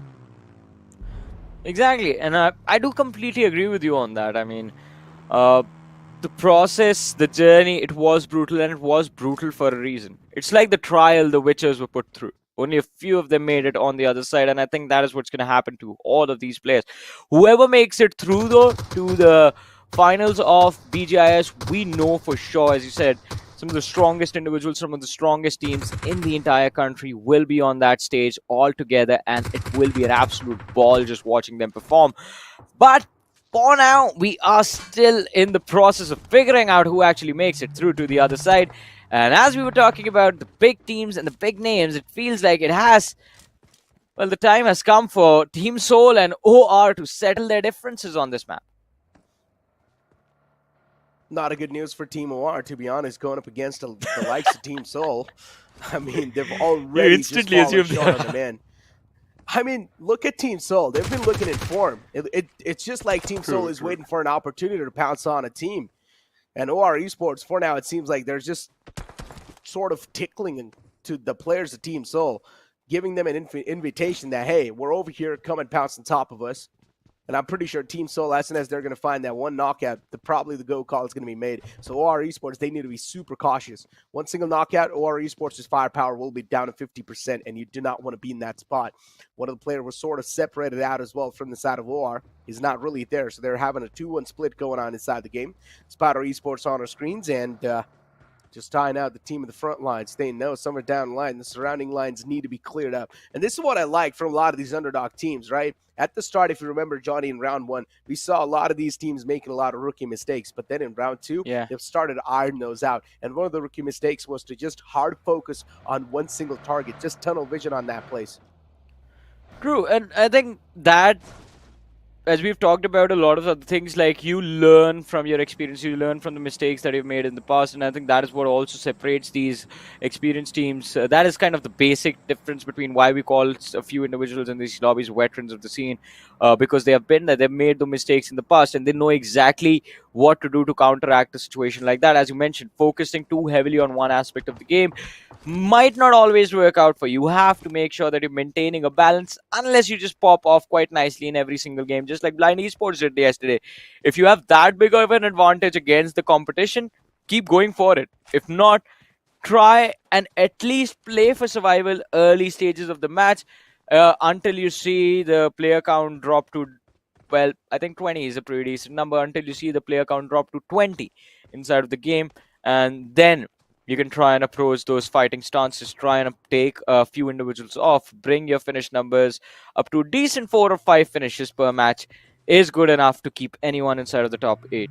And I think a lot of the times, Necro, would you agree? Like, we have seen these newer teams, newer faces, especially the lads who are aggressive at the start of the day. As soon as they drop one game, lose a team fight, they start second-guessing themselves in the future collisions.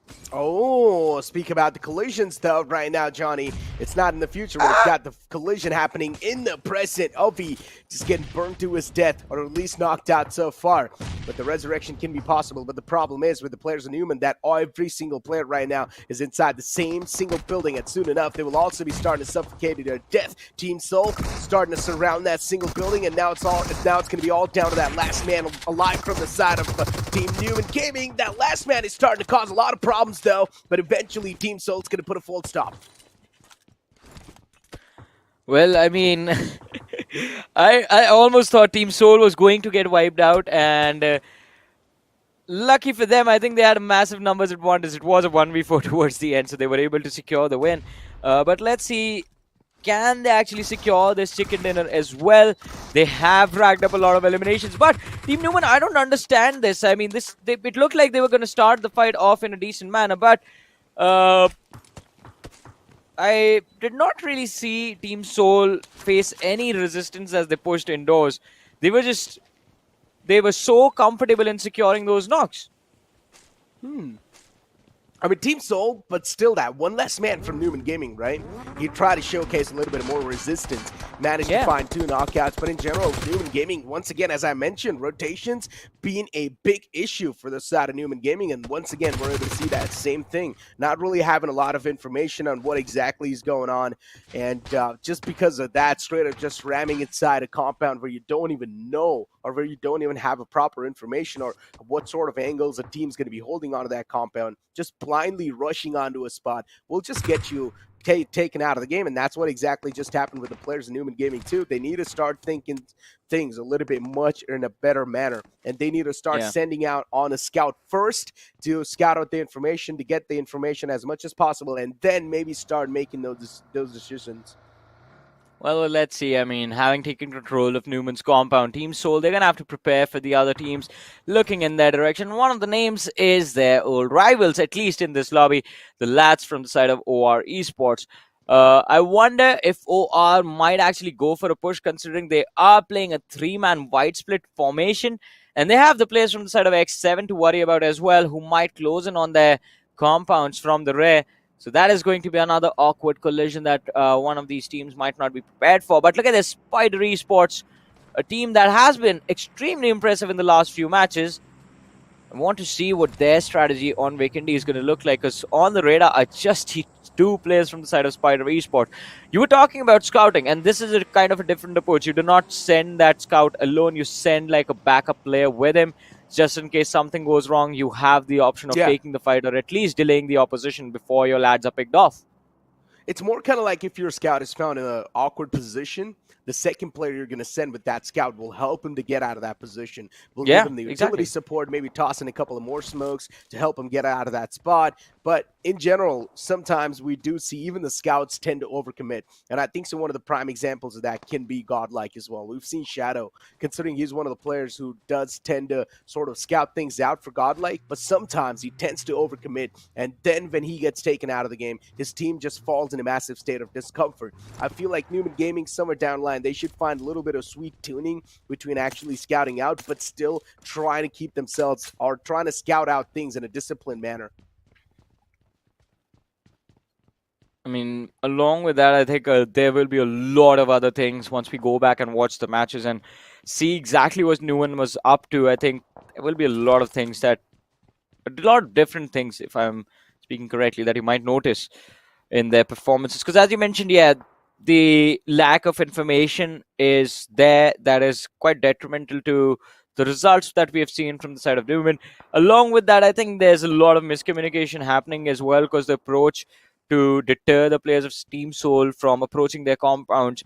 I mean, we did not see a lot of utility being used. That one Molotov that took down Avi, after that, Avi was pushed out into the corner, and all of the other players from the side of Numen also huddled in that same corner, allowing Team Soul like a free approach to that compound. But look at this, SPYDER Esports, one of the individuals, I believe, does have the option to, or not the option really, but a line of vision towards the players of Team Soul, and he has been just busy collecting the information and relaying all of this to his teammate. But the sift of the zone is towards Dino Park, and for at least the next 2 more minutes, Growing Strong will have a wonderful position. They're playing in from the maze, but look at this Team PSYCHE. They are in the first fight of the game. Yeah, a couple of shots taken, Team PSYCHE. At least they're known now for the opponents are positioned as well. Look at Galaxy in the back lines trying to make an off angle, but still, considering his position's compromised, he cannot even do much. Even side Raven, he was on top of the roof, but not able to get a lot done even in that spot. Raven got softened up way too much. needed to fall back. AB India, they're doing a great job so far, just surrounding this entire compound and making sure just they're going to eat alive the players of PSYCHE. But even PSYCHE, they're playing this one quite passive.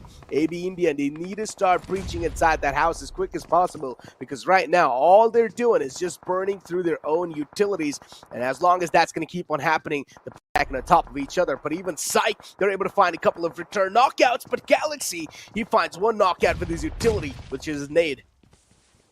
But now switching over to the DBS, I think the decision has been made. He's going to try and see if he can finish off the players.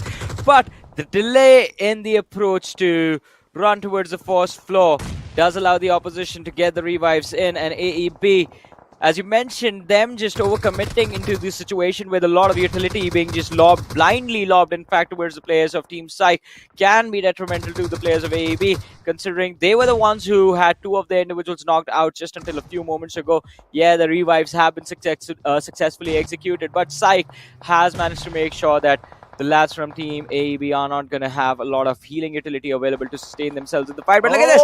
This nade from Jelly is just going to destroy the opposition. And there is the exit for at least two individuals from the side of Team Tribal Esports. One of them has been knocked out. The other lad is quite close. Joker, I believe, is the last player surviving from his team, because I do not see anyone else on the radar. Team Tribal Esports, I had so many expectations from this team in general, but still, this time, I guess, the luck factor is just not working out for them. Another nade's going to be sailing in that direction, and even because the Wall of Death was doing so much damage, Joker gets taken out of the game. OR Esports, with this three-man squad, still doing a fantastic job in survival, but let's see how they're going to be managing to push themselves inside the circle in the spot they've gotten so far, because they will need to breach through a team like SPYDER Esports that is in the front lines that will try to hold them off at bay. Well, let's see how long can they hold them off. That is going to be the most important question right now. And as we were talking about the players from OR Esports, they have to move just a little bit, 100 meters inside to get inside the safe zone. But the direction that they were thinking of moving in, the edge of the circle over there, is actually being brilliantly gatekept by the players of SPYDER Esports. But let's have a look at the replay of an earlier fight a few moments ago. We did see the players from Growing Strong brilliantly defend their position, and this was Team Tribal Esports sandwiched between OR Esports and the lads on the other side. Not really in a fighting position over there, Team Tribal Esports. They were out in the open, overexposed, and it was quite easy for OR Esports to secure all the finishes for themselves. But here we have it, ladies and gentlemen. Team Soul finally deciding that they've had enough. They finally want to take the fight against the players of Team SPYDER. And Goblin, they left a man behind. He tried to take a fight, but finally they have the knock secured. Team Soul, numbers advantage has been created for them. Exactly, but still Team Soul, they're just going to keep on adding a little bit more pressure. Asur gets taken out of the game as well. Now it's all going to be down to Rexon OP. Last glimmer of hope alive for the side of SPYDER Esports. I had so many expectations from this team as well inside the game, but nicely done. Rexon finds one, but he gets third-party backstab from the back lines. Even Team Soul losing out on one of their players. Now next player that to get knocked out is going to be in the name of Neo. But still two players are up and alive for the side of Team Soul. OR Esports looking to capitalize. Third party comes into play, but Hector is the man who's trying to hold things on together. Well, let's see. They're still trying to hold things together, as you mentioned, but Team Soul, I mean, they might have bitten off a little bit more than they could chew, but Hector's nade is going to finish off Max. OR Esports taking a massive hit. The situation that could have actually been theirs. Admino down on his knees. Jelly, the last player surviving. Will this be enough? He's trying to go for a revive, but the nade was enough to chip away more of Admino's HP bar, but Jelly managing to stay calm and composed does successfully bring Admino back into the game, and OR Esports is again there with two of their players in a position from where they can take the fight against Team Soul. But Soul focused in on the players of UP50. From the distance, they try to secure the finishes, and how many have they gotten? That is what I want to know. Team Soul has 11 finishes in total so far inside the game, but UP50 as well, just facing the wrath of Team Soul. That's not a good news. Now TF5 once again back in full force inside the game.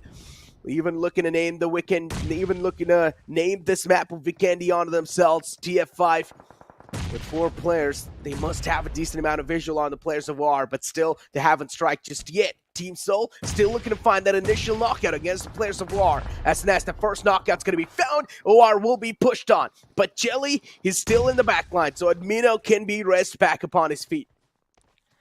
This is the second time we have seen Admino get knocked out in the same fight, and I think you only get 2 shots at a situation like this. This time, OR Esports, they can't really do anything. They will have to accept their fate, and that is the demise at the hands of Team Soul. But no, Jelly ended up giving his elimination to the lads of 7 Hills as he was trying to run to the other side of the hill, which was a safer position inside the zone, to be honest. But now Team Soul with the 3-man roster, they know what the game plan is. They know what they have to do in order to win. They made it to the top 6 yet again, and now are looking to break into the top 3 or the top 4 at best. Oh, 7 Hills Esports finally starting to breach inside the safe zone. I like thinking from them. Team Soul, on the other hand, though, they know one of the players is going to be short in their roster, but still this 3-man squad can make a lot of things possible. Goblin shoes needed to be filled, but they've got Neo in the back lines too, who can add on a bit more firepower when it comes to that. Growing strong, tapping away against AB. AB in a really uncomfortable spot, actually. That's the only team that is out in the open so far. Team Soul, and pretty much the team that's right next to the side of Team Soul, GS. Both of them have got the players of AB in their sights. No way out of that spot. AB, they're pretty much going to be suffocating to their death because currently both the teams, they've got them in deadlock. Well, it is an absolute standstill situation that has been created on this map right now. And AEP, what is this? Running out in the open without any smokes, any utility being lobbed ahead. And Team Soul's Hector is the first man to punish the players of AEB. Even the last surviving individual has been dropped extremely low. They're taking multiple fights at the same time, and the number of eliminations that Team Soul has already risen up to a scary 14. I think the 15th elimination is headed their way extremely soon as well. As a few moments ago on the feed, we did notice they were picking up the fight along with the players of 7 Hills as well. They did have a knock secured. They indeed did. Team Soul. Luckily enough for them, no one's going to be able to backstab them because Team Soul, they've got the entire coverage of the land currently they're holding. So that's really fantastic news. Now, Team Soul, all they need to worry about is going to be the front lines. And that's what they're probably going to focus on as well. Growing strong, finally able to find that opening against the opponents, but it's going to be next to impossible to get the confirmation done. Safe zone, somewhere down line, also going to be favoring the players of Team Soul. So it seems like the BGMI gods really do want Team Soul to have a monstrous run once again inside the round 2. Let's see. Final few teams remaining. Final 5 teams remaining, if I'm being more precise. 11 players still alive. Growing strong. They have grown strong throughout the day. Improving with every single match that they've played. And finally, they've broken into the top 5 of this map of Vikendi. But we have Galaxy Esports now. And it is Flexi who is going for a heal battle. And as we have spoken about this every single time we see this map, this is where the heal battle strat was originally formed. He has 13 first aids to work with. I think it will be quite easy for him to break into the top 3 as well, considering growing strong. They are not stopping. Team Soul is not stopping. All of them want this map to end as quickly as possible. And this is it. Eclipse, he's going to be taken down by Hector. And growing strong, they might have just found themselves on the weaker position in this fight. Exactly, Hector finds that sweet opening, and now Team Soul, the problem is they cannot even capitalize onto that opening because they will need to traverse through open grounds. GS is the one who needs to pressure the players of Team Soul to make it inside the circle. But the problem is, once again, Team Soul, they're playing this one way too safe and sound. It's tough to put pressure on a team like Team Soul that's got the most amount of map control or the most amount of zone control inside the game. But GS, they will still need to find a route out. GS, there's also a chance the sidelines are not quite cleared out, so they need to watch out from the team that's even in the sidelines in the name of TF5. Too many things just stacked against the players of GS. This sounds like an next to impossible task to execute. Let's see, growing strong. Godbot still not giving up on this fight, but the Molotov is going to burn him alive, and with nowhere left to go, he also decides to accept his fate. Growing strong, Sparky Eye, last player surviving, and Team Soul as they go for a hunt. They also take a massive hit as Omega is going to be knocked out. TF57 Hills. They're trying their level best to make sure that this chicken dinner is going to be there, but the game is about to come to an end as the zone is going to collapse on top of everyone, and we're down to the top 3 teams of this matchup. It is GS, the lad from Growing Strong, 2 players still on their feet from the side of Team Soul, and TF57 Hill Esports, who are there in this matchup with 2 players as well. And they are in the center of the circle, by the way. They are going to be the most safest team in the next few moments. Hector, he has given Omega the revive, but Omega, how far will he be able to run? That is the important question, because he can't really stop to go for any heals. And this game is ending in the next few seconds. The wall of death as well starting to go for the competition, and Team Soul, they're here to claim all the souls.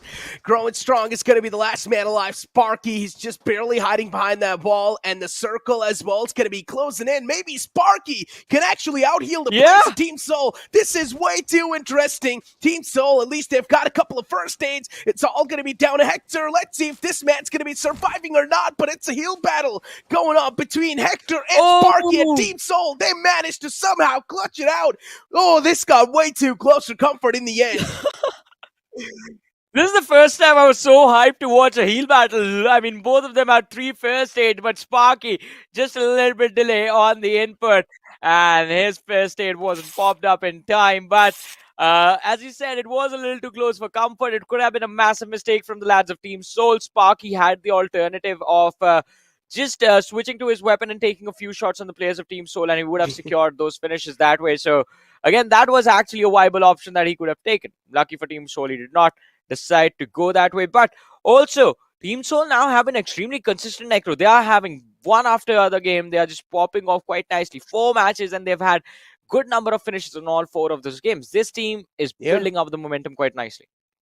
I mean, not just momentum at this point in time. They're just looking to break the barriers. They're already on the first spot, so I don't know how much momentum this team needs. They're starting to build up a cushion that's not going to be a cushion anymore. It's going to be probably one of the strongest walls to breach in the first spot. So Team Soul, I guess you can say, the Kings have claimed their throne, but still there are the top 3 up for grab. For example, the 2nd and the 3rd spot can be taken away by someone else. But as I mentioned too in the past as well, Johnny, you're not really going to be getting anything to yourself just by claiming a spot inside the round 2 yet. So, I mean, it's up to you. Some teams would probably just prefer to barely qualify in the top 8. As long as the journey's going to keep on going on for the teams, it's not really going to matter. Yeah, it does. It's not really going to matter, as you said. But I think what will matter for the other teams, especially for teams like Numen, I think, is just securing the wins from now on. Because otherwise, it'll be like playing too close to the fire. A little bit close for comfort, as we also talked about a few moments ago. I mean, Numen, they are in a very uncomfortable position. They were the first team to get taken out in this matchup. I think they need to step up and be a little bit more consistent in the last 2 matches. I think that is what I would want to see from their side. But this game overall was quite entertaining. A standard Vikendi, as you would always expect. Slow during the start, as we talked about it. After Numen were taken out, no one else was engaging in fights for a few moments, and then towards the end game is where we saw it all collapse, and a lot of nostalgia coming into play as we saw the Dino Park fights as well, and the final zone collapse on Vikendi. That always used to be the thing back in the days. It is turning out like it might become a thing again.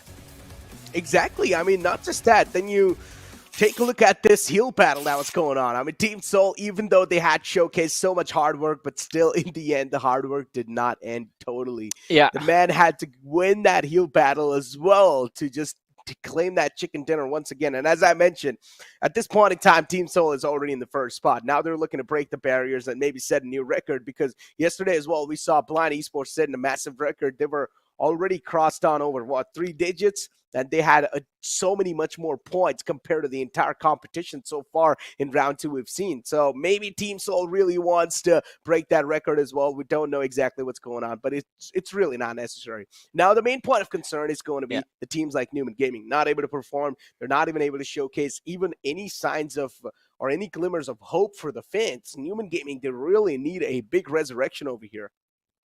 I mean, yeah, Numen, they need to make a massive comeback, as we have been talking about them. And it is extremely surprising to see them perform or underperform in the game so far. I mean, Today has not been their day at all, and I think with just last two matches remaining, we can just hope that they win one of them. Because I think you would agree with me on this, and we have seen this in the past. When one team performs consistently, it creates a vacuum for the next four teams in a row. When four teams are this consistent, the way X7 has been, the way Team Soul has been, the way even Seven Hills are playing right now, it will make for a very chaotic latter half of the leaderboard. 9 to 16 is going to be extremely close, and because of that, the 7th, 8th, and 7th, 8th position onwards up until I think the 12th and the 13th position, teams will still have an opportunity of taking a leap, a massive jump, if they manage to finish in the top two in any one of the two matches. So I think this opportunity that has been given to them by the other teams above them, it needs to be utilized perfectly, and Numen, while they have the chance, they need to take it. So next Miramar, I hope Numen goes for it. And to be honest, not just that, right? Even Seven Hills, they've really just been impressing all of us. I mean, consistent gameplay from both the previous matches. In the previous game of Sanhok, they got the chicken dinner. Now in the previous game of Vikendi, it's at the top 5 with a decent amount of elimination points, with good positioning being shown and good decisions being taken inside the game as well to back it up. And Johnny, in general, then you just look back in Numen Gaming and you wonder what exactly went wrong. But another team that is still not safe yet. I do understand OR Esports, they got the chicken dinner, but they did not really have a lot of points in general. You still got 2 more games to go, and anything can happen in those 2 games. Maybe you can't be thrown out of the top 8. So even OR, they need to be consistent. I mean, OR Esports, to be honest, I think they do have what it takes. I mean, the Sanhok game was absolutely incredible. Double-digit eliminations. I believe they ended with like 16 or 15 eliminations in that match. So they did have a little bit of a safety cushion, but then, as you mentioned, the first 2 games were just like nightmares for OR Esports. And they did recover on Sanhok, this Vikendi. They tried their level best, but it did not really work out. I think they need to secure the next map immediately, because Miramar, as me and Salty were also talking about it, is one of the strongest maps for OR Esports. And no matter what, I think for these big names, Numen, OR, the situation will be same. If they go into that last Erangel with having not enough points, not even having a position inside the top 8, the other teams might just have an opportunity of taking out some of the best names in the country from BGIS before the main event even begins. No, exactly. Makes sense, right? Because we've already seen a lot of the known names just taking an exit from these invited groups, and it just really hurts as a fan as well. Probably there's going to be so many of the people just sitting back and watching, because teams like Global Esports 2 weren't able to qualify. Even Entity weren't able to qualify. So I'm pretty sure now that in these end groups, even the yesterday's group that we saw, and even now Group 8 that we're seeing so far, just duke it out. These groups have sort of like taken it as an understanding, and they've try to learn from others' mistakes, and I feel like that's one of the best things you can do. We do have the MVP on our screen, Soul Hector, finishing the game with 6 finishes. But since this man has 6 eliminations, Necro, we saw it, the entirety of Team Soul have a lot of them. And alright, I was just going to say, I do expect all of his teammates to be in the list of top 5 players, but Hector is going to be joined by Neo, who also has 6 eliminations upon him. So 12 eliminations on just these 2 youngsters by themselves. Extremely happy to see the pop-off of Growing Strong Godbot having secured 4 eliminations. But if we have to talk about one individual who has just played like an absolute madman, a monster from game number 1 up until now, Winter has been the best rising star I've seen in this BGIS, the grind. He has been absolutely incredible today. Exactly. I mean, X7 Winters, that consistent just finish. In general, this man's able to accumulate it. He's the only one who's able to showcase himself inside the top players of every single game. So, Winter, I guess this man is just built different. And then you take a look at AB too. Galaxy able to get 3 finishes for himself. But let's move on forward and take a look at the point standings of that previous game. Team Soul, as we all know, with 31 points accumulated. Oh, wow. I didn't expect them to get 16 finishes. Even GS getting 6 finishes and 12 placement points, that's going to give them 18. Look at that bounce back from the first and the second spot. There's a big difference. Well, there is a massive, massive difference, considering, as you were talking about it, number of eliminations. is always going to be key. 16 eliminations for Team Soul, 31 point total tally, growing strong. While they might have actually secured a lot of points, a lot of placement points for this game, I think even the finish counter is quite decent. 18 points, it's not too shabby. Seven Hill Esports, another phenomenal name, and I want to see what the last two games for them are going to look like, as they have been incredible. 17 points from this game. Had Team Soul not hit that 30-point marker, 17, 18 points from a match on Vikendi, these are good points, ladies and gentlemen. That is not a bad performance. That is actually quite a decent performance from growing strong. 7 Hill, even Galaxy Esports, I have to say, did do quite well on this map. It's just that Team Soul, their run was actually just phenomenal. Exactly, but the second page appears in front of us, and this is where we're going to be seeing a lot of upsets. High Voltage, not able to perform good. Even Team Tribal Esports, not able to do that great. Numen Gaming and UP50, same type of circumstance, same type of results. Once again, we're seeing from these teams. And as you mentioned, Johnny, you asked me a question right at the start of the day as well, or at the start of this game. You asked me, High Voltage, did you expect this type of performance from them? And I would say, honestly, I did. Because in the round one, this was the similar type of inconsistency High Voltage showcased. But then came that one single game where High Voltage were able to recover themselves. So I hope the upcoming two games, at least one of that games, is going to be that game where High Voltage can recover themselves back inside the top 8. Yeah, I mean, we're just going to be hopeful to see them move up in the rankings. But I was just going to say, what if we get to see the overall rankings right now? Then I remember that's never going to happen. Especially considering it's maybe the last that can day happen. of the... can we make it happen? Yeah, I think so. Maybe we can make it happen. No? What do we have to do? Still, we've we've got 2 more maps to go, Johnny. Listen, still we've got 2 more maps to go. I feel like overall standings right now, if you showcase it, it's not really going to be revealing a lot, right? But maybe if you then showcase it after the 2 maps, it can be even more interesting. Wow. That's a very nice way of stating the obvious, Necro. Listen, Johnny. Yeah. At the end of the day, we can sit here and talk for days about the possibilities and what we want it to happen. But at the end of the day, the Puppet Masters are still the supreme ones. They control everything. They're still pulling the strings. Yeah. But, I mean, let's talk about the upcoming matchup. Because, I mean, this second last game, as we've been talking about with Vikendi, it's very important for a lot of teams. Second page is filled with a lot of teams that we expected to actually do very well for themselves. High Voltage, UP50 is there. Numen Esports is second last on the rankings, for crying out loud, in that last particular game. And I think they were there in the top 8. They might have dropped outside of the top 8 for now. They might be around the 10th or the 11th position in the overall rankings, if my calculations are correct.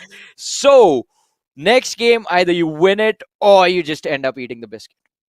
Exactly. And not just that. Inside the map of Miramar, UP50 and Team Soul, they've got the same drop locations. But ladies and gentlemen, it's time for us to push to a short break. You guys don't go anywhere. We'll be right back.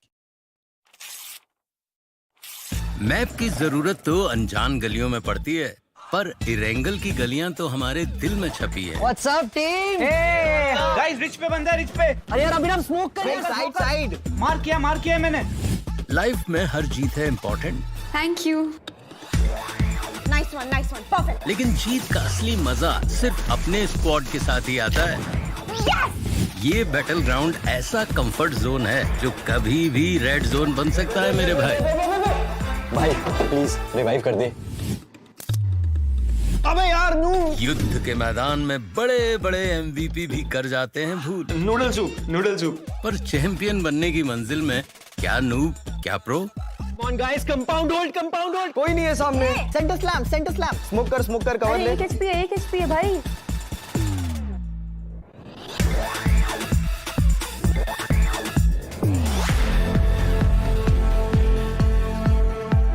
ये game हम सबका है। धड़कनें और जोश हैं high. India खेल रहा है BGMI।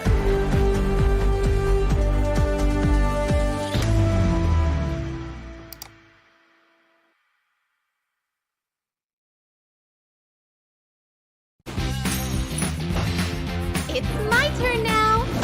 Fire away. I shall protect my kingdom. Thunder, lightning. Woohoo! You can do it. Looks like you need my help. Go down. Let's go. Water clears the mind. Soldiers, give me strength. I'll take care of it. I shall protect my kingdom. Trust my shield. Stop right there. Come at me. All right, here we go. Surrender to the power of the dragon. Go away. Back off. Now, shall we fight? Fire away! Rapid fire! May lightning always be with you. Get struck by lightning. Thunder, lightning. Oh, is it time to go? Ha! The power of the land! My heart is burning up. Go to hell. I'll show you overwhelming power. My turn. Take that.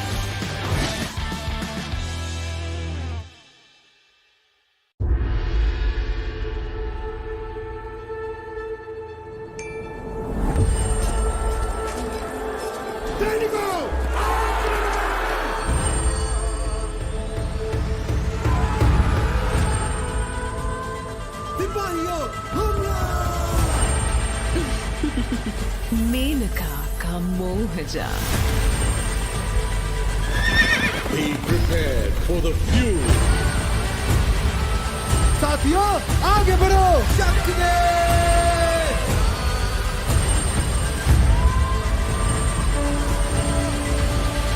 खत्म कर दो.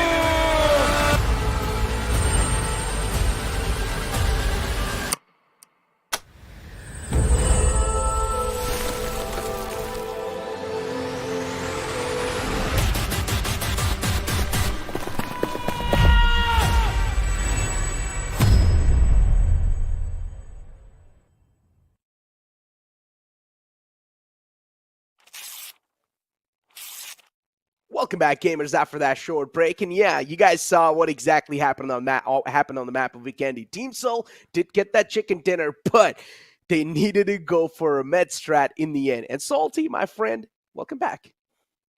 I mean, dude, it's always a pleasure to be back on the desk, especially with you. But of course, it's not just us who are sharing the pleasure. Also, there is something exciting for the audience as well. And that is going to be the RTV. Road to Valor has an exciting event which is coming up, ladies and gentlemen. An Indian faction is actually getting added to the game, which means that you guys have a job in hand. There is going to be an event which is called Guess the Guardian extremely soon, of course. So do make sure that you follow the social media pages as well, so to be updated with all the latest news and everything. And once you do that, you will get to see the Guess the Guardian event, right? In the comment section, you have to predict the names of the Indian faction that is getting added. And of course, you also do not forget to try and write down your ID, of course, of the game itself. And if you do it, 5 lucky winners are actually getting chests with our worth 2,500 gems. You can actually get a lot of mythic items on the back of it as well. So if you're lucky, unlike me, of course, then go and participate. But with that being said, Necro,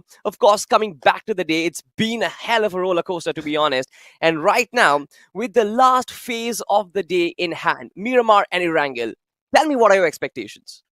To be honest, Miramar expectations, I want Numen Gaming to do something over here. Because I feel like this is going to be the final glimmer where Numen Gaming can at least try and establish something or get out of the top 8 and, well, pretty much just not qualify from the round 2 on furthermore. But not just Numen Gaming, man. For so many of the teams, for so many of the undergods as well, the qualification is going to be on the line. And in general, of course, we're always going to be focusing on the known teams in general because these are the team that we've been looking at since a long time, since the past. And if these teams are really not going to be making it as well, then it's definitely going to be hurting the fans, right? Numen Gaming, High Voltage, a known name inside the entire IGC as well. And all these known names, they should be making it in the front to make things even more spicy.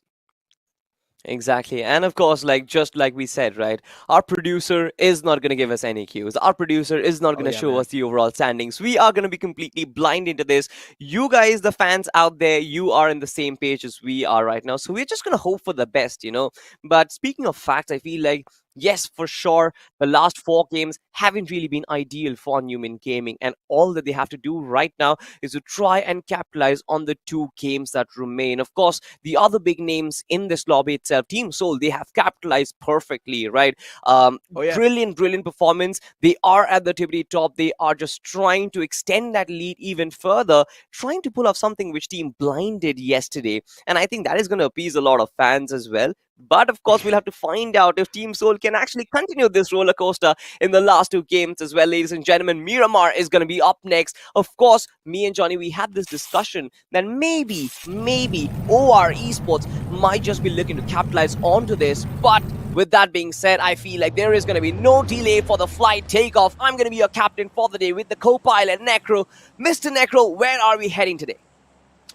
We're heading all the way from Puerto Paraíso as the plane flight path is going to be in front of us towards El Pozo. So once again, the plane flight path sort of just tilted down south a little bit, also on the left side. But teams, if they do want to move on forward towards Hacienda del Patron, even Cruz del Valle, Torre Branca, El Azhar, that's going to be tough extend, man. So I would say teams, they will definitely need to just try and adapt on the fly and come up with a good drop location for themselves in which they wouldn't really want to buy a lot of time. But as I mentioned in the past as well, UP50 and Team Soul, they might be having a bit of a drop collision inside Picado.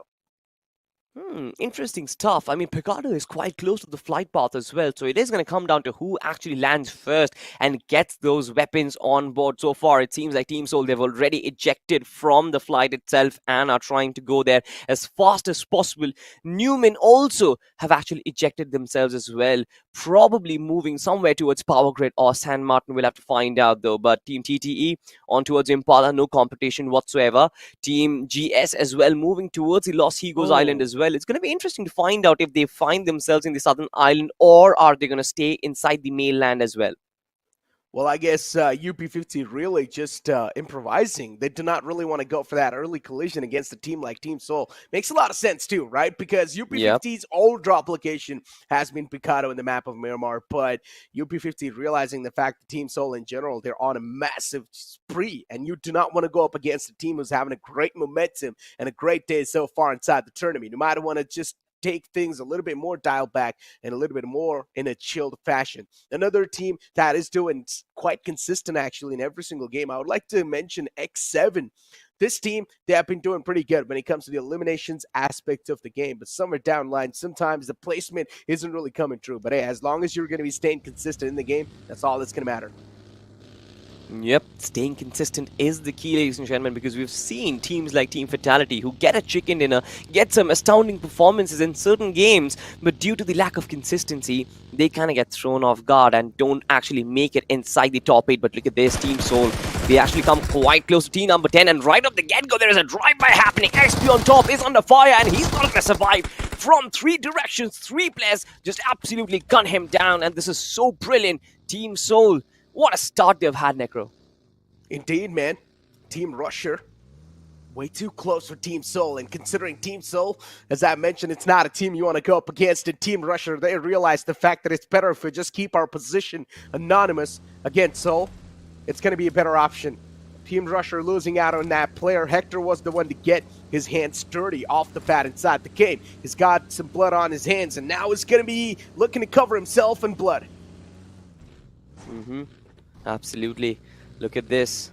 Team Soul once again on the move. They don't want to settle right now. It seems like they are looking for blood at the moment, and they are extremely thirsty for it. Yeah. But where do they land inside the circle is going to be the question. Even where the circle is, I want to see the whole picture. You know, I want to see where are the teams rotating right now. What is their approach to this game initially? Because generally Miramar starts with a rather slower approach from the teams. But Team Soul, they're on the move right now. I mean, what Team Soul's doing right now is reminding me of Flying Esports in the last game. This is what they're exactly doing. Off the bat, they were on a line. They started to take fights against the teams, and yeah, another man falls down once again. Team Soul, easy pickings for them. It's just like a piece of pie they're eating up slowly and steadily as they're just searching for the pieces of pies. And as soon as they found one, they're going to eat him alive. Team Soul, nicely done. As they know, they've already got the momentum inside the lobby, and at this point in time, it's not even going to matter if they get wiped off the bat. So it's better you might as well try and have fun inside the game, or maybe just ruin the game for some other teams. SPYDER Esports also another team who has had a rather good day so far.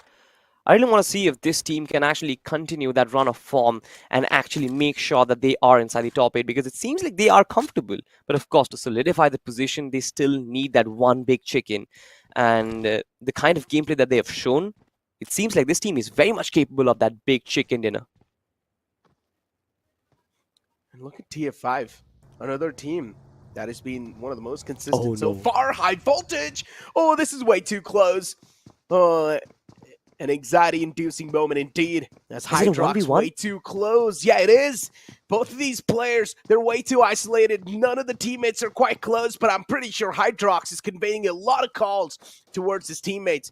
And somewhere down the line, I think so. Maverick has spotted the threat. Well, he ejected out of the window, but Hydrox peeked out at the right moment and the right time. Yeah. I mean, high voltage, of course, they had reinforcements as well, a little bit more than what Maverick had for himself. And that is one of the reasons why this man is going to go down.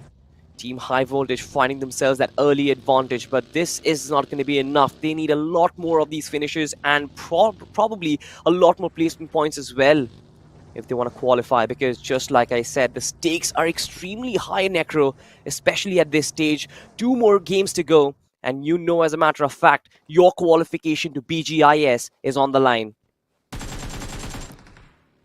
And not just that, I mean, as you mentioned, yeah, qualification to BGIS is on the line. Every single step needs to be taken carefully. And for high voltage, at least inside this map, I would say that's a decent start. There should be something that will help them subside that pressure, that one single elimination that they just claimed. But Team Elite for them, oh, that's a bad start. Even this team needs to make it inside the top 8. Somewhere down the line, when you just listen to that, when people are saying you just need to make it inside the top 8, it sounds a bit easy, right? But when you're actually going to be trying to make it inside the top 8 with such fierce competition, it's tough.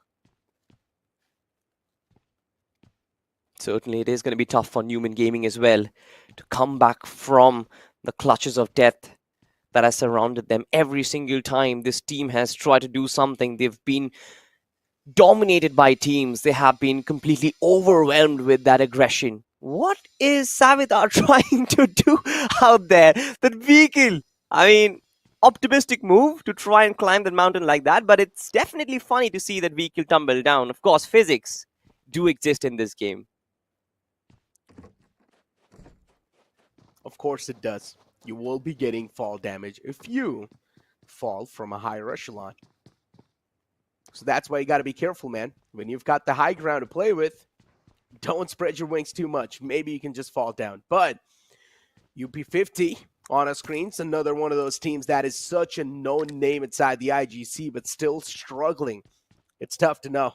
It's tough to know what exactly is going wrong with this team. But the man that we've got in front of our screens, the IGL of that team, really struggling to, I guess, find that sweet spot for his team and make those correct call-outs inside the game. But still, we don't exactly know what's going on with this team internally. All we can speak is what we can see in front of our eyes. Even similar stuff for UP50 as well, right? I mean, KSR has been trying his level best, but it's just not been working. They have been getting taken down every single time. X7, on the other hand, this has been an underdog team who has performed brilliantly. Not just the fact that they function really well as a team, but also the fact that Winter has been popping off completely time and time again, Necro. It's absolutely brilliant when a single player just stands up and he says that, all right, I'm going to carry this team, I'm going to lead this team forward. You can't always credit the entire team's success to just one particular player. But of course, his contribution has been extremely crucial for the success of his team. True. X7, though. Hey, I guess caught it out by the enemy lines as well. But Team Elite would want to get out of this spot. Also under fire a little bit. One is trying to make the great escape, at least for now. And Winter's not a player you want to mess around with. But still, Team Elite, at least they find the first knockout inside the game. Winter, he's always been one of those players that has been seen inside every single game in the top players. But maybe this time he can be eliminated from the game early off. And Team Elite, that's what they're looking to do. Looking to put a full stop to the team in the front. And that's going to be in the name of Team X7 Wolves. Yeah. Of course, right? It always works in your favor if you take out the top player from the other team early on. The other team, not just they are a man down, a crucial man down, but it also hurts the team's morale because now the other players have to step up. Not doubting Team X7 Wolves, but definitely it's gonna sting them, especially in the end game. Winter is still trying to get behind cover, but that's not gonna be allowed. Team Elite, they confirm that finish for themselves and they get the revenge for Maverick on Team X7 Wolves. Now we'll have to find out how can Team X7's react out in the open. Pain does take a lot of shots, but of course not a lot of damage being dealt, Necro. Yeah, and X7 Wolves instantly just starting to capitalize and move away from this spot.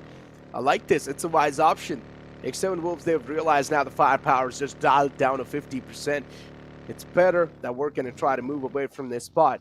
And the only reason why I said the firepower is dialed down to 50% is because Winter, this man, single-handedly was putting in so many numbers, so much work for this team. Exactly. Team Soul, on the other hand, has been a rather team effort. Every single player has sort of capitalized and gotten finishes. Not just about finishes, but also the amount of work that is being done in terms of information gathering, in terms of backup fire, in terms of support from the backlines. Every single player has distributed those responsibilities, and it's been a great team effort from Team Soul. And that is one of the reasons why they are at the very top in the groups, of course. But right now they're playing from the edge of the circle. It's going to be interesting to find out if they can manage to clean sweep multiple teams making their way forward, Necro. We have seen that teams who are playing from the edge of the circles, they are under heavy fire from multiple teams. But Team Soul is one of those teams who can withstand that, aren't they? They probably can, yeah. And I think so, Team Soul, somewhere down the line, they have sensed the presence of Galaxy Esports. Growing strong honor screens, and with the high ground they've gotten, as I mentioned, you can also fall down to your death, so you got to watch out. You're not really moving way too comfortable on the high grounds. God bought honor screens, and the amount of information this man's going to be securing, it will be incredible.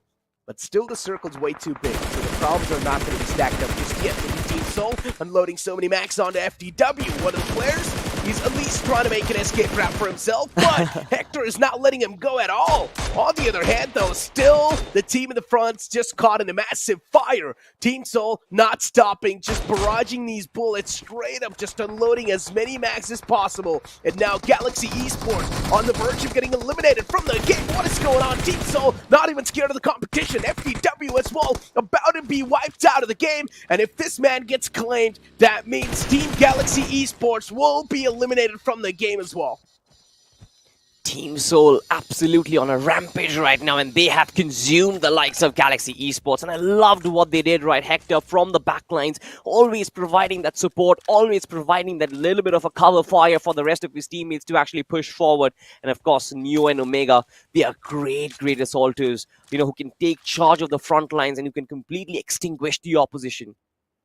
Completely consuming Galaxy Esports out there, but of course the circle threw in a massive curveball, and I feel like a huge distance needs to be covered by this team to try and enter the circle. And look at this, the region near San Martin, it has already been captured by OR as well as AEB. It's going to be extremely tough for Team Soul to actually break or breach past that gatekeeping situation that is going to occur, and of course make their way inside the circle. Not just that. Still, you've got growing strong honor screens, and hopefully they're actually going to be growing strong inside the game. If that's not going to be happening, well, they will be going out. But the next circle shift, as we did see, it's actually going to be on the northern side of the map. High Voltage finding themselves in one of the most advantageous and the controlling spots, but they're going to get challenged and pounced on top by another team soon enough. There might be a fight erupting over there. If you can't see, High Voltage is way too close to an enemy lines. Yeah. This will be an interesting fight indeed. Actually, it's the players of OR Esports as well. Another team that has been looking pretty good. So for High Voltage, this is a lose-lose situation. Definitely, right? I mean, they're still trying to recover lost ground using the nades itself. Players trying to recover that height advantage for themselves. Akshu does have it for a while, but of course no sightlines whatsoever, because it is that little pocket of space inside where Team OR can actually take a shelter. But they choose to disengage, they take the monster truck and they get the hell out of there, because they know for a fact that maybe this is not the right risk to take. And just like me and Johnny were discussing, this team is extremely position oriented. They want to get themselves that nice little spot inside that final circle before engaging in such high-risk situations. And that is one of the reasons why they disengage and fall back and get on the move once again. Yeah, that's why I call this team a defensive team. They like to take things slow and steady. They like to position themselves in a good spot inside the final few circles, and then that's where they start to defend that position. And while they're defending, they tend to accumulate a lot of elimination points. Numen Gaming in an interesting spot before now, growing strong up against the players of TF5. 2 of the players knocked out, growing strong, having a bit of an advantage inside the situation, but TF5, the cover's going to be there, but still a bit too far away. Godbot could have actually managed to find the knockout as well, but Reaper and his teammates are going to be making the great escape. They're not going to be caring about these 2 players because they need to stay alive and secure a bit more points inside the upcoming stage of the game. Growing strong with 3 finishes. They certainly are growing strong, but of course they are in close proximity to Team Soul, who are already on a roll right now. They have to be extremely cautious of this third-party presence, but they are dishing out so much damage against Team TF5. But on the receiving end, of course, Team Soul, they have already stationed themselves back up top. The height advantage on Goblin is going to provide so much vision and so much offense onto Team Growing Strong. It's going to be detrimental to their success, and Godbot has been knocked down already, Necro. Yeah, and not just that.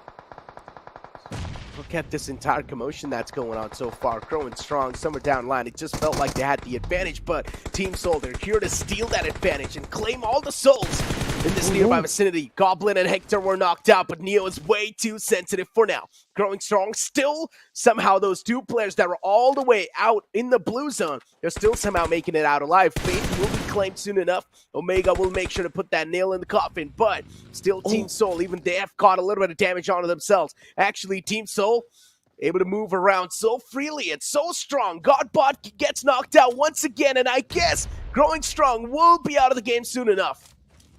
Soon enough, they're tanking blue zone damage, and from the front lines, of course, a lot of nades being lobbed in. That is definitely not an ideal situation if you're a Growing Strong player or a fan itself. Clips does try to reposition, but that just opens up the lines of fire for Team Soul, and they open him up. His skulls have been cracked open. Pure shots being taken and extremely precise in Team Soul. They rack up 9 finishes for themselves. Extremely clean as they retain all of their players, and they're going extremely strong. And not just that, they're looking good in the loot aspect of the game as well. Yep. Stacked up on the utilities, meds, and even bullets. Team Soul, they're looking like an unstoppable force of nature. And if they keep on unleashing wrath on the lobby just like that, if they keep on raining down terror on the lobby just like that, then the other teams will be pushed in a massive state of discomfort, and maybe the Team Soul can just straight up start eating out the lobby alive. It's funny that we were having the discussion that Team Soul will actually encounter a lot of teams in the process, playing from edge to edge. And this is exactly what they're doing, right? We were second guessing if Team Soul will be able to clean up every single team in the process, but it seems like they have been doing a fantastic job so far. But of course, just like I say, problems don't seem to end when you play from edge to edge. Once again, they are in front of one team, and that is, I believe, is going to be Team Scammers.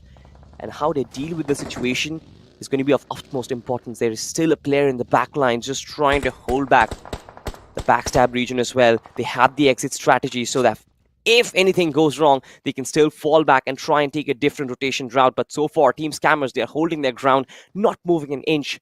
They know, as a matter of fact, there is a team in the nearby compound, and a fight might just be brewing up extremely soon. Elsewhere, Team AEB are caught in this little pocket of space, and the little bit of a smoke cover is going to be the only form of support for them. Team Tribal Esports caught a little bit of hurt onto themselves. Neutrino was knocked out, but still, they're alive. That's what matters. The team in the front's, of course, trying to hold them off at bay, but Team Tribal Esports have already got a bit of a terrain to play around with. This edge can help them out quite a lot. Team Soul still on the opposite side of Team Tribal Esports, but the problem is Richie YT, he's got open sights on one of the players of Team Soul. Spots out the player, making a rotation, shots taken, the buggy can be blown up, but Omega, he manages to escape in the nick of time. AB still just those smokes being tossed in the front, getting spammed by Richie once again. Team Tribal Esports, they've got the players of AB in a massive deadlock, but the problem is, I guess Team Tribal Esports don't even have any utilities, any nades to toss in forward. Dude, Savitar on top of this mountain. I mean, this could have been an extremely good position for him to hold, but of course the circle is not supporting him. He needs to climb down ASAP. But of course, look at this. It's going to be Mayday for AEB as Team Tribal Esports. They are charging onto them. Just like you mentioned, they are stuck. They are caught in between a rock and a hard place right now because they have nowhere left to go, nowhere left to hide. And Team Tribal Esports, they're just showering, peppering them with bullets all over. Team Soul, meanwhile, they're focused their attention onto Team Numen as well. And Avi has been taken down. Team Numen in a massive sandwich situation between Rex and Clutch God. And it's going to be extremely important for them to resurrect their fallen players. But Avi is taking consistent amount of damage and he's going to get taken out from the game itself. Oh, and look at Neo. I guess even he was able to find that knockout. One of the players on the side of Numen Gaming's way too low. Nate's tossed inside the shack to get the confirmation flowing up. And that's what Goblin's going to be doing. But Molotov from the return side will be there. Goblin chipped up a little bit more, but Team Soul anyways, they're starting to claim this entire compound for themselves. If Team Soul actually do manage to get a chicken dinner as well, this can be an incredible outing for the entire game. UP50 just pinned in the building in the front. But the problem is Team Soul will probably pounce on top of them as soon as they find the first knockout. Exactly, and to, of course, their detrimental factor. That building does not have any roof, which means that they are going to be laden with nades and molotovs right now through the entry points as well, through the massive windows that there are in UP50. Definitely, this is not the ideal shelter for them to hide. If Vert and KSR sort of out in the open, and UP50, I believe that they're trying to make an exit from this situation. Team Soul, they look extremely hot right now, and taking a fight against them, it's going to be such a tough job, Necro. Yeah, it sounds pretty tough. And as I mentioned too a while ago, for Team Soul, even if they do lose up this entire battle, it's not going to matter. They've already qualified. They're already in the first spot with the most comfortable amount of points as well. And even inside this game too, they've managed to secure 11 finish points. So it's completely okay if Team Soul take an exit on this spot right here, right now. But for UP50, they need all the points that they can get. Team Soul can potentially be those points, but it's going to be tough to claim all of those. Savitar on top of the high ground trying to move around. He's being that cheeky guy. He does not want any other team to spot him out, but eventually some other team will probably see him sneak by. Yeah, exactly, but that's not it as well. He is being engulfed by the blue zone as well, and he's been forced to come out in the open, and this is so bad. Of course, he will eventually get spotted, but look at this Team Soul having such a massive zone control, having such a massive spread. Of course, they are in complete control of whoever is not just trying to enter, but also UP50, and the nade explodes. It's Hector who actually finds that first knock for himself. It's beautiful stuff from him. Of course, did find the opening, but Team Soul, they want more advantage before they actually proceed onto this fight, completely invested, and that gives Team UP50 that little bit of a breathing room so that they can get that back player back up on his feet itself. At this point, UP50 is literally getting bullied by Team Soul. Nowhere to go. Constant barrage of nades just on top of them. Don't even know if it's just going to be the safe spot at this point in time. Neo? Oh, he could have been caught out in the open. That could have been dirty for the side of Team Soul. But Neo, he manages to just sneak back inside the cover in the nick of time. And look at this player. What is he doing? All by himself. His name is Alone, and I guess he wants to challenge the players of Team Soul all by himself. Alone, he manages to find the first knockout. Actually, it's Omega who knocked his own teammate out. But hey, it's okay. Team Soul will get things under control once again. That was the last remaining player, and probably that was his last resort to try and go aggressive. Look at this. Savitar is actually trying to pull off a miraculous move. He's got 2 knocks for himself. He's trying to go for a bird as well, and he actually might find the knock, a 3rd knock for himself. He's trying to do a 1v4 for himself, but eventually from the backlines, it's IGL who cleans him up, and that's the end of Numen Gaming. That was such a bold move coming in from the backlines. A 1v4 almost. That could have been such a big hurt for UP50, but IGL from the backlines, resurrecting his team and breathing life into them once again. Yeah, but Team Soul, they've heard all that commotion and they're attracted towards that.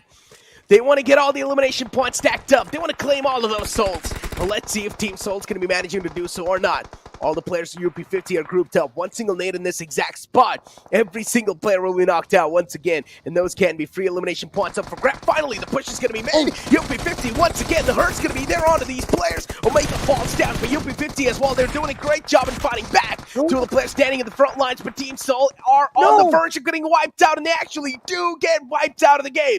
UP50 once again managing to save the day for his team. And once again, it's IGL. Once again, 3 of his players get knocked down. One of them actually gets picked off completely.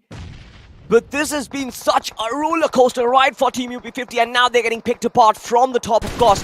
Team PSY, it's Atlas from the distance who was trying to dish out so much damage, but of course Team Tribal Esports, third party after third party, and this Miramar game has been such a roller coaster. But at the end of it all, it's just going to be 2 teams with 7 players who remain. And Team Tribal Esports, they have some sort of an advantage to go along with it. Team PSYCHE, they have 3 players. In fact, they have 4 players, but one of them has been knocked down. Team Tribal Esports, 3 players in a 2-1 split. Richie might be crucial in this battle itself. He spotted that somebody is trying to go in for the resurrection, and he does not want to give them that little bit of a breathing room, and confirms Atlas. Beautiful stuff from Team Tribal Esports, and now things have been evened out. 3v3 situation, Necro. Yeah, Team Tribal Esports, as you mentioned, 3v3 scenario, 2 teams fighting for supremacy. But Team PSYCHE, I guess they were actually able to find one of the knockouts as well, or maybe it was Prime, I'm not sure what's going on, but one of the players being knocked out from the side of PSYCHE. This is not a good news. Sarvi, that nade that was tossed by Prime, it was incredible. I don't know how exactly that man got knocked out in the back, but at least for now, it's going to be the players of Team Tribal Esports to pounce on top of the players of PSYCHE.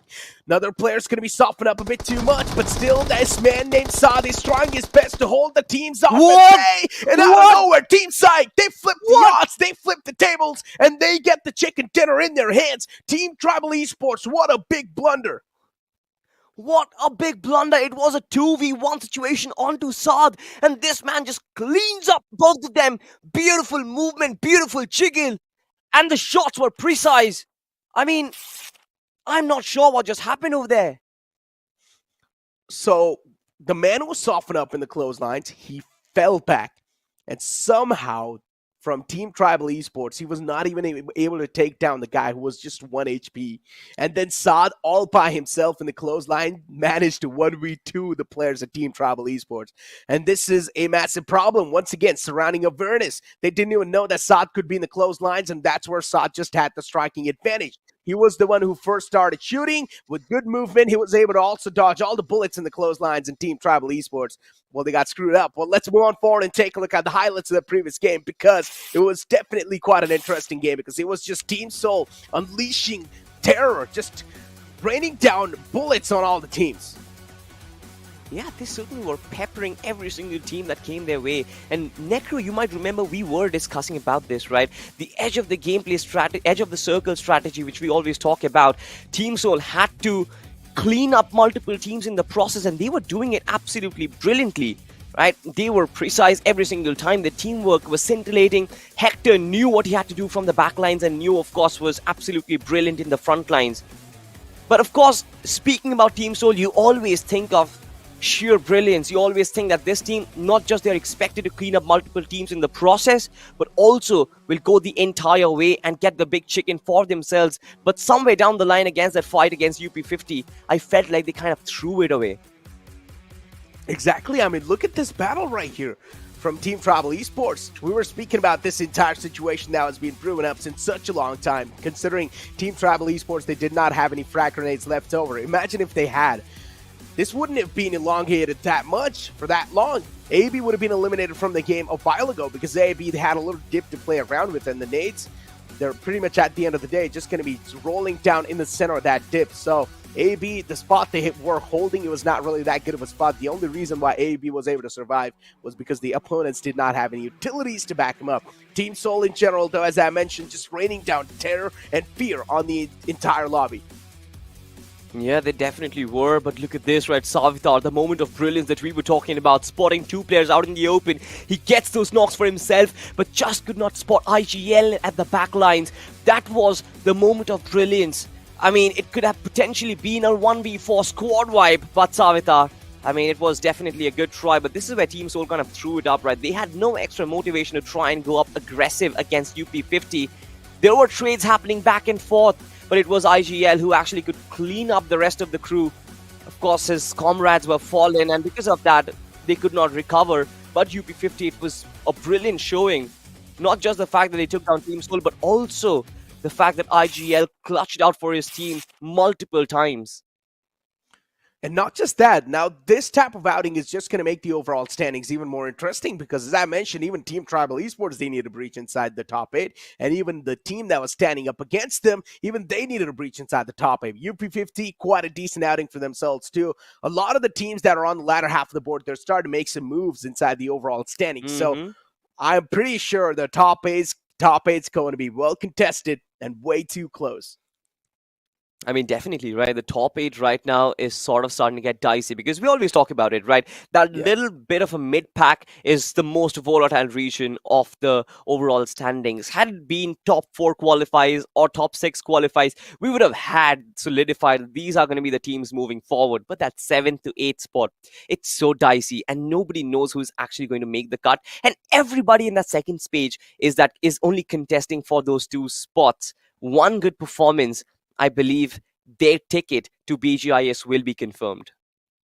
Exactly, as you mentioned, one good performance, one good propel inside the top 8, and you guys can manage to just qualify from the round 2 and move on forward inside the stages of the BGIS. But in general, Salty, it's not going to be that easy. Now, even the teams that are going to be in the first half of the board, now realizing the fact that it's just the final game, the final game is going to be way too sweaty. But then you're going to have teams like Team Soul coming into play who will try to play the little bit of spoiler and maybe take out a couple of teams off the bat inside the game. If Team Soul knows a team spot, I want Team Soul to straight up go ahead and target.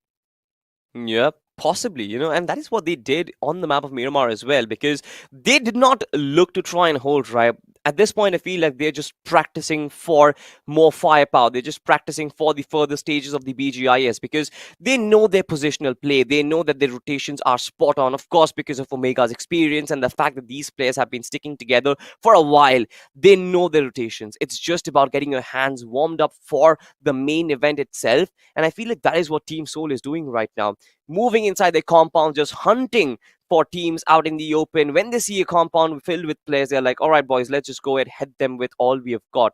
And they've sort of perfected that as well somehow. So that is one of the reasons why they have so many finishes.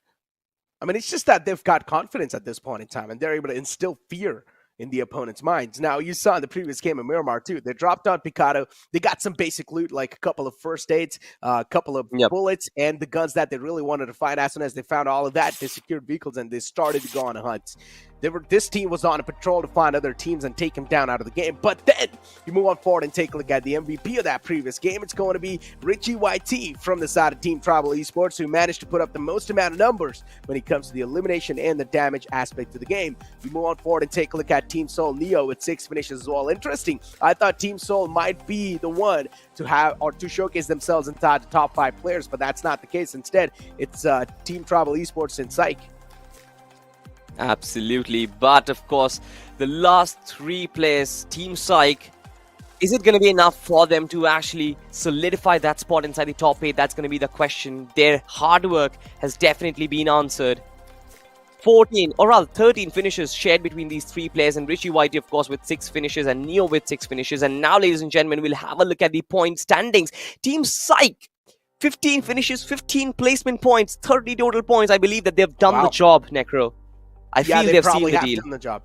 Yeah, they needed a giga performance inside this entire tournament, and they have done it. Today's day, I think so. Team PSYCHE are probably going to be qualifying inside the top 8, or maybe still it can be pretty close, right? You never know. They're probably going to be in top 8, but maybe somewhere on the 6th, 7th, or 8th spot. And if they're not really going to be staying consistent in the upcoming game of Erangel 2, then yeah, problems will start to stack up on top. But then Team Soul, even though they got eliminated quite early off inside the game, they only managed to get 6 placement points, but 16 finishes, and because of that, it's going to propel them on the 2nd spot in the point standings. Yep, but of course, growing strong for them. The last game was brilliant. We were hoping that another good performance could have actually propelled them inwards inside the top 8, but this map definitely not the best in terms of the day so far. 3 total points is all that they've got. X7 Wolves, after that initial run of form, even this map, they got taken down early on by UP50. You remember how Winter was taken down early on, and after that the rest of the team just could not propel themselves forward. Only 2 points for themselves to work with, and apart from that it's just been 1 point display from the rest of the teams on that second page. Now, of course, match standings don't really matter at this point. It's not going to matter, ladies and gentlemen. And the thing which is going to matter, that is the overall standings. You're not going to get that. Neither are we going to get that. So let's just keep guessing which are going to be the teams inside the top 8 as long as the final map happens. Of course, if your fan favorite team has not performed as of yet, they still have just one opportunity, and that is going to be coming up next, the map of Erangel. I mean, to be honest, even Numen Gaming, they've probably got so many fans in. This is the final opportunity, ladies. A game for Numen Gaming. If they're not going to be managing to perform inside this final game, problems will be there because they will be taken out of this entire tournament. They will not be moving forward. Getting knocked out of the tournament will not feel good, especially for a lineup like Numen Gaming. But then you take a look at the likes of OR Esports as well. Yeah, this team, they managed to stack up a couple of points in the early phase of the tournament, but still, are those points really enough? So many questions are erupting in my mind. Even teams like High Voltage, they need to perform. Exactly correct on that. I mean, all of these big names, expectations were pretty massive. Fans are still waiting for them to show up, and especially I think the team that you started off with, Numen Gaming. Massive expectations, a decorated lineup. We know even the lad sitting on the bench is extremely deadly, but still it is down to the wire, down to the last game we go.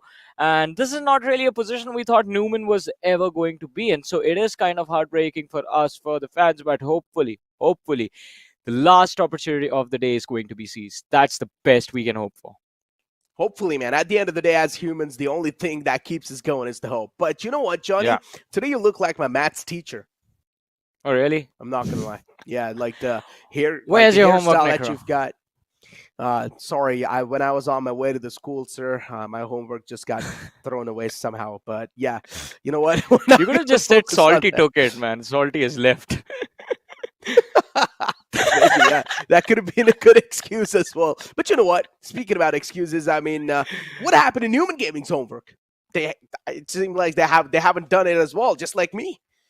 Yeah, I mean, their report card just says an F over there in terms of the grades. I mean, it has been a fail the entire day.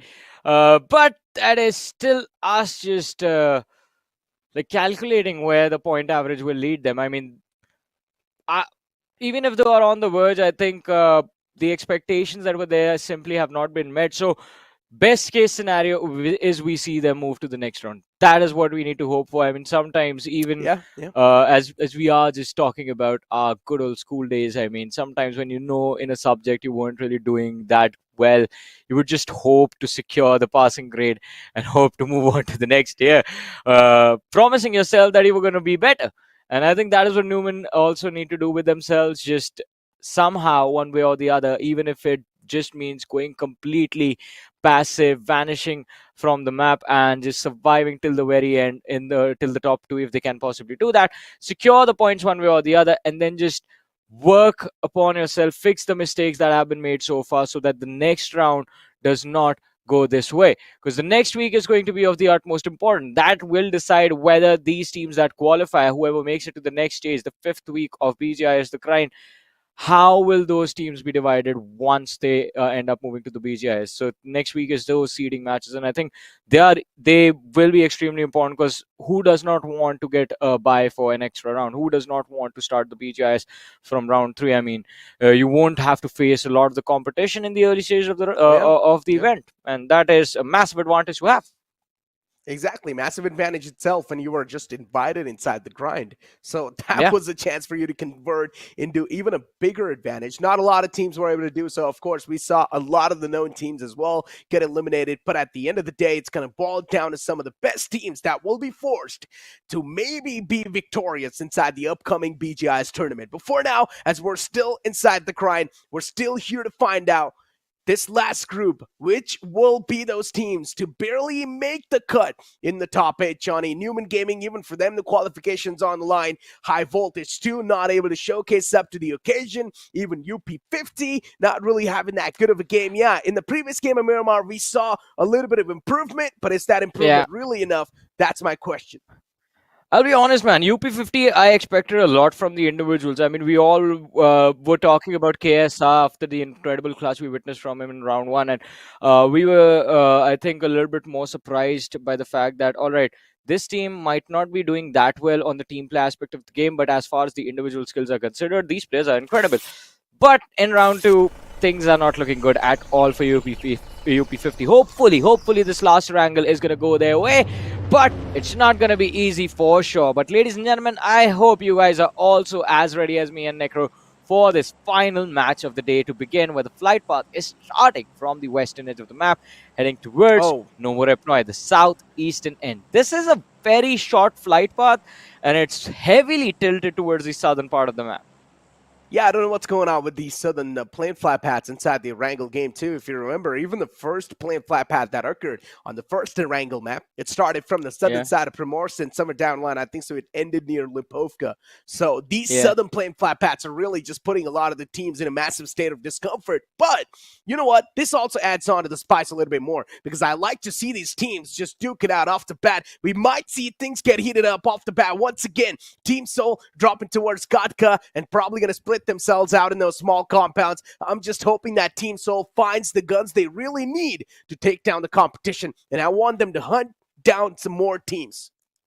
I like the fact that Team Seoul, even though they have a massive advantage in their hands, they are still just playing the game that they know best. They are dropping on their own drop location. They're not really going for a drop clash against any of these teams. They want to play their own game and showcase that they can be consistent throughout the day, just like Blind Esports was yesterday.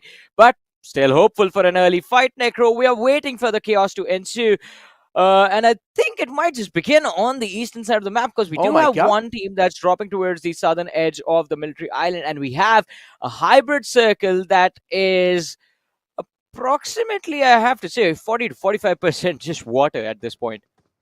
Johnny, and I genuinely think the circle is actually going to be forming, or the final circle might be ending somewhere near Gatka. I have a feeling as well.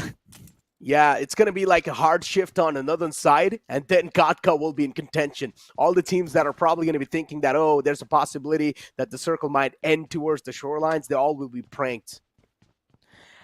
It might either be Gatka or Query, and I would actually love to see a Query finish over here in this game.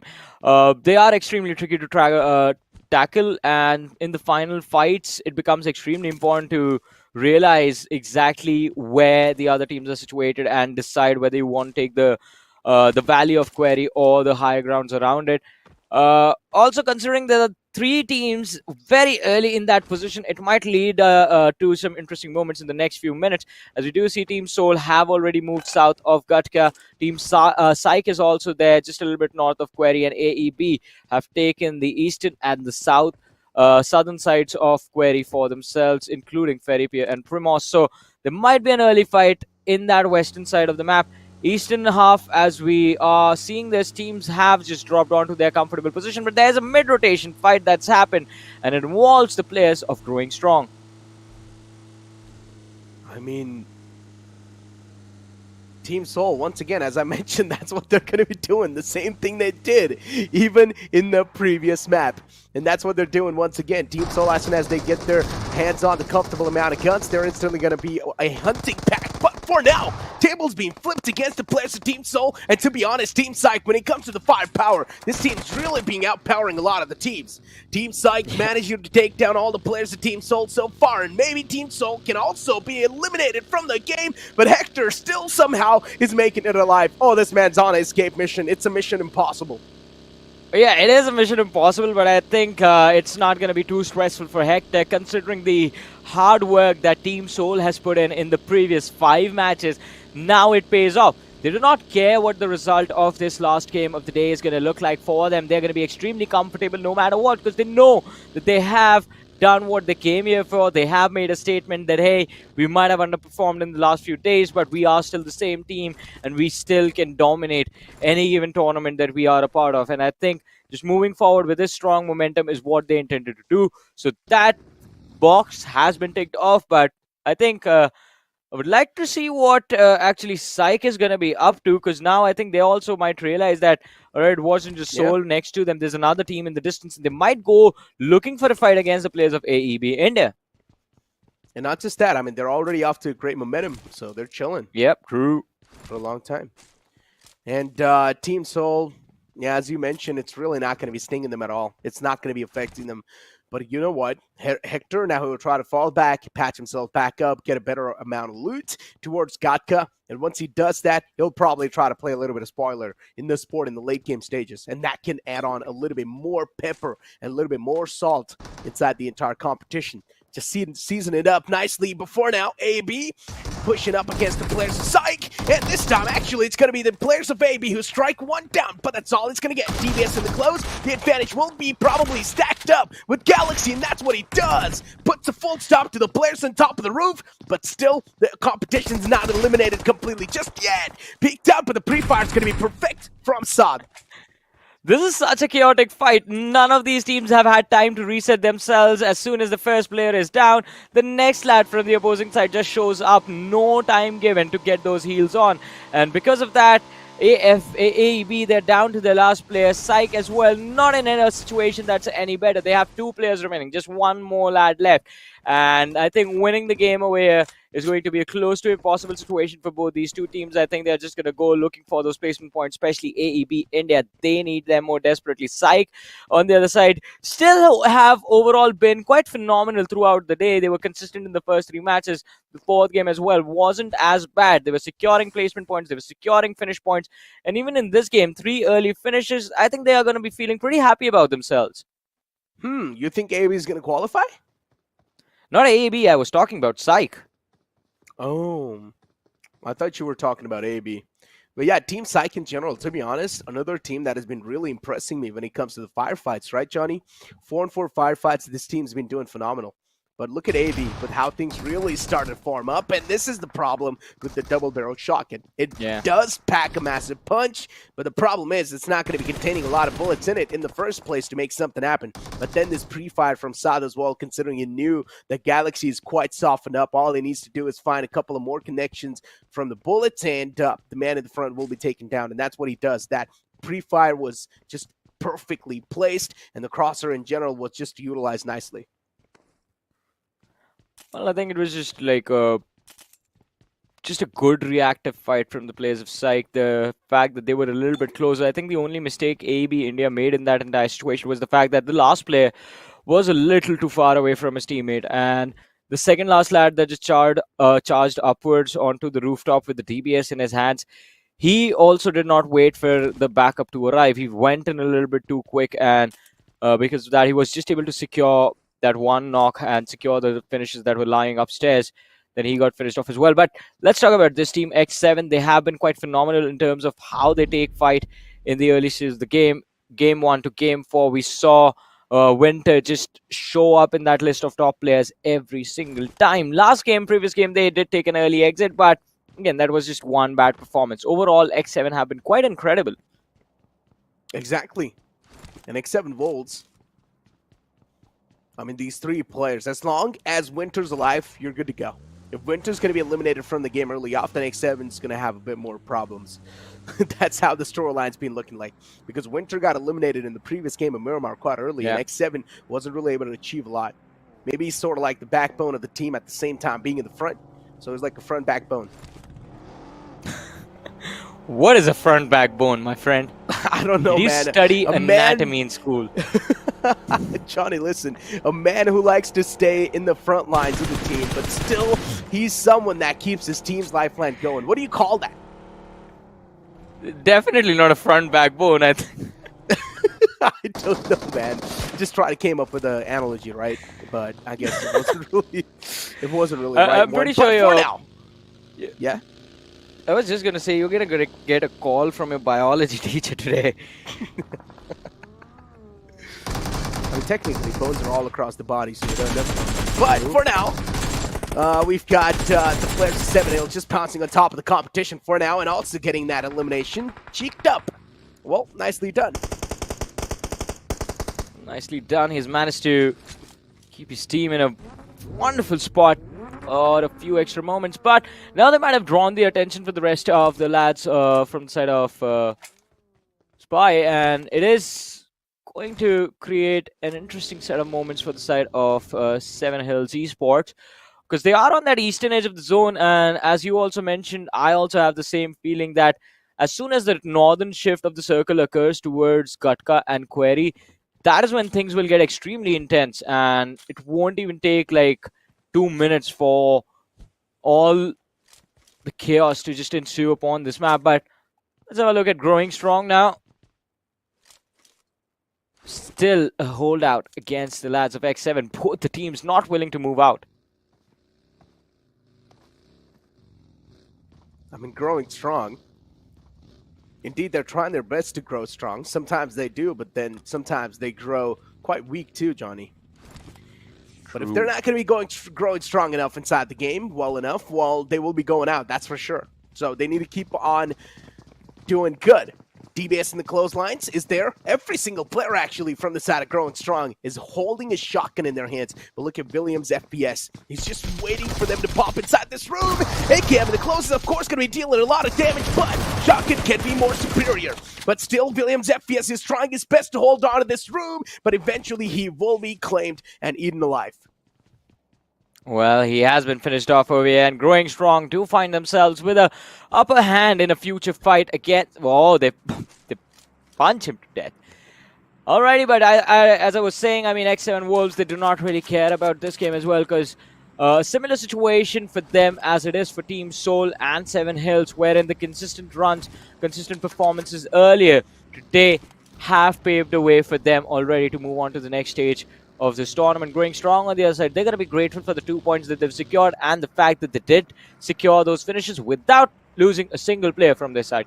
But on the contrary, rotation delayed all the way from Yasnaya Poliana, and they're going to be forced to move towards Primorsk. That is a long way to go, Necro. Indeed it is. But hopefully that you guys are not going to be finding any players in between. Well, then that can be a massive problem. Numen Gaming, I mean, makes a lot of sense. At this point in time, they're just hugging the blue and moving around. They do not want to face any competition. They want to make a safe rotation. So far, Numen Gaming's only problems be that they're not really able to reposition themselves in a good spot inside the circle without getting spotted and also without getting taken out of the game. They always take some sort of a casualty while they're trying to make it inside the circle. But this time, this type of safe rotation will definitely help the players of Numen Gaming to position themselves in a better spot. 7 Hills Esports is in front of our screens, and players of Scammers are right in the front too. But look at Williams' FPS. He was trying his best. He managed to also find 2 knockouts, but unfortunately, that's all he could get. Well, unfortunately for him, was the starting knock over here. Levi, though, is looking for more. 1 knock secured, and feels like 7 Hills, they see that opening knock as enough for them to actually aggress upon the lads of Scammers Esports. And well, the Scammers are getting scammed now as Mayush has been finished off. Dexter is still there, Dinu, and alone. Well, he's living up to his name, just holding that entire house all alone. But Dexter from the Frank is going to be dropped by Admino from the side of OR Esports. So now, Necro, this is an interesting situation. The third party has already been set up before the fight prior comes to an end. Yeah. And I love these third parties, and yeah, that's what's starting to happen. OR Esports from the back line starting to close in that distance, trying to get real up close and personal. They're here to yoink all the elimination points. And OR already tossing in those utilities on the upper floor of the buildings. They know that there's someone on the top floor. They've got the control of the bottom floor so far, but just this one single connection can find them the elimination they really need, and then they can reach in and get much more better control of this entire house. And they can have a better visual on this entire compound. Max still trying to make moves. The OR knows that they're currently inside a land full of foes, but they don't really have a clear line of sight on the enemy lines just yet. The line of fire might not be available, but maybe Max can secure the knock. With the utility in his hand, he was cooking up the nade, does land it quite close to Reaper, but If it's not the nade, it's going to be the bullets, as Jelly had an incredible flank for himself, and he does manage to find the opening.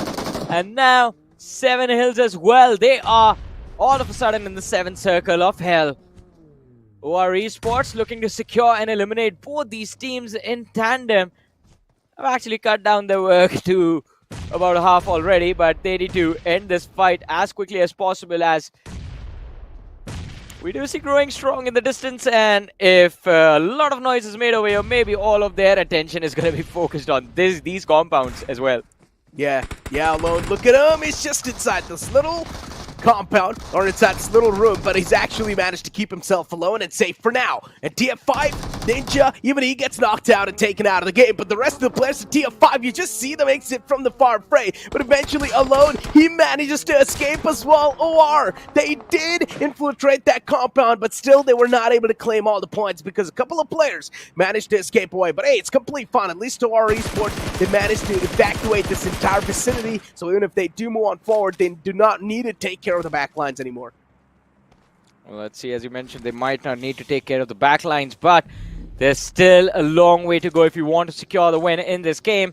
OR Esports, 4-man strong, 5 finishes secured in this match so far, and are responsible, well, for almost eliminating 2 teams at the same time, but still, the escape that was there from the side of Seven Hills, will that be enough for them to help secure the points? Oh, Necro, we were expecting a shift hard north.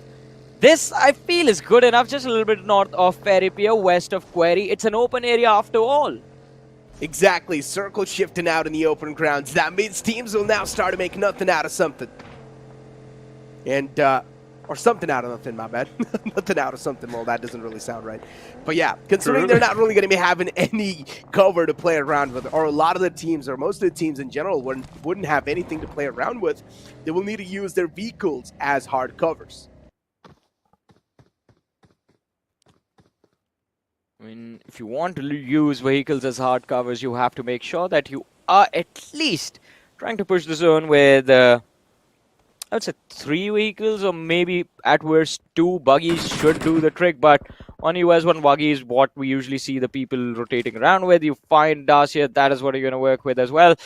But whatever, need to have more than one in order to have all that cover available. And also, we were having this conversation, I believe, day before yesterday. We were talking about utility management in the endgame scenarios. In a zone like this, making sure that each one of your players is there in the endgame if all of them make it. But whoever's left is there with at least a minimum of 5 smokes each, I think will be of the utmost importance. You're going to have to just toss those smokes out to create a lot of cover for yourselves. But talking about cover, ladies and gentlemen, Team PSYCHE, they had none, as one of the individuals is stuck out in the open, knocked out, and now has been finished off. Yeah, and that's also one of the key players, too, from Team PSYCHE, so that's going to sting him a little bit. And speaking about growing esports, or growing strong, they have been doing phenomenal, too, so far, Johnny, inside the game. Especially this game, they have been doing really good. So I would say Growing Strong definitely doing a really good job in capitalizing and realizing the fact that this is going to be the last game to make anything happen. High Voltage once again on the receiving grounds, in the receiving lines against the players of OR. Numen Gaming 2 trying to claim a little bit of piece of the pie, but will they be able to get the elimination points stacked up for themselves too? Because so far, they've got 0 finish points whatsoever. I mean, it's going to be quite interesting to see how they, in fact, approach the situation. High Voltage right now pinned out outside the safe zone, although Smokey has made his way to the other side. Akash OP was knocked out. They're trying to get him back on his feet as quickly as possible so that they can move forward in this game and secure at least a few points from this last game. Numen on the other side, a desperate attempt from this team to survive, to qualify, to make it to the next stage of this tournament. All 4 players left standing, and as we transition into the endgame situations, Numen finally have woken up, and they finally started to secure those finish points, or even attempt to go for those finish points. First lad from the side of High Voltage is down, but who will the point go towards? Will it be Numen or OR Esports? Oh, Rex getting shot at in the back of his head. And Numen Gaming once again losing out on that player. Numen Gaming, the problem is that they've got a really solid spot to play around with, but they also need to make sure that they're not going to be the center of attraction too, because The spot that they've got is sort of close to the center of the entire final circle, so you do not want to be the center of attraction. Try and keep yourself hidden for as long as possible if you're going to be aiming for the maximum amount of points and also that chicken dinner. But the problem is, Numen Gaming, they also need to start racking up these elimination points that can help them even more inside the overall standings. A, B on our screens. This last man named Noon, he's still somehow alive in that little spot that he's got, but he's also now starting to get pounced up by the players of UP50, and they're going to eat him alive. Well, they are definitely not going to forgive him for making such an obvious mistake, but UP50, they have their own concerns to worry about, one of which is going to be how do they gain that high ground against the players of Growing Strong. Faith finds the opening as IGL from the side of UP50 is going to be the first man to touch the crown on his knees. And it should be easy finishes for the lads of Growing Strong. They have the players, they have the momentum. 6 eliminations in this game so far. Look at that, UP50, another blunder. And the desperation for the revive on IGL might just result in them being down 2 players and not 1. Growing Strong, this nade being tossed in the front. This can land in a good spot. Actually landed on top of the shack as well. So I feel like Growing Strong, that's where they wanted that nade to land. So I would say that's a pretty good throw. But UP50, they're not exactly on the shack. They're right underneath that shack area. And they're also barely able to make it inside the circle too, on the edge. Really solid spot by the players of UP50. But once again, and once they're going to try to eliminate the competition like Growing Strong, it's going to be a tough battle for them. An uphill battle, most of the times it's next to impossible to win. High Voltage starting to get picked up once again. Demon as well is going to fall down. Numen Gaming, now they're finally finding themselves in a bit of an advantageous spot, but Savitar went for the resurrection, but they got strike down from the left lines. Numen Gaming not really looking around, the presence of mind lacking. Well, as you said, the presence of mind lacking. The situational awareness not as great as we expected, and I think the punish that's coming upon them from the lads of Psy is just going to get worse and worse with every single second that goes by. Look at that, Clutch got knocked out, Rex has been finished off. It's down to Savitar and Navi to first bring their teammate back into this game and then try and survive in this Northern Edge fiasco, because this is an open field. The teams above them, the screen teams right in front of them have an high ground advantage, and even from the flanks they are getting shot at. I don't think Numen is going to survive for long in this matchup, if I'm being honest, Necro. True that. Numen, I mean, they're almost on the verge of getting eliminated too. Look at Savitar. He's going to try to use that Lambo or that McLaren as a cover. And considering Savitar is at least trying to grab all the attention onto himself, I'm not sure what he's trying to do. Savitar, you cannot keep on driving in a straight line. You will be eliminated from the game. Numen Gaming, those rookie mistakes and rookie moves inside the game got them eliminated from the game. And I think so, they've probably not breached inside the top 8 as well. Numen Gaming will be saying bye-bye to the BGIS. Well. This is quite unfortunate. Not something you get to see every day. But, Necro, if a big name is out, that means someone new has made their way in. And that, ladies and gentlemen, we'll find out once we have a look at the overall rankings after this match has ended. But who will win this game as well? That is also a question that still remains to be answered. I believe Growing Strong might just actually secure this last win of the day. What are your thoughts? Yeah, probably. They've got the high ground to play around with as well. And as I mentioned, for UP50, it's going to be an uphill battle. Next to impossible to win, too. And considering even the circle sort of moved away from them, so UP50, they need to start breaching inside the circle. Look at this off angle. Eclipse is created. It's going to be a free elimination being stacked up, and that's what he does. First knockout found. The second man will fall down as well. Even the UP50 IGL goes down. 2 knockout. Now it's all going to be down to the last 2 players surviving from the side of UP50, but look at Eclipse. He's just keeping on pushing up against the players of UP50. Pushes there from the side of UP50 as well. They're trying to move around that hill, avoid the line of fire of the players of Growing Strong, and still find a way inside the zone, but it's going to be close to impossible since anywhere they go, they're going to be surrounded and they are going to be shot at. Look at this. Faith, he's not given up yet. UP50, they're still under heavy fire, and it's the man we saw the incredible clutch from in round 1, KSR. He's the only man leading the charge for his team. The other lad has been left behind. KSR has made quite an impressive push, managing to reach this cement structure in the middle of nowhere. But Team Tribal Esports, they also realize there's threat quite close to them. They've gone for a nade in that particular spot. It does not connect though. Exactly. It's actually the players of Team Tribal Esports just tossing in those nades in the front lines, and UP50, both the players sort of spread out from each other. And look at GS, Sparky. Another nade knockout from that man. Growing strong, really just starting to instill a lot of terror and fear inside the lobby. And they're looking to tear down the competition as well.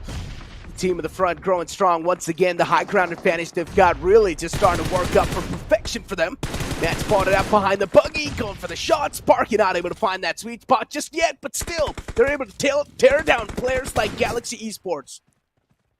Well, they're tearing the opposition down, as you said, but I think one of the main challenges for them will always be growing strong, because I think this game might just have a final fight that we will get to witness between the players of Growing Strong and the lads of Team Tribal Esports, since both these teams are the ones moving towards the endgame scenarios with men advantage on their side. KSR, last first aid has been utilized now. Yeah. Only one option left. He will have to get up and try and take the fight.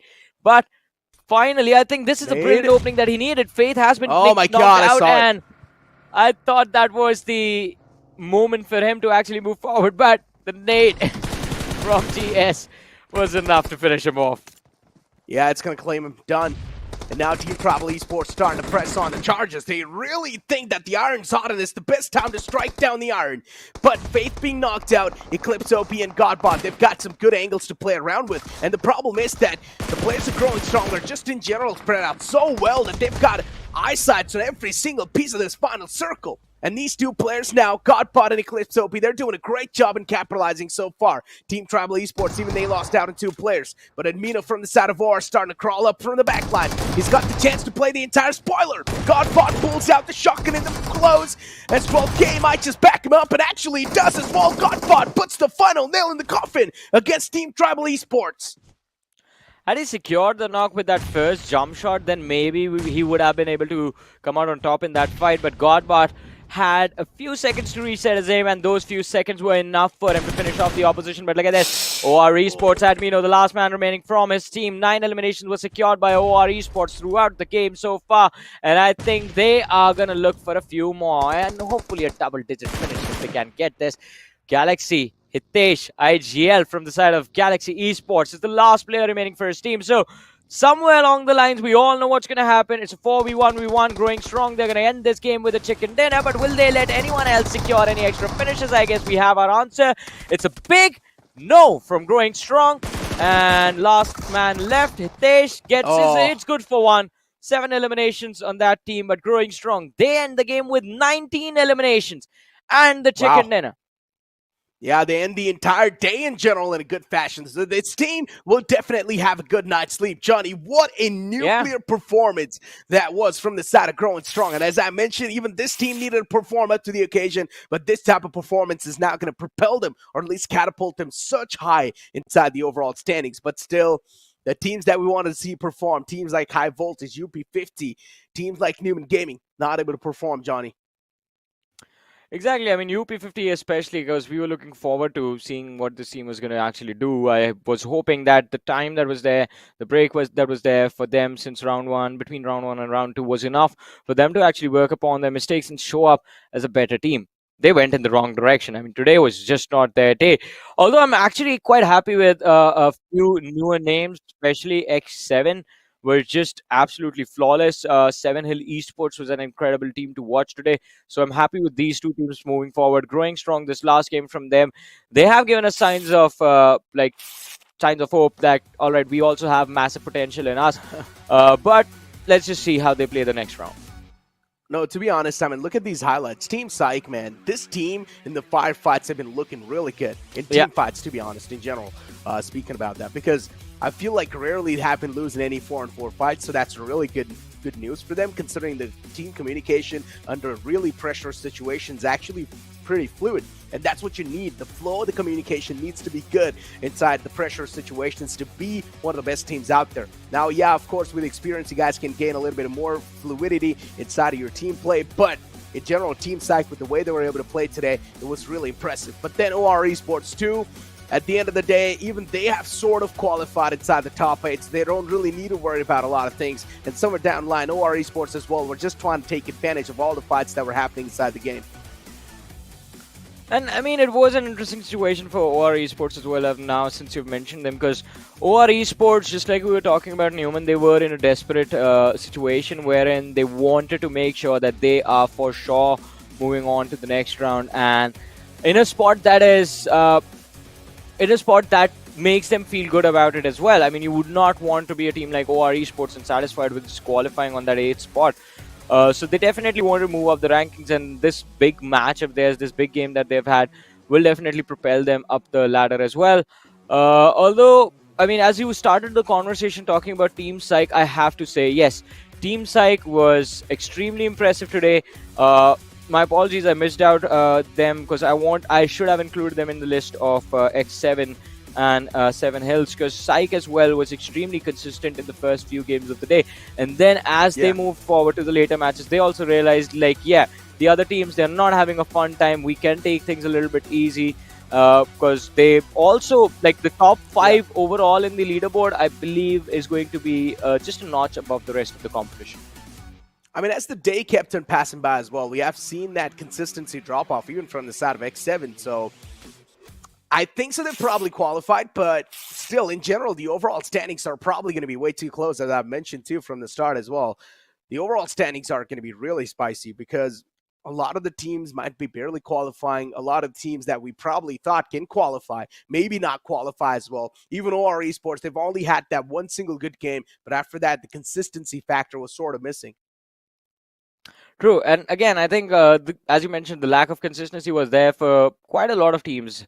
It wasn't just OR, it wasn't just Numen. I mean, majority of the teams, especially on the bottom half of the leaderboard, because we did see moments of brilliance here and there. We did see those games where they would secure like 4 eliminations, 5 eliminations, but after that, you're taking an early exit, so you don't get any placement points for that game. Plus, the teams that were popping off in one particular match were getting eliminated extremely early in the very next game. So that was also extremely weird.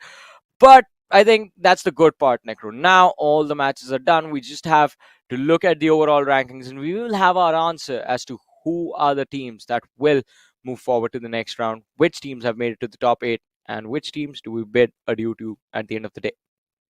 I mean, few names, we've already got them cleared up. That's for sure. Few names, known names, we've already got them checked up.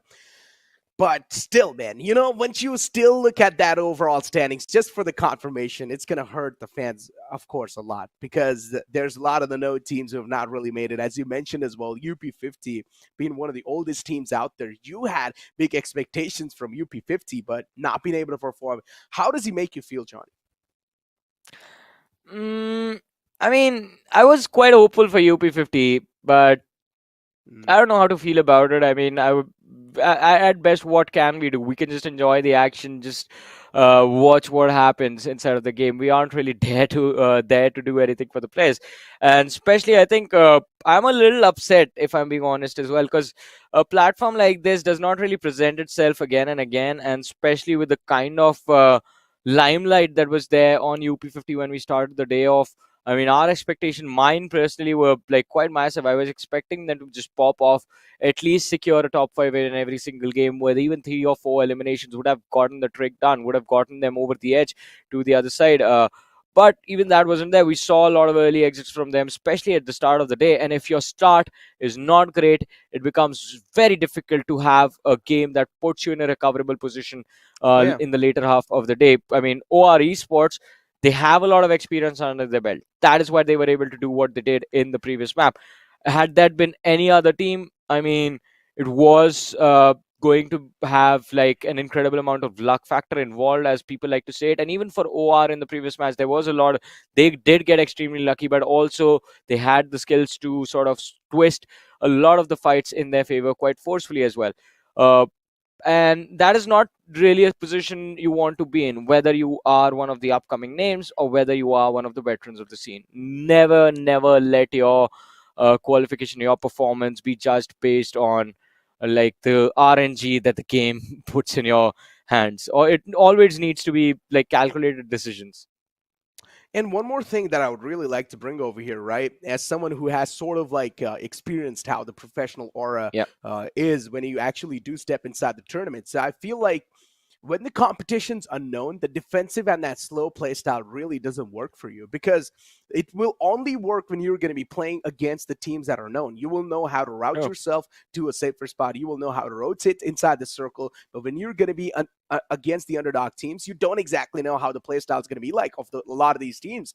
So you're pretty much going to be maybe just straight up colliding against a lot of the players in the front, or things will look quite unorthodox in general for you. But OR Esports, I think so that is one of the main issues for them, considering we know OR Esports is one of those teams that likes to play a little bit passive, defensive, that likes to take their time. But in one game where they thought that aggression can actually pan out, it was the game of Sanhok, where they were aggressive, they got the elimination points, but in the other games where they try to be aggressive or they try to play safe as well, it didn't really work out.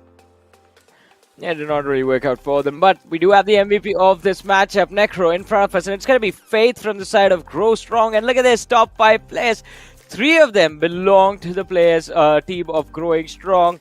17 eliminations on these 3 individuals, and I believe the last lad had just 2, because 19 eliminations, I believe, is the total tally for Growing Strong. OR Admino is going to be the list of top performers, along with Neutrino from the side of Team Tribal Esports, but these are not the stats that we're waiting for. We want the points. And talking about the points, let's have a look at the points from this match first. I mean, the point standings, here we go. As we all know, Growing Strong, of course, had the most amount of points stacked up. Then Galaxy Esports 2 on the 2nd spot, or Esports as well, somehow able to make it on the 3rd spot. Wait, hold on. That last man from the side of OR, he really did carry his team on the back. And I guess, well, with this type of a finish as well inside today's day, that's probably going to be in the nail on the board. OR Esports have probably pinned themselves somewhere inside the top 8 in the overall point structure. I mean, definitely, and it was Admino as well. I mean, we know he has been in incredible form recently, and even in this particular match, as you mentioned, he was the last player surviving for his team, and just making sure that the top 3 finish was there, the eliminations were secured as well. An impressive run throughout this final match, but a few upsets from this game are going to be SPYDER Esports, early exit, just 2 points secured. 7 Hills, just 2 points secured. Those 2 because of the finishes that they had, not any placement points. Team Soul. But Team Soul and 7 Hills, I don't think these 2 teams actually, for them, these points, 2 points and 1 point from this match even matter. I think as we move forward to the overall rankings, we're going to witness that they are already in a very comfortable position. But Necro, are you ready? Yeah, I am ready. Let's take a look at the overall standings, and the top 8 teams are in front of you guys. X7 Wolves as well making it in. Even Team Tribal Esports, a team that I was hyping up so much, even they've made it in. But hey, the known teams speak of that, OR Esports and only Team Soul. All the other teams have not made it, Johnny. Yeah, I mean, we do have an individual on the side of Team Psych who has a lot of experience on him, but that's it. That's just one player. And as you mentioned, yes, within the top 8, only 2 known names are there. But I want to talk about the names that I'm happy to see move forward. Team Tribal Esports, SPYDER, X7, 7 Hills. All 4 teams have been extremely impressive throughout the day. Growing Strong, this last game of theirs, this was the only match that got them through. Otherwise, they would have been out. And I think, yeah, one pop-off. It was a great, incredible match as well, but I would have rather seen them be a little bit more consistent in the other games they played. Although, Necro, there's that one big name that is missing from the top 8, and that is, well, the journey, basically, of the BGIS is done and dusted. And that, ladies and gentlemen, is Team Numen, who are not in the top 8. I want to see how far away are they. And I'm pretty sure it's going to be stinging when they take a look at these overall standings too, Johnny. Numen Gaming not able to perform at all, actually. Managing to place themselves on the 11th spot in the overall standings with only 16 finishes and 13 placement points. At this point in time, Numen Gaming really need to start questioning themselves. What's going on wrong? Because this type of performance you do not expect from such a big banner like Numen Gaming, from such a known players as well. But then you move on forward and take a look at High Voltage as well. Then you take a look at UP52. I mean, all these teams, everyone had expectations from these teams as well. I'm pretty sure even the Hindi desk had expectations from these teams, but not been able to perform. I guess it's going to be a massive heartbreaker too. Yeah, it is definitely going to be quite heartbreaking, especially not even I won't even talk about Numen. I actually wanted UP50 to move forward, and I'm a little bit more heartbroken about them. But Numen as well, I think massive fan favorites in this lobby. Them not being able to push through goes on to showcase that you have to be on point and extremely focused in the matches that you are playing in. And as we were talking about the difference, Numen, they weren't even anywhere close to the cutoff points required for qualification in the top 8. They were lacking so far behind. And I have no idea how this would be possible. I mean, it wasn't a great day, but then again, 6 matches, we always expect the experienced teams to figure out a way to make it to the top 8 bracket. And even that did not happen. They had enough chances to bounce back. 6 matches a day is enough, I feel like, to make a name for yourself. Even the first 3 games, we can understand that maybe you guys are getting unlucky over and over again, but still, 6 games back to back, you cannot keep on blaming on anything else than yourself that you're not really able to perform inside these type of lobbies, right, Johnny? And same thing can be said even for the likes of UP50. Same things can be said even for the likes of High Voltage too. Not being able to perform, having such a big banner to represent, it's like a big responsibility on his shoulder. And as long as you're not really able to just realize this responsibility, it's going to keep on hindering you over and over again when you keep on moving forward. Yeah, but I mean, there's just one stage left now. I mean, for Numen, it's all done and dusted. Their journey is over. But Necro, we have all the 64 teams that are moving forward to the finals now. With all the finals, Johnny. This is going to be really interesting. And to be honest, all the teams that we've seen so far play and duke it out overall, just in general, in a great fashion. I feel like the final holds even better things in the future. Now, just imagine how the competition has been looking like inside round 2. I cannot just imagine how the finals will be looking like for the grind. But ladies and gentlemen, if you guys are looking for some more updates, make sure to follow the socials. Yeah, do make sure to follow Crafted India on all their socials. You will get updates regarding the BGIS, the Grind Finals. There'll be updates regarding BGIS as well. And you also need to make sure that you're keeping an eye on any future tournaments that might happen as well. The opportunities, ladies and gentlemen, we keep bringing you opportunities again and again to showcase your talent. But I think now, since we are talking about the finals, I can't wait to see what these teams will be prepping for the next week. Oh, dude, it's going to be quite interesting considering there's so many underdog teams who've managed to breach inside the finals too. It's going to make things even more spicy. But ladies and gentlemen, as you guys all know, after that last game, it's time for us to take a leave as well. And I hope you guys are also going to be having a fantastic rest of your day. It's time for us to take a leave. You guys have a good night.